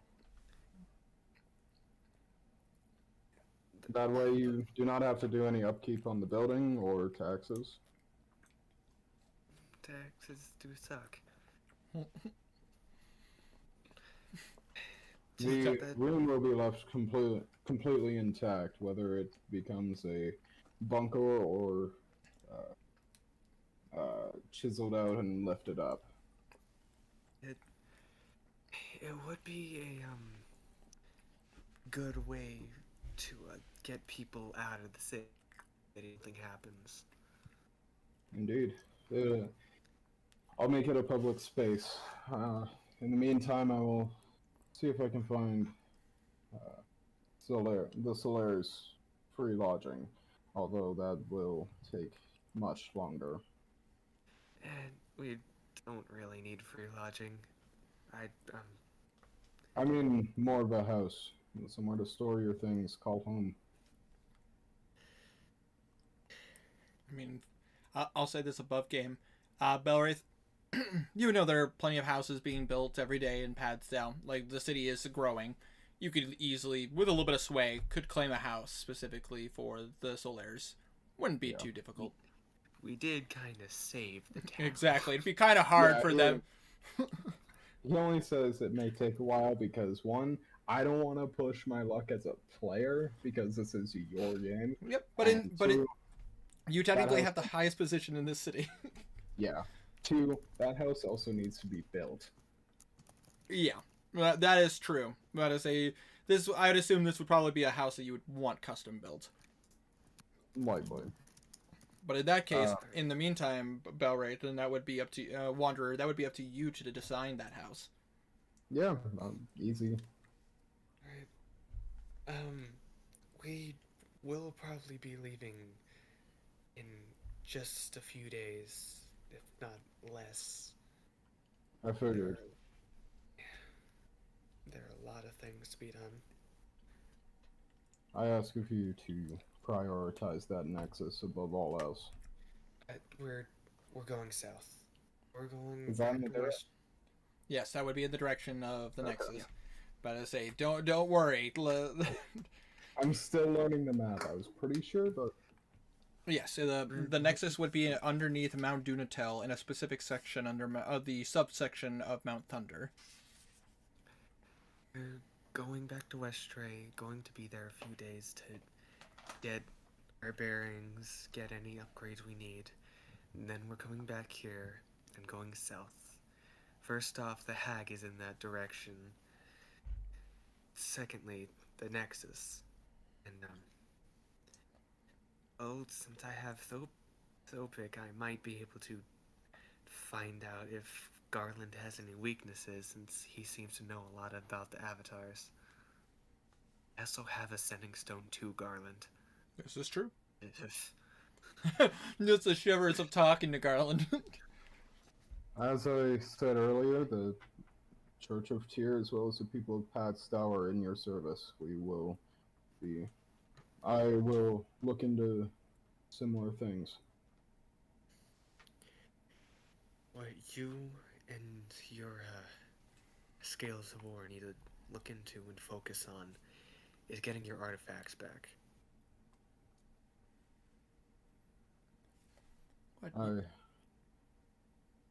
They are in many directions or gone entirely.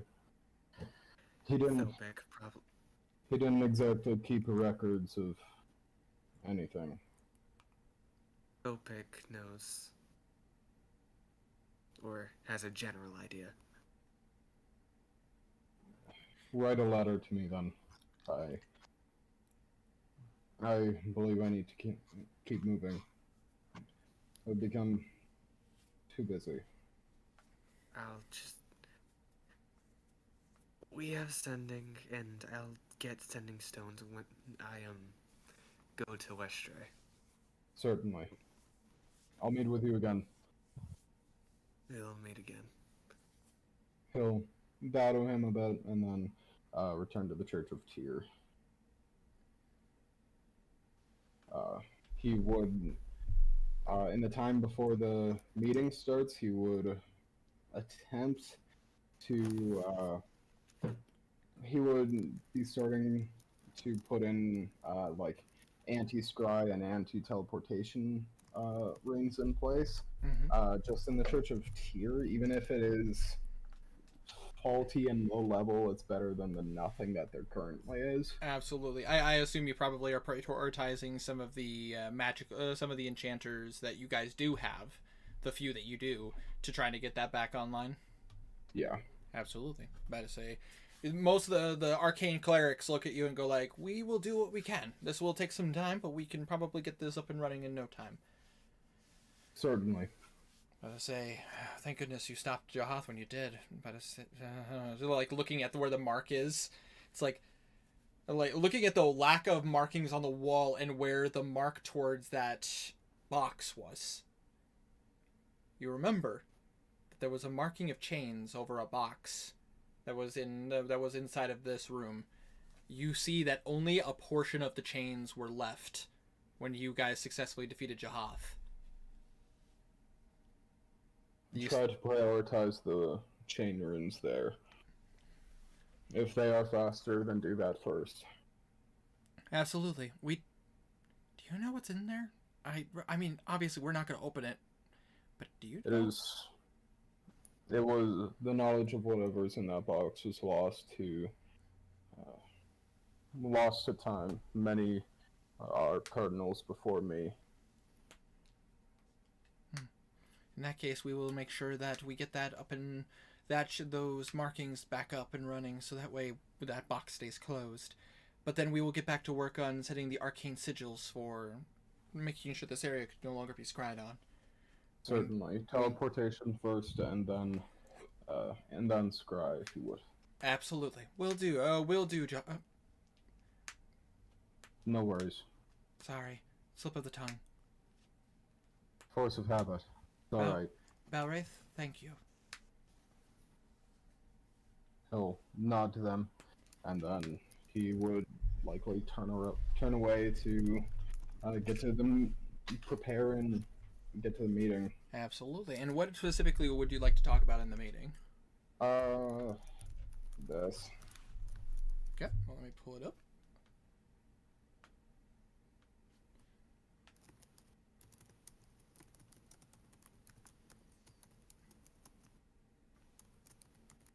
As well as, like, if everyone's alright with him being, like, making sure that he is okay to take the reins of Arch Cardinal without mentioning that he doesn't worship Tyr anymore. The people of the church kind of agree. They do agree that you not worshiping Tyr is a bit of a problem. Just because... No, he does not mention that. Oh, you don't mention it. Okay. Publicly, he still worships Tyr. Well, I mean, technically, if we're going to get technical on the scale of gods, you do worship a subsection of Tyr. He's saying he wants to have the impression that he is worshipping Tyr himself. Fair enough. Okay, just make sure I understand what specifically you're bringing up. Yeah. He wants... So... I responded to the message there. So... The first one is probably pretty easily allowed. Hmm? I assume you're looking at the same note as I am. Let me pull it up in... Did you put it in the, in our... Yeah, in our DMs, I just responded to it the same way the other one. Allow for the skills as well as the cardinals to date within the ranks. Easily done. Yeah. Basically, Yeah. they kind of agree that this was an older rule that made sense in the time, but now as times have changed and peace had been attained for some time, not to mention the fact that most of you guys are willing to throw your lives into the dangerous world that you guys are in, they are willing to agree that, you know what, this rule is dated, we need to move on. Yeah, it was really... I know that you know that everyone knows we're all dating. No one cares. Like, damn, let's just make this public now. And he would look over the oh shit, what's their name? The Cardinals. Lexa and Zekam. Yeah. I also, Tiny, I saw your comment. God damn it.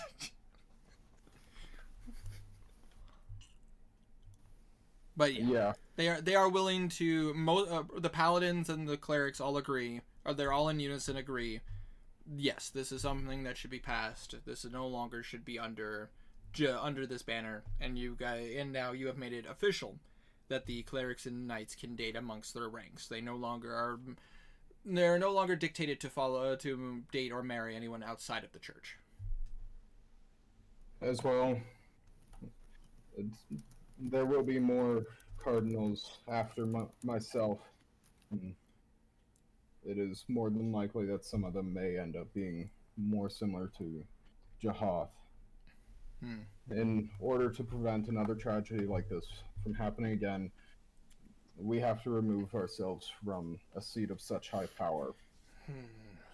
Now that's where we definitely have some difficulty. Most of the paladins and knights kind of agree that Scales of War has been under the control of the Church of Tyr for quite some time. To relinquish it for the control of for a follower of a different god would kind of seem as a point of weakness. their comment would essentially be they would allow this and allow other churches to be able to have a stronger say in things, but the Church of Tyr does not have to leave Scales of War. They would allow whoever becomes the Archdal, regardless of which religion they follow, they would allow it as long as as long as Tyr continues to, like, the followers of Tyr can still keep Scales of War. That is natural. What I would suggest is that after this, moving forward, that instead of us deciding on, or even the Archdal alone, or the Church of Tyr alone, deciding on laws and regulations, instead, a meeting is to be held with the heads of all the churches in the city. And he watches one of the clerics speak up. Are you speaking of some kind of council of the religions? Certainly. Yes, that is a good way to put it. Not necessarily against this. I feel like we're moving a bit fast on this. However, this is worth having a conversation about. We could use the mindset of the other religions to help assist in some of the problems that have been happening. Of course. Naturally, I don't expect these changes to be implemented in their entirety immediately, but to begin them is an important step.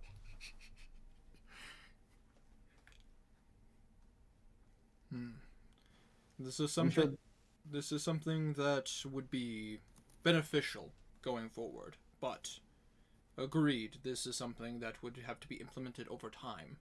Maybe creating a way in which we can have the representatives meet with us, have a discussion with them about being able to keep the church's sanctity, but also making it fair for everyone to have their fair words in the conversation.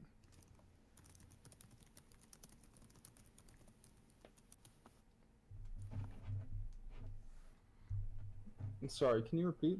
Oh. Or summarize? Summarizing, basically, Vlad was the one who spoke up, basically agreeing that allowing all of them to have their say in the conversation of the city would be beneficial. He does agree that, this is something that will take time. Inviting them to be able to speak would probably be the best first step, at least in Vlad's words. Also, what is Mary? Mary is just a... Mary is she is a cleric and representative of the Guild of Mystra. She is a head priest of a church of Mystra in Makanali, but she is also a representative of the Guild of Mystra, which is a guild of magic users in Atharia. Alright. I'm sure meeting would discuss more things than that, but that is the important bits. Yeah, and of course, naturally, I assume you bring up the fact that if an Archdal goes batshit crazy like fucking Jahat did. Yeah, the Scales of Avor are absolutely allowed to remove him from power. They all agree to this. This didn't take much of a conversation to agree with that Jahat had gone too far. Whether it's diplomacy or by force.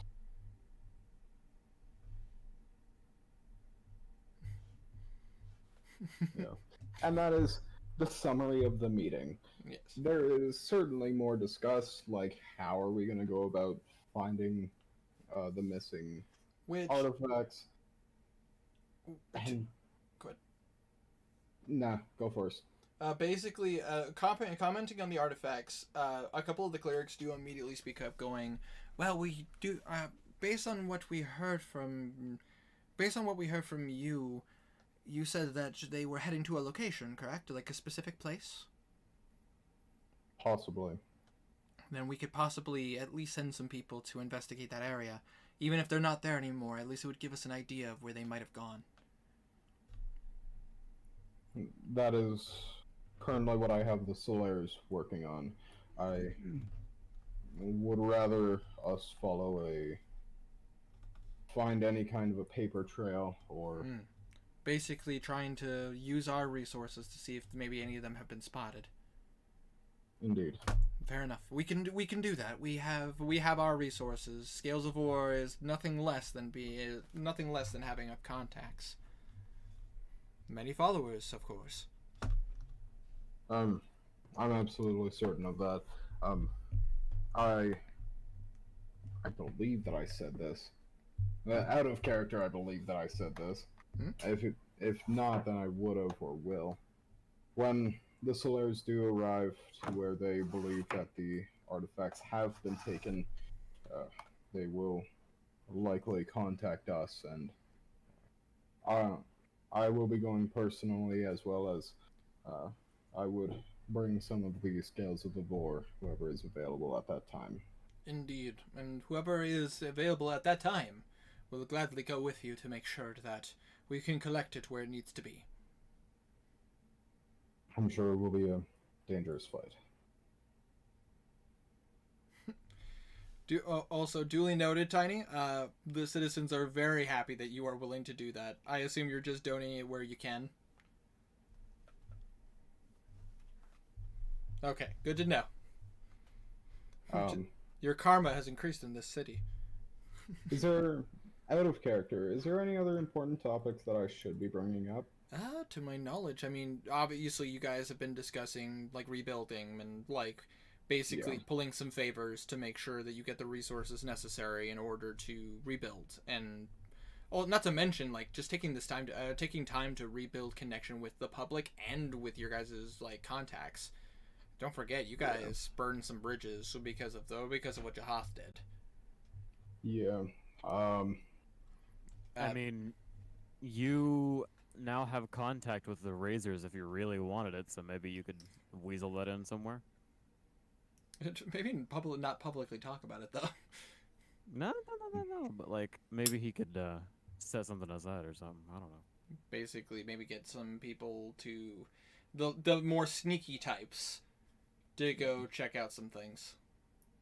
And he's got contact with you. It's like, I know a guy that knows a guy situation. Pretty much. Yeah. After that, it would be a lot of... His day would be a lot of paperwork. It'd be... He's moved into a desk job. He went from an adventurer to pretty much a glorified desk job. Yeah, at least for the time being, because the discussion of who would take up the mantle of Arcardinal next is still up for debate. For now, Right, but I say for now, you are the placeholder Arcardinal. You have taken up. You have taken this mantle. I actually forgot he would bring that up in the meeting. But basically, Vlad and everybody is like, "This is true. We do need to decide on who would become the next Arcardinal." The easy. I know. Go ahead. I know I have taken the place of it without a formal vote. However,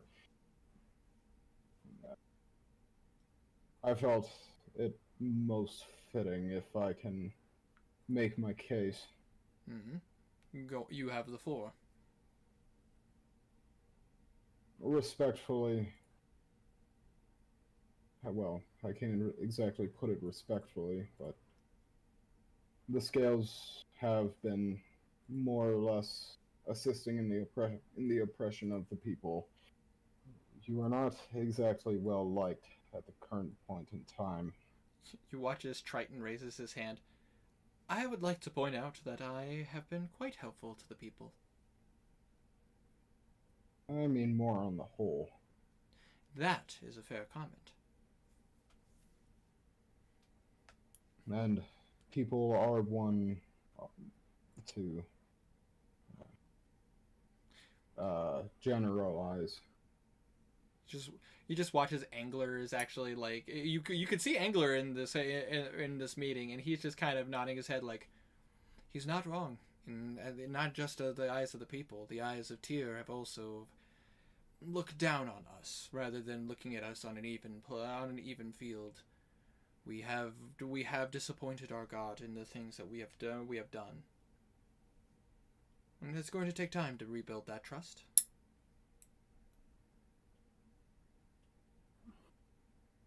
I, however, was left before that trust was broken. Which would make sense for the time being for you to be our cardinal then.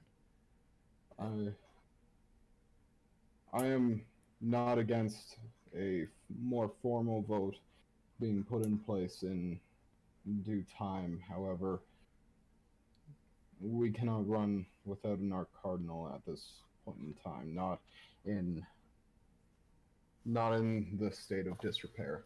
And if that is the case, then you watch as Ellismere, but as the knight that you guys saved. With that being the case, then I think it'd be best if we held a formal vote. Then most of the knights and the clerics are here. We do have our brothers and sisters that we still need to find, but most of us are here. All in favor, at least for this time being, Belwraith being our arch cardinal, at least until we have created this new coalition, so that we may discuss amongst the other churches who should be the official new arch cardinal. Those who agree with this, and Belwraith being our leader, please say aye. And Belwraith, I would like you to roll a charisma check with advantage. Charisma. Ooh-wee, I have +0. First one's 15. 15. Okay, 15. I'm going to roll something. Alright. You watch as Zekam, you watch as Lexa, Vlad, you watch as several other clerics and paladins step up. You watch as Mary steps up. You watch as a particularly happy Dathana stands up. You watch as most of the clerics and paladins are all in agreement, as you have gotten a 75-25 vote. Some paladins and clerics are still kind of like, Coming in hard. Yeah, pretty much. They're like, they don't disagree with you, but they don't necessarily agree with you either. And you watch as the majority is like, you watch as Elmaris goes. But as you can see, with a majority vote, for this time being, Belwraith, we need a man like you to be able to help us through this rough patch in the city. Whether or not you become the Arch Cardinal afterwards, that is still left to be seen. But at the very least, you are the leader we need right here and right now. So it is decided. Indeed. At least for the time being. Because who knows, the world might still need you, Belwraith.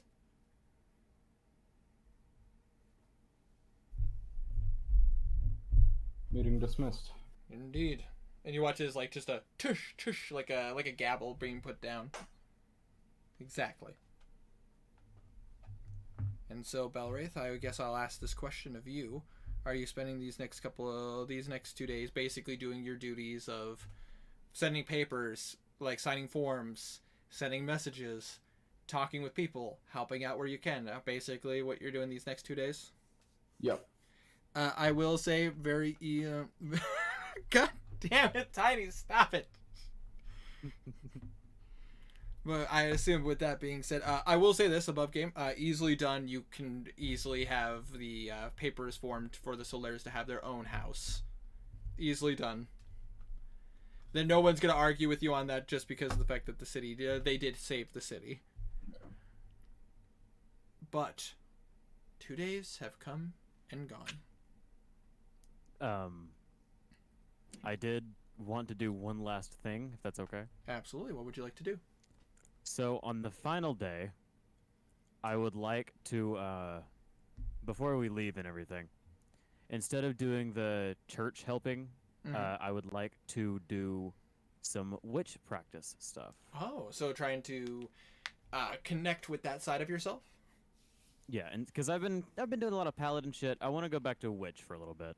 Absolutely. In that case, I need basically. I assume you just ask Alosa like to kind of do some basically some witch rituals, some practicing a form, so on and so forth. Basically. In that case, I need you to roll me in this case, this would be a wisdom check, as that would be your primary modifier. Alrighty. I sent you an idea in DMs. I would really like for you to see it. I did see it. We will get to that. Do I get any form of advantage with Holosa helping me? Yes, Alosa would give you advantage. Thank fuck, because that was low. Okay, I can live with that. Where'd my phone go? There it is. Wisdom check would be a dirty 20. Nice. As you are doing this, it's like at first it's kind of rough because you haven't been practicing your witch items very much. I should really just take a step back and rework the witch class. We'll talk about that, Welf.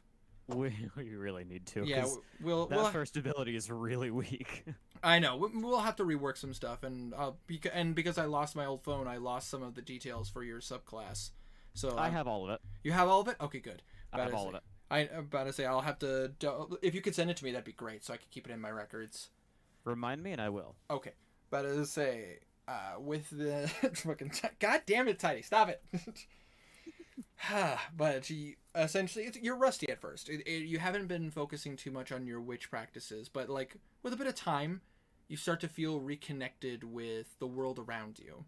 You close your eyes, and it's like you can feel the aura of those around, of the living around you. You feel that connection to Mara. I get your pet names mixed up. I apologize. Mara is Mara. my familiar. Okay, good. I was like, you got that right. I swear I got that right. But it's like, did I get it wrong though? I've also got Layla, Yeah. but Layla's getting big in size though. Not a little bit longer, you'll be able to ride her. He's also just trying to train her and like get her used to. He's doing that casually though, not focusing on her. Basically, instead of like, hey, we're gonna dedicate all our time because I'm a cavalier, you're more like, hey, I'm gonna teach you how to defend yourself, and we're gonna play, and I'm gonna make sure that you know how to actually be rough against enemies. I would like to say that he's just been doing that in the background. Yeah, I'm not gonna make you roll a check for that because that's something that like, she's a wolf. She would also learn that naturally. Mm-hmm. I'd assume you'd also make her do her own hunting, so that way she can like occasionally, yes. Yeah, to keep that instinct up. Yeah. Yeah, they're about to say, honestly, not that much longer, Walf. I'll have to send you the details so that you can have a dire wolf. That'll be fun. Okay. Anyway, what shit? But you're kind of rusty, but like Alosa seems to kind of come and correct your form. She'll like move your arms in a certain way, or like help show how to hold the Ravager the Ravaged Dragonaut to be able to like, because I assume that is because of the fact of how your pact is. That is your what is the term for it? Focus. Yeah, your spellcasting focus. It is, yeah. Yeah, similar to her Athame, she shows you how to use it for, casting spells as a witch. And she does smile. She goes, you're a little bit out of practice, Garnan. We're going to have to practice your form a bit more. He's going to respond in Celestial. Yeah, I've been kind of going along with the Severus and Fate Paladin stuff. Yes, and there's nothing wrong with that.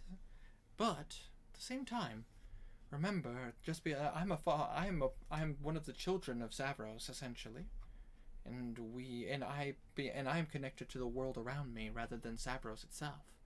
Fate is everywhere. Does that make me like your godfather or something? You watch as she chuckles at that. In a way, let's say that, as she kind of pinches your cheek. He'll smile and continue doing the witch shit. But we must. But if you're going to become stronger as a witch, you're going to have to practice your form a little bit more. Yeah, I know. Been a little busy though. Now let's practice some of those spells, and I'm just going to leave that to the imagination, considering the fact that you guys probably have different spells. Like spell choice is prepared for the day. If she's okay with it, I can use hold person on her. That's about all I got prepared. we'll Hey, leave. yo. El War. I'm gonna say we'll leave that for the. Actually, you know what? We yes? can intertwine the things. I will cast Speak with Animals and use that to train Layla. Absolutely. Oh, good idea. Yeah, there we go. 2 at once. So you cast Speak with Animals and you speak to Layla? Yep. What is it? Okay, so we've been lacking a little bit, so we're gonna do some training, okay? Okay. I'm What? gonna start teaching you how to hunt on your own. Oh. Hunt meat? Yes, Meat tasty. it is. Now, previously we were doing like small things like rabbits, but today, I think I want to try and upgrade a little bit and have you go for a deer. Ooh. You mean like what you hunted before? Exactly. Okay. I practice. Now, Alosa is going to be helping us with this, okay? Lady who smelled good. Yes. She smelled like nature. She does. Okay, are you ready? Yes. Ready. You cut out. Sorry. I had to say, I noticed that it's like, okay, ready. And then they're just gonna do that. Absolutely. And I'm just going to roll a check for her just to see how well she does. Absolutely horrible. I would hopefully try to be giving her advantage just a little bit. Hold on 1 second.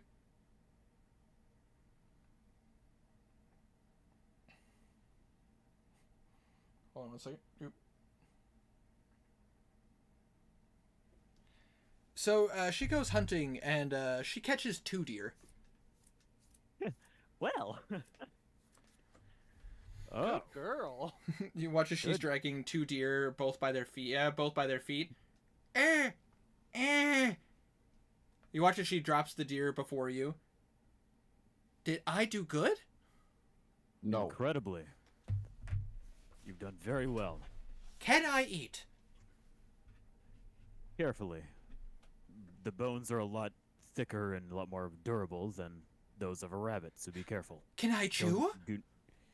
You can chew, just do not eat. You watch as her eyes light up, like almost like go from like tea saucers to like full saucers, and you watch as she starts to eat into the deer. And after a while, you notice that after she's eaten most of the meat off of one of the deer, she's gnawing on a bone. While she's doing this, I'm curious. I want to do that aura thing that I can do and just gauge hers. Absolutely. So you kind of, as you focus in and you focus on the aura, you notice that her aura is very. You've seen the aura of some wildlife. It naturally comes as a kind of a. What would be the term for it? Like a greenish energy. As it seems to be more in tune with the natural world around you. And hers is a very like tealish green. Like definitely something that's a bit off for a standard nature, but still connected to it very strongly. Interesting. You could guess that maybe her being a dire animal probably has an effect on it, but there might be more. Who knows? To your knowledge, she's just a stronger natural being. Hey, Alosa. Most wildlife is like greenish, right? That would be correct. Yes. It's because they're connected to the natural world. What would be the term for it? Similar to Spencer. He can see it as well. They're connected to Maliki, essentially. Yeah. Why is hers more teal?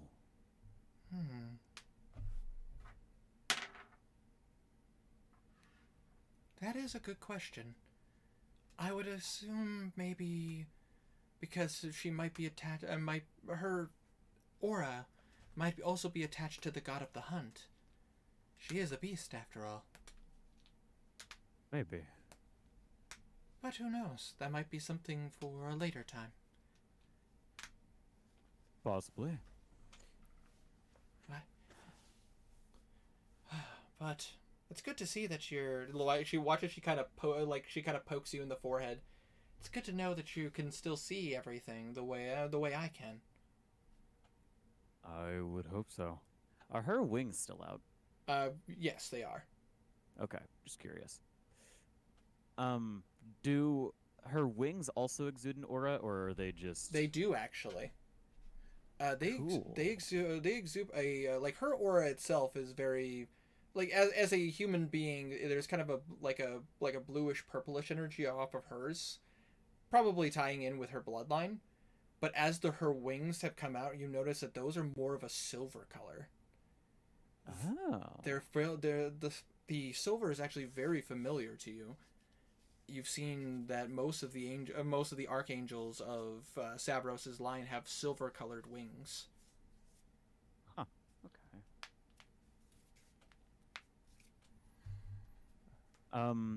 After all of that is said and done, probably not too long before we leave, he's going to try to find Blue. Absolutely. So I think, similarly to what Tiny said earlier, it's not too hard to find Blue. He'll find him. In the middle. Hey, Blue. Currently flying. Blue. What? Hey, come here for a sec. I need something. He flies down, floating upside down. First of all, what the fuck? I got some cool things. Garnon will join him and start flying upside down. Absolutely, because of your boots. Yeah. Okay, now that we're on the same level, I need to speak to Thorpic. Oh, what about? I don't want to tell him anything, but he's gonna make sure no one's listening. Absolutely. I assume you About guys me. could just fly straight up for a while. Yeah. Fly straight up, then use message. Good. Basically, I want to talk to him about what being the champion of a god means exactly. It seems like something he would know a lot about.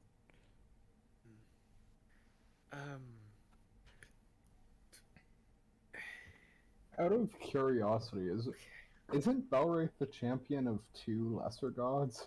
I mean, yes, you are the champion of 2 lesser gods.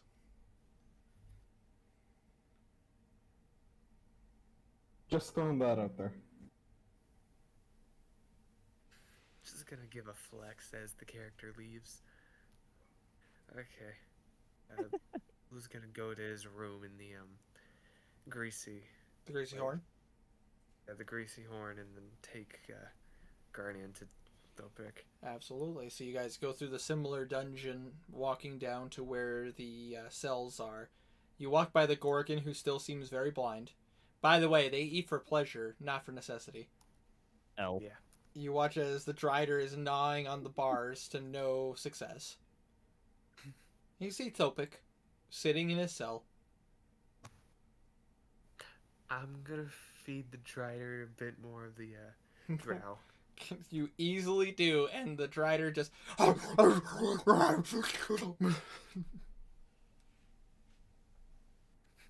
It's like sucking the marrow from the bones, too. Corpses in my bed. Thorpic, is it? Yes, that is me. I have a question for you. Oh.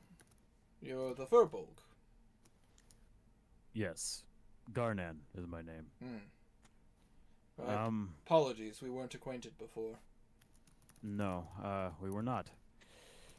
I seem... What happened to the Minotaur? Oh, he's still in there.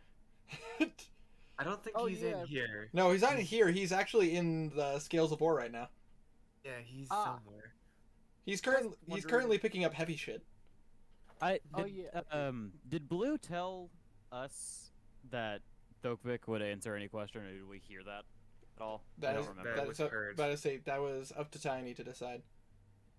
I'm pretty sure he just said that out loud. Oh, with that's the party now, yes. But when you guys were Okay. first talking to him, when we saved him. yes. I remember you saying that you you would answer any question that we had. So, here's mine. What do you know about being the champion of a god? Well, it would depend on who you follow, which god it is, whether it's a minor deity, a major deity, or a demigod. Theoretically, let's say Savras, the god of fate. I must make a roll for him. Damn. Oh, the Mistress of Fate. Being a champion for her would be quite an interesting challenge. All things considered, she is someone who is loving but cold. Fate is merciless and does not care whether you are a good or a bad person. It is an inevitability. Being a champion for someone who is as cold and cut as Sabros, I guess it would depend on your approach, if you are on the good side of fate or the dark side of fate. But all things considered, being a champion of a god typically means that you are granted a level of power by the deity, and in exchange you do favors for that said deity, typically on a mutual... what would be a term? A mutual field of understanding. I see. Were you looking for specific information on Savros, or...? More so, what said abilities could be. Well, naturally followers of Savros end up becoming clairvoyants, depending on their level of connection to them. I've heard tale that Savros will grant specific abilities to those who follow them. It really depends on your level of commitment. In your case, let's say for example, if I or your friend Blue here was a follower of Savros, with enough time and dedication, we could be granted foresight, the ability to fly, maybe even spells that have to do with chronoturgy, a connection to time. I see. Why am I not writing this down? Hold on. I don't know. Why aren't you writing this down? I forgot to. Okay. I'm not, because Blue doesn't care. This is true. Okay, this so is basically, if with enough time and dedication, you could easily pick up the ability of foresight, so like clairvoyance, the ability to essentially manipulate time, so chronoturgy.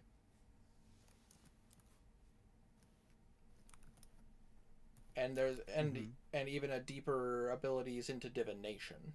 So basically you could essentially not just like a foresight, but also the ability to like see people, hear people, predict things. Essentially like Jonathan Joestar from JoJo's being able to almost like see things before they happen. I see. Next, for God's sake. Actually, wouldn't that be Jotaro? Apologies, not Jonathan. No, it'll be fucking no. Was it? Jonathan's one says your next line will be. Okay, so it is Jonathan. Okay, I couldn't remember if that was Jonathan or Jotaro.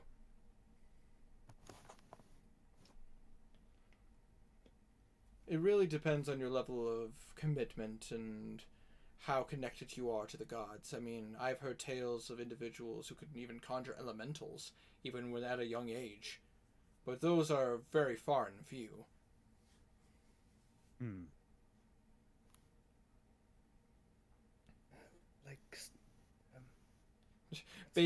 Above game, like Spencer, with the champion of Maliki, who was able to just conjure an elemental. Like that Spencer kid we met in... Yeah. In Makanali, right? We sent him to Makanali. We met him in Black Hollow. Yeah, Black Hollow. That's right.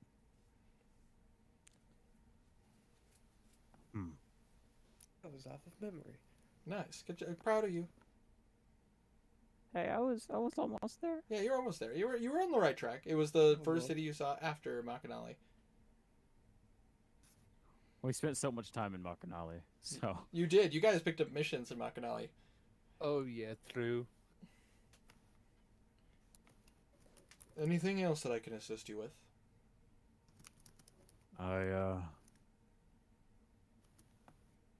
Did Prigka ever tell me the name of his war? Did Prika ever tell you about what? I apologize, I sneezed. The name of his war.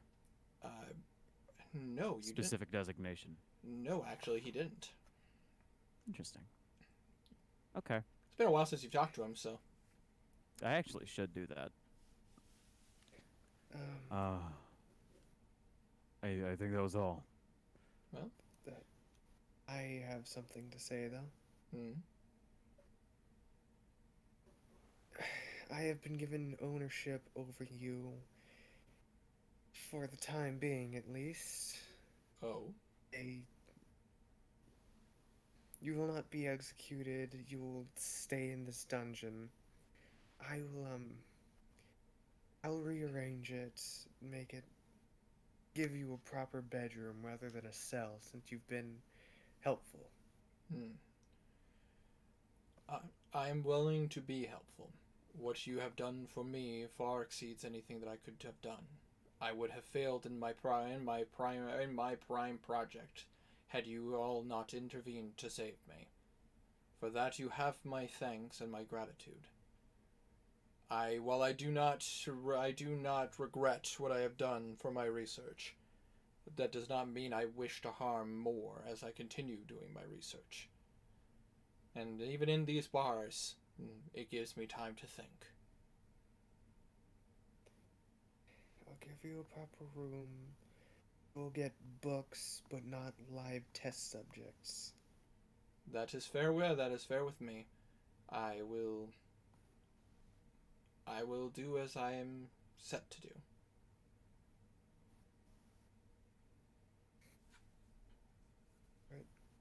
Alright. So you guys talk to Thopic more or just leave him be? We'll leave him be for now. Blue's gonna end up giving him a bedroom when he sleeps. Absolutely. So the only thing you change about that floor is just making his cell, a bedroom? Yeah. Okay. You can easily do that without messing up the other cells because of the fact that you are specifically focusing on one section.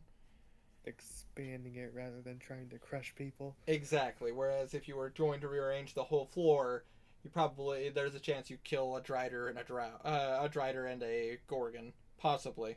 Which reminds me, technically we never really finished searching the whole place. There's still a decent amount of dungeon to explore, but Blue now has an awareness of what's in it at least. Does he Just feel thought I'd more mention items? that. But items wise, I mean, I thank you for your time, Thopic, indeed. and your answers. If there's anything else I can answer for you, Mr. Garnan, then just be sure to let me know. I am quite knowledgeable when it comes to religion.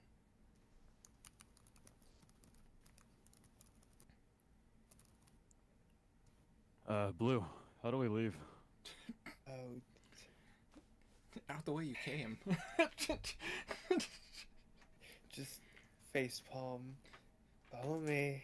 I just want Blue to create oh gosh, what are they? Dancing lights that make arrows that just go like a neon sign.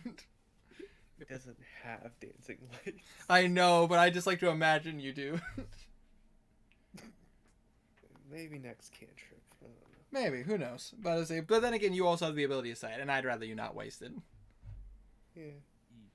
That being said, though, 2 days have come and gone. You guys have done a lot of things in this time, and I assume today is the day you guys plan to leave. I have one thing I want to do before. Oh. On the night of the final day. Absolutely. You know what I mean? Yeah. Kazir wants to go back. Why can I not remember what her name was? Sunray. I can't either. Sunrays. Sunray. Sunrays. Yes. The thing about Tabaxis, most of their names are super simple. Oh yeah. But that's also the way to confuse them all because their names are too simple sometimes. Sunray. Why can I not remember that name? It's so simple. Like, Rays of sun.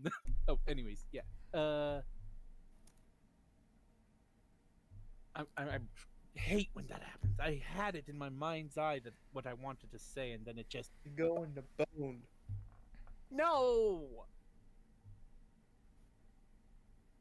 Oh yeah, that's what I wanted to say. You wanted that bone? No, I'm half barely remembering it as it is. Okay, continue. I'll stop interrupting. Sorry. Kazir goes to the Magenta leopard. Thank you, No Magenta problem. leopard to greet Sunrays. Easily done. The moment you walk in, you have her attention, and she walks up and goes, "Well, hello there, darling."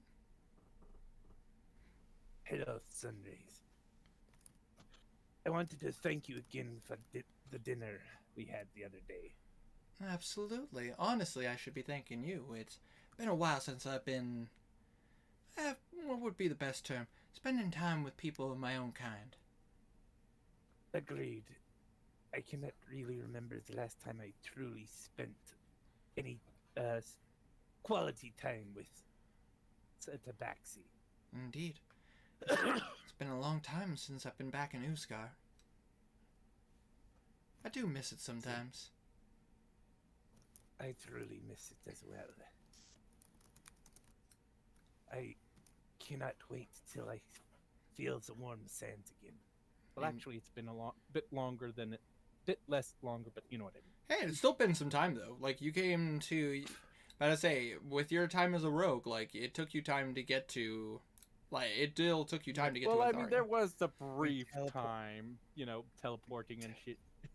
Yeah, you were about to say, you guys teleported to the Exeter Desert. I was so That hoping... barely counts. That would have been so funny if you guys would have ended up back in, like, fucking... Like, because the possibility was anywhere you guys have been, and I had it set that you guys could have instantly teleported to Westray.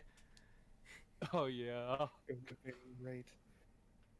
Which I just realized I kind of need to make actually like hometown for Kazir. Indeed. I never really did that much backstory shit stuff for him. Anyways, yeah. Yeah. What was I gonna say? Oh yeah.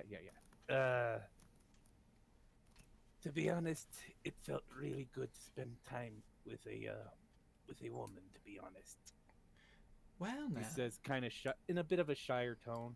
Well, now. I can understand the feeling. But either way, I'm happy I could oblige. Same to you. Hmm. You know, you remind me a little bit of her. Oh, she's your own firecracker? Yeah. In her own ways. He kind of chuckles. And I will make sure that soon as I get time and once she is free, we will come visit you. Please do. I'd love to meet her. And I say we'd have much to discuss about. You watch, she kind of gives you a smile, like a shy smile, like a sly smile across her face. He chuckles.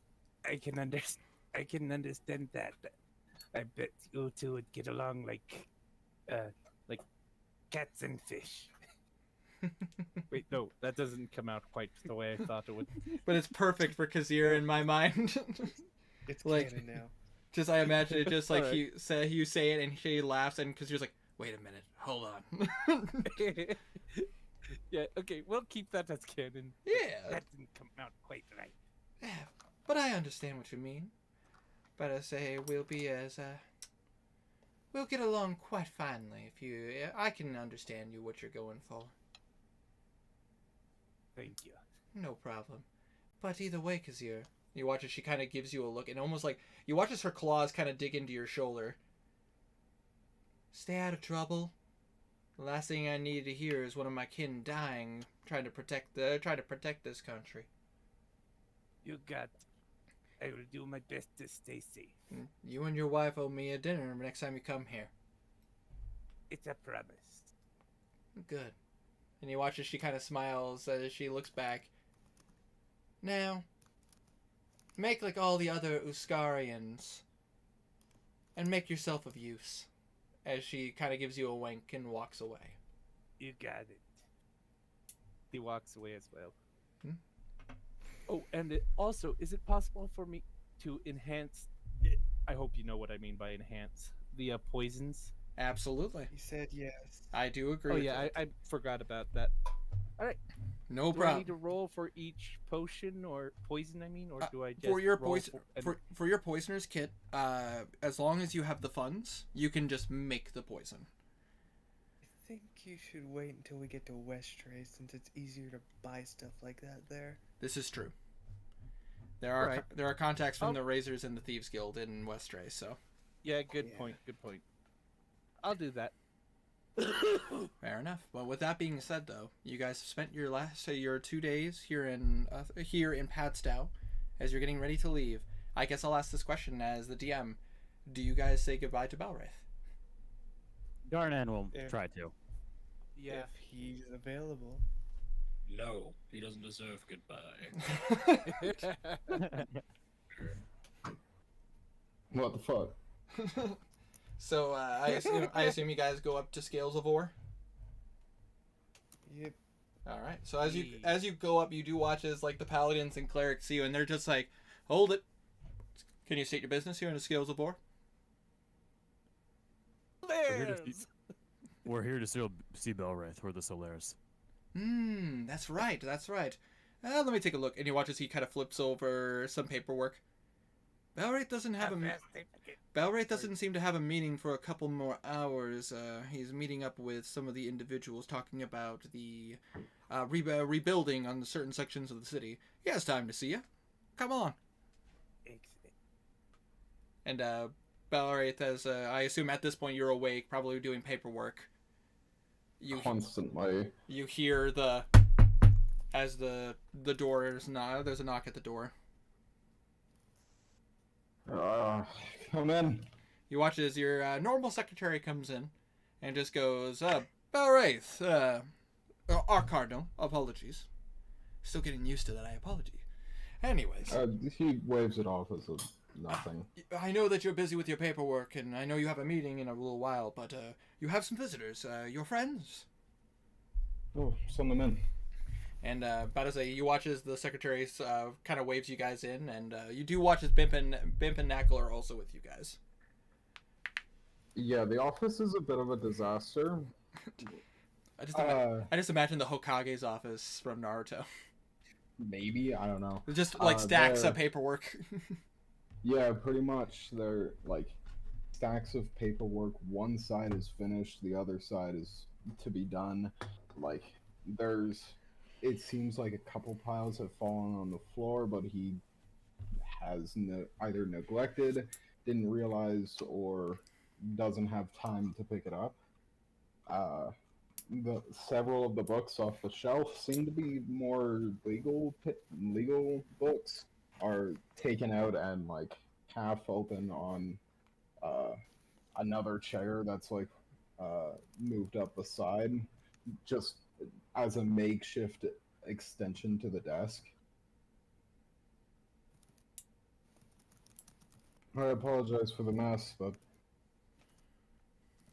It's understandable. A lot of work to do.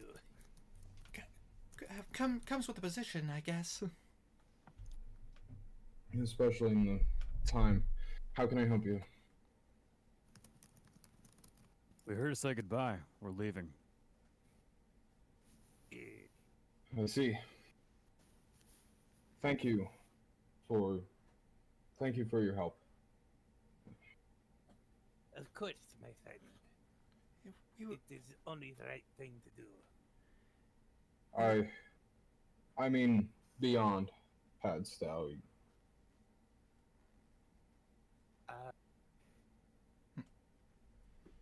You got laid, didn't you? His ear lights up blue like, eh? Blue wouldn't be the one that- to notice. I'm choosing not to answer that. He totally did. That's That's a a yes. His ear just kind of smirks and he covers his mouth. Just you watch as Alosa just kind of smacks you, Garnan. Come on now, be respectful. He manages to stay stoic through it. But you watch as Alosa kind of leans over. They totally had sex.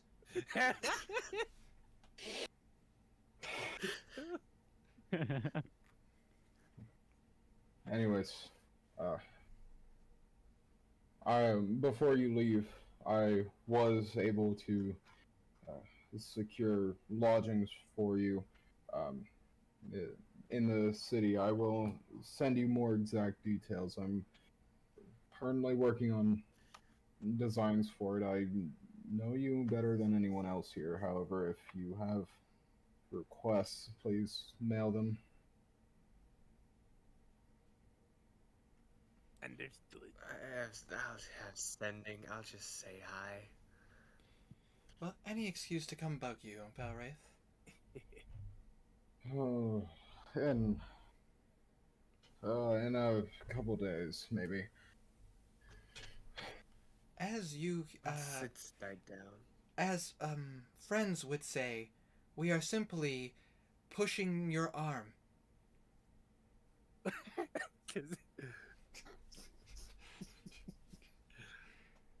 I believe you meant pulling your leg. Oh, what Kazir said. Alright. Everyone's too serious now. What's going on? Are we gonna party? Saying goodbye to Belwraith is what, if you were wondering. Or, never mind. Brain shit. What time is it right now? Out of character? Pretty early in the day, I assume. Probably like 8 o'clock. There is meant to be some sort of festival later in the day. However, I'm sure you have to be. I'm sure you're on your way. Yeah. Is that an invitation? If you'd like it to be. So what I'm hearing is, party. It would be nice to get one after all the stress we've been going through. Unfortunately, my attendance will be brief and minimal. Any gestures to the room.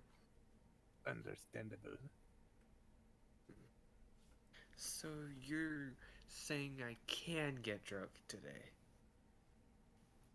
That would be affirmative. Avoid it?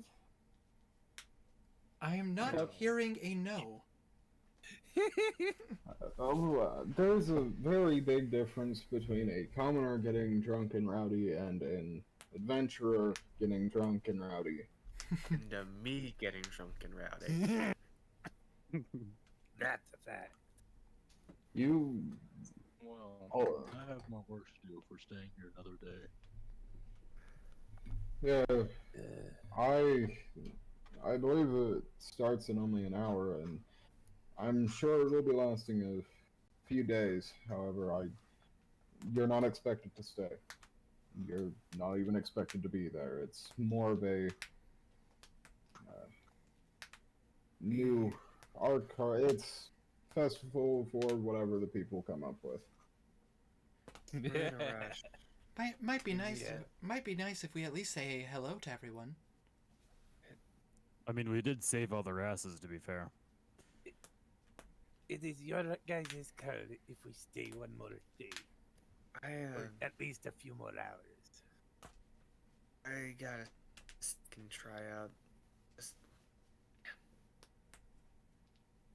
out. He would stand up and walk around to the front side of the desk. I owe you more than what I can say, Solaris. For that, I truly thank all of you. You are welcome, my friend. Might I make? I don't know. I don't know why you keep saying it like you're not a Solaire at this point, Belwraith.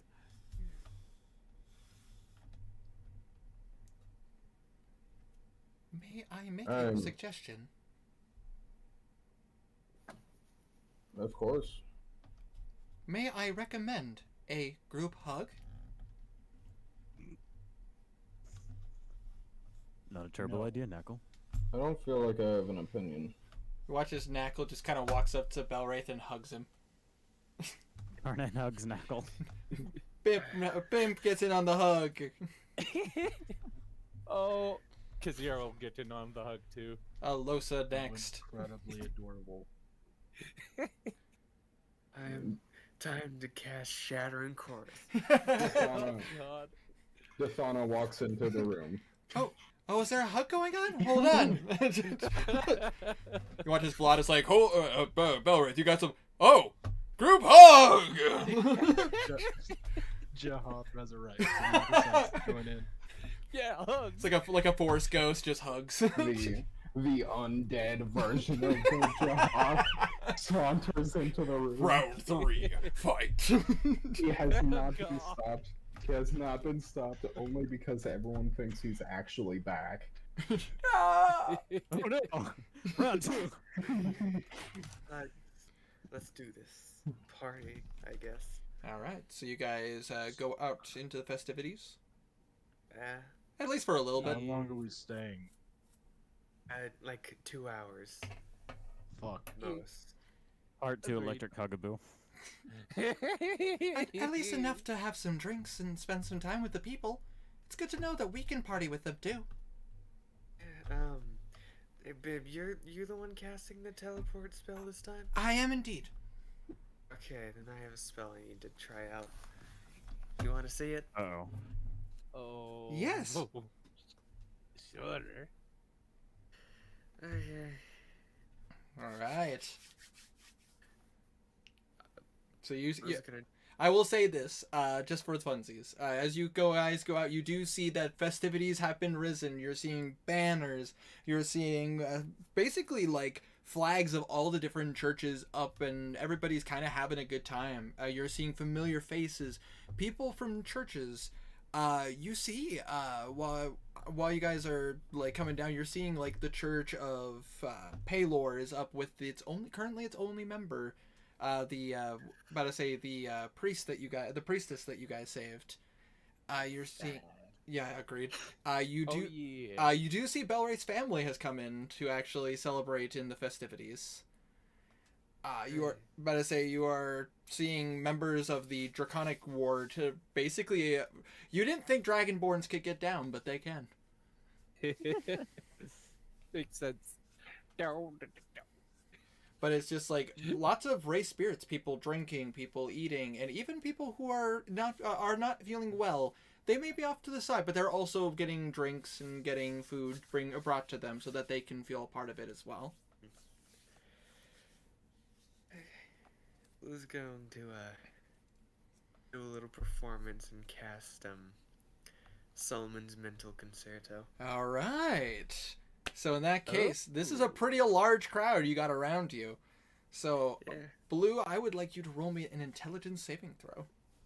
That's only when looking for specific. Oh, that's true. If you're just information. looking for like base level stuff, then you're perfectly fine. He's just looking for base level stuff. Okay. Okay. I was just curious if you were trying to get specific information. No. Base level thoughts. You, Blue. You're immediately as you're playing this song. You know, in your mind, what kind of music do you think this would be?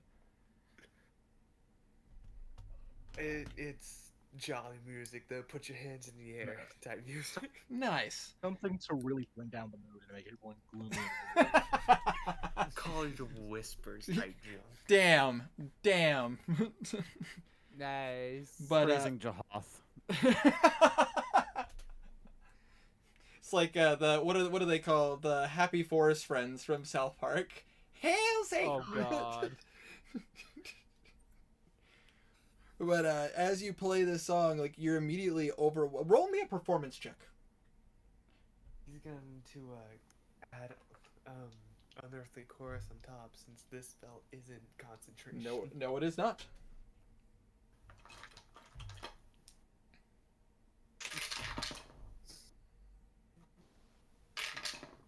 God, so many dice. Nice. That's a lot of dice. Like,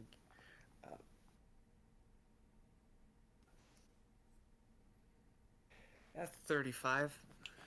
You were playing this music, and if you thought the mood was high before, the mood has gotten higher as in your mind starts to get filled with constant praise. Lots of people talking about like feeling and like basically thinking of how good this music sounds, how great these flavors are. There are a couple of sticks in the mud who are like, yeah, it's too loud, like, like this isn't my jam, so on and so forth. But it's like a lot of praise and positivity, and you're just feeling it kind of ebb and flow through your mind. He's gonna be just flying around doing this. Oh Jesus Christ! I mean, you're like Hermes. You're like Hermes from Greek mythology. Oh God. Jesus criminy. Floating around on his back playing his lute. And I assume the rest of you guys partake in some drinks, some food, and all that? Oh, Yeah, definitely. absolutely wasted. Does Belwraith come down into the celebration to see all this? As he said, briefly. Briefly? Even if it's just for 10 minutes? Like, a half hour, an hour. Yeah. And as soon as you come in, you see a lot of people are raising their glasses and going. You just see some of the paladins and clerics going, "To the new Arcardinal, Belwraith!" And you just see everybody. Rah! He'd grab the nearest mug. Cheers to the table. Cheers to the group. Drink. Heck yeah! Party! And when I mean drink, like it's like one of those pint mugs. It's gone. Like he has never Sense. Just like gone. seconds. Each gug Not chugs it. That was the word I was looking for. Alright. like I don't think anyone in the church has seen anyone drink a pint that quickly. Nice. You wanna go? Bet. You know what? I'm making a canon that Belwraith planned to be there for an hour, ended up being there for They're longer. all- Yeah! But to say. Nice, yeah. Woo! So you guys party. Spend some time for the Solaris to finally get some downtime to actually celebrate the good deeds that they've done. And even though this might be the last time for now, Belwraith, you also enjoy the festivities and the party of which the whole city is provided for you guys. Hey, Wolf, do you have stuff to do in the morning? Out of curiosity, because In real life? No. yeah, But it's- okay. I can feel the session wrapping up, and there's Yeah. one more thing that I want to make canon. we're gonna get there. Don't you worry. I have some. No, before that. Oh, before that. All What? right, fair enough. You have to ask me specifically. Yeah, To be fair, I gotta be up at 7 in the morning tomorrow. yeah. You don't have to be there. I want fucking Garnan and Belwraith to fight. Oh. Huh? Friendly duel. No. Oh. Fight. Oh, But- That's unexpected. Like, no one has to be there. I just want it to be canon, and I want to like actually do it. Oh, fair enough. That, but Oh, I get what you mean. if you guys decide you want to do that, It can be done after the session and after all of that. Do it but- after session. Yeah. But Would they this be just- would this be the second time Garnan loses in a PvP fight?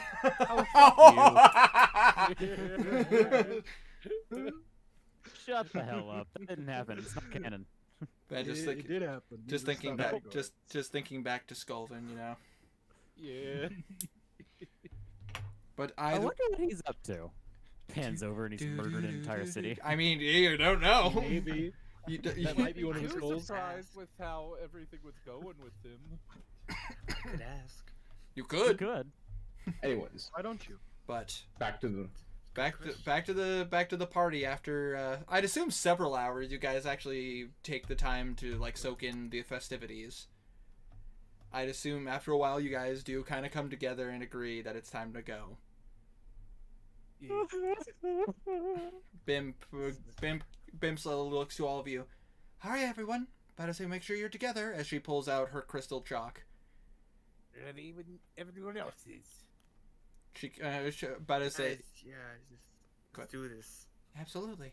She looks over at Belwraith one last time. This isn't goodbye, Belwraith. this is simply, see you later. Certainly. Garnon flips him off.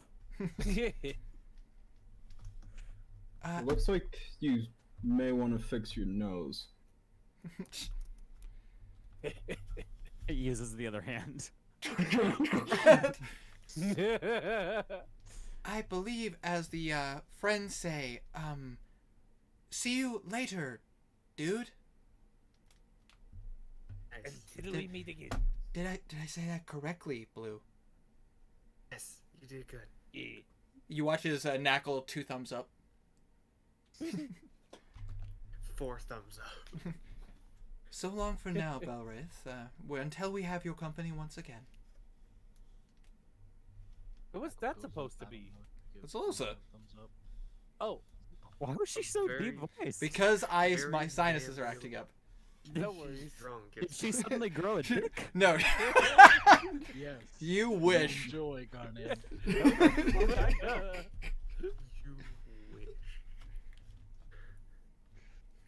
Oh no. I've never- Maybe. I've never examined. Let's go. Watches Bim finishes the circle, and she's like, "All right, everyone, in the circle, to the wall." Kizir gets in. And Belwraith, you watch as your friends that you've traveled with for quite some time teleport out of sight. Wait, Blue's going to throw something real quick. Oh. He's going to chuck the Eyes of Charming at him. You need these. Oh shit! I don't have a sending stone either.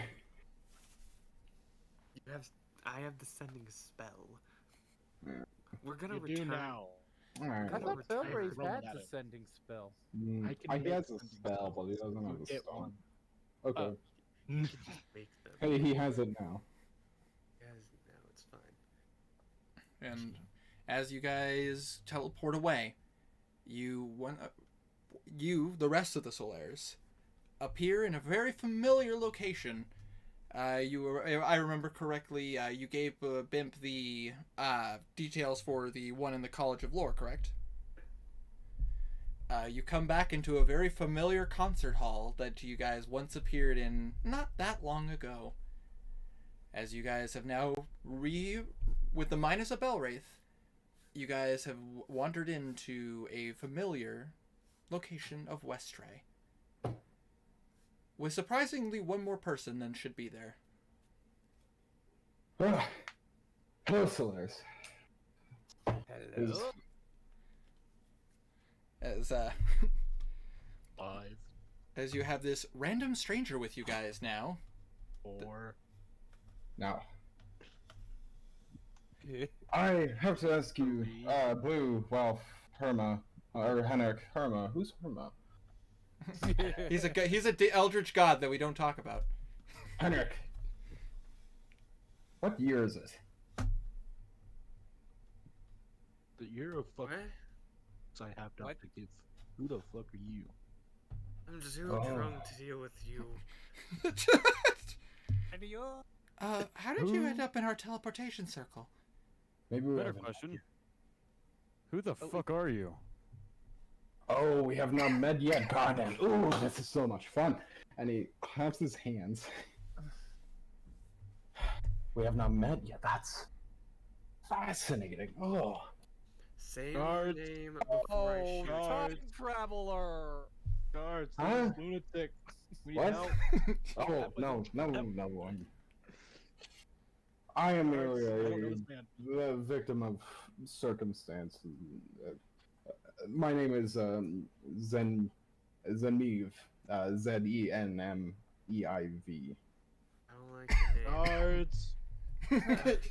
It doesn't take long for guards to show up, but as you guys are discussing this and confronting the stranger who has teleported with you, that is where we're going to end tonight's session and pick up next week.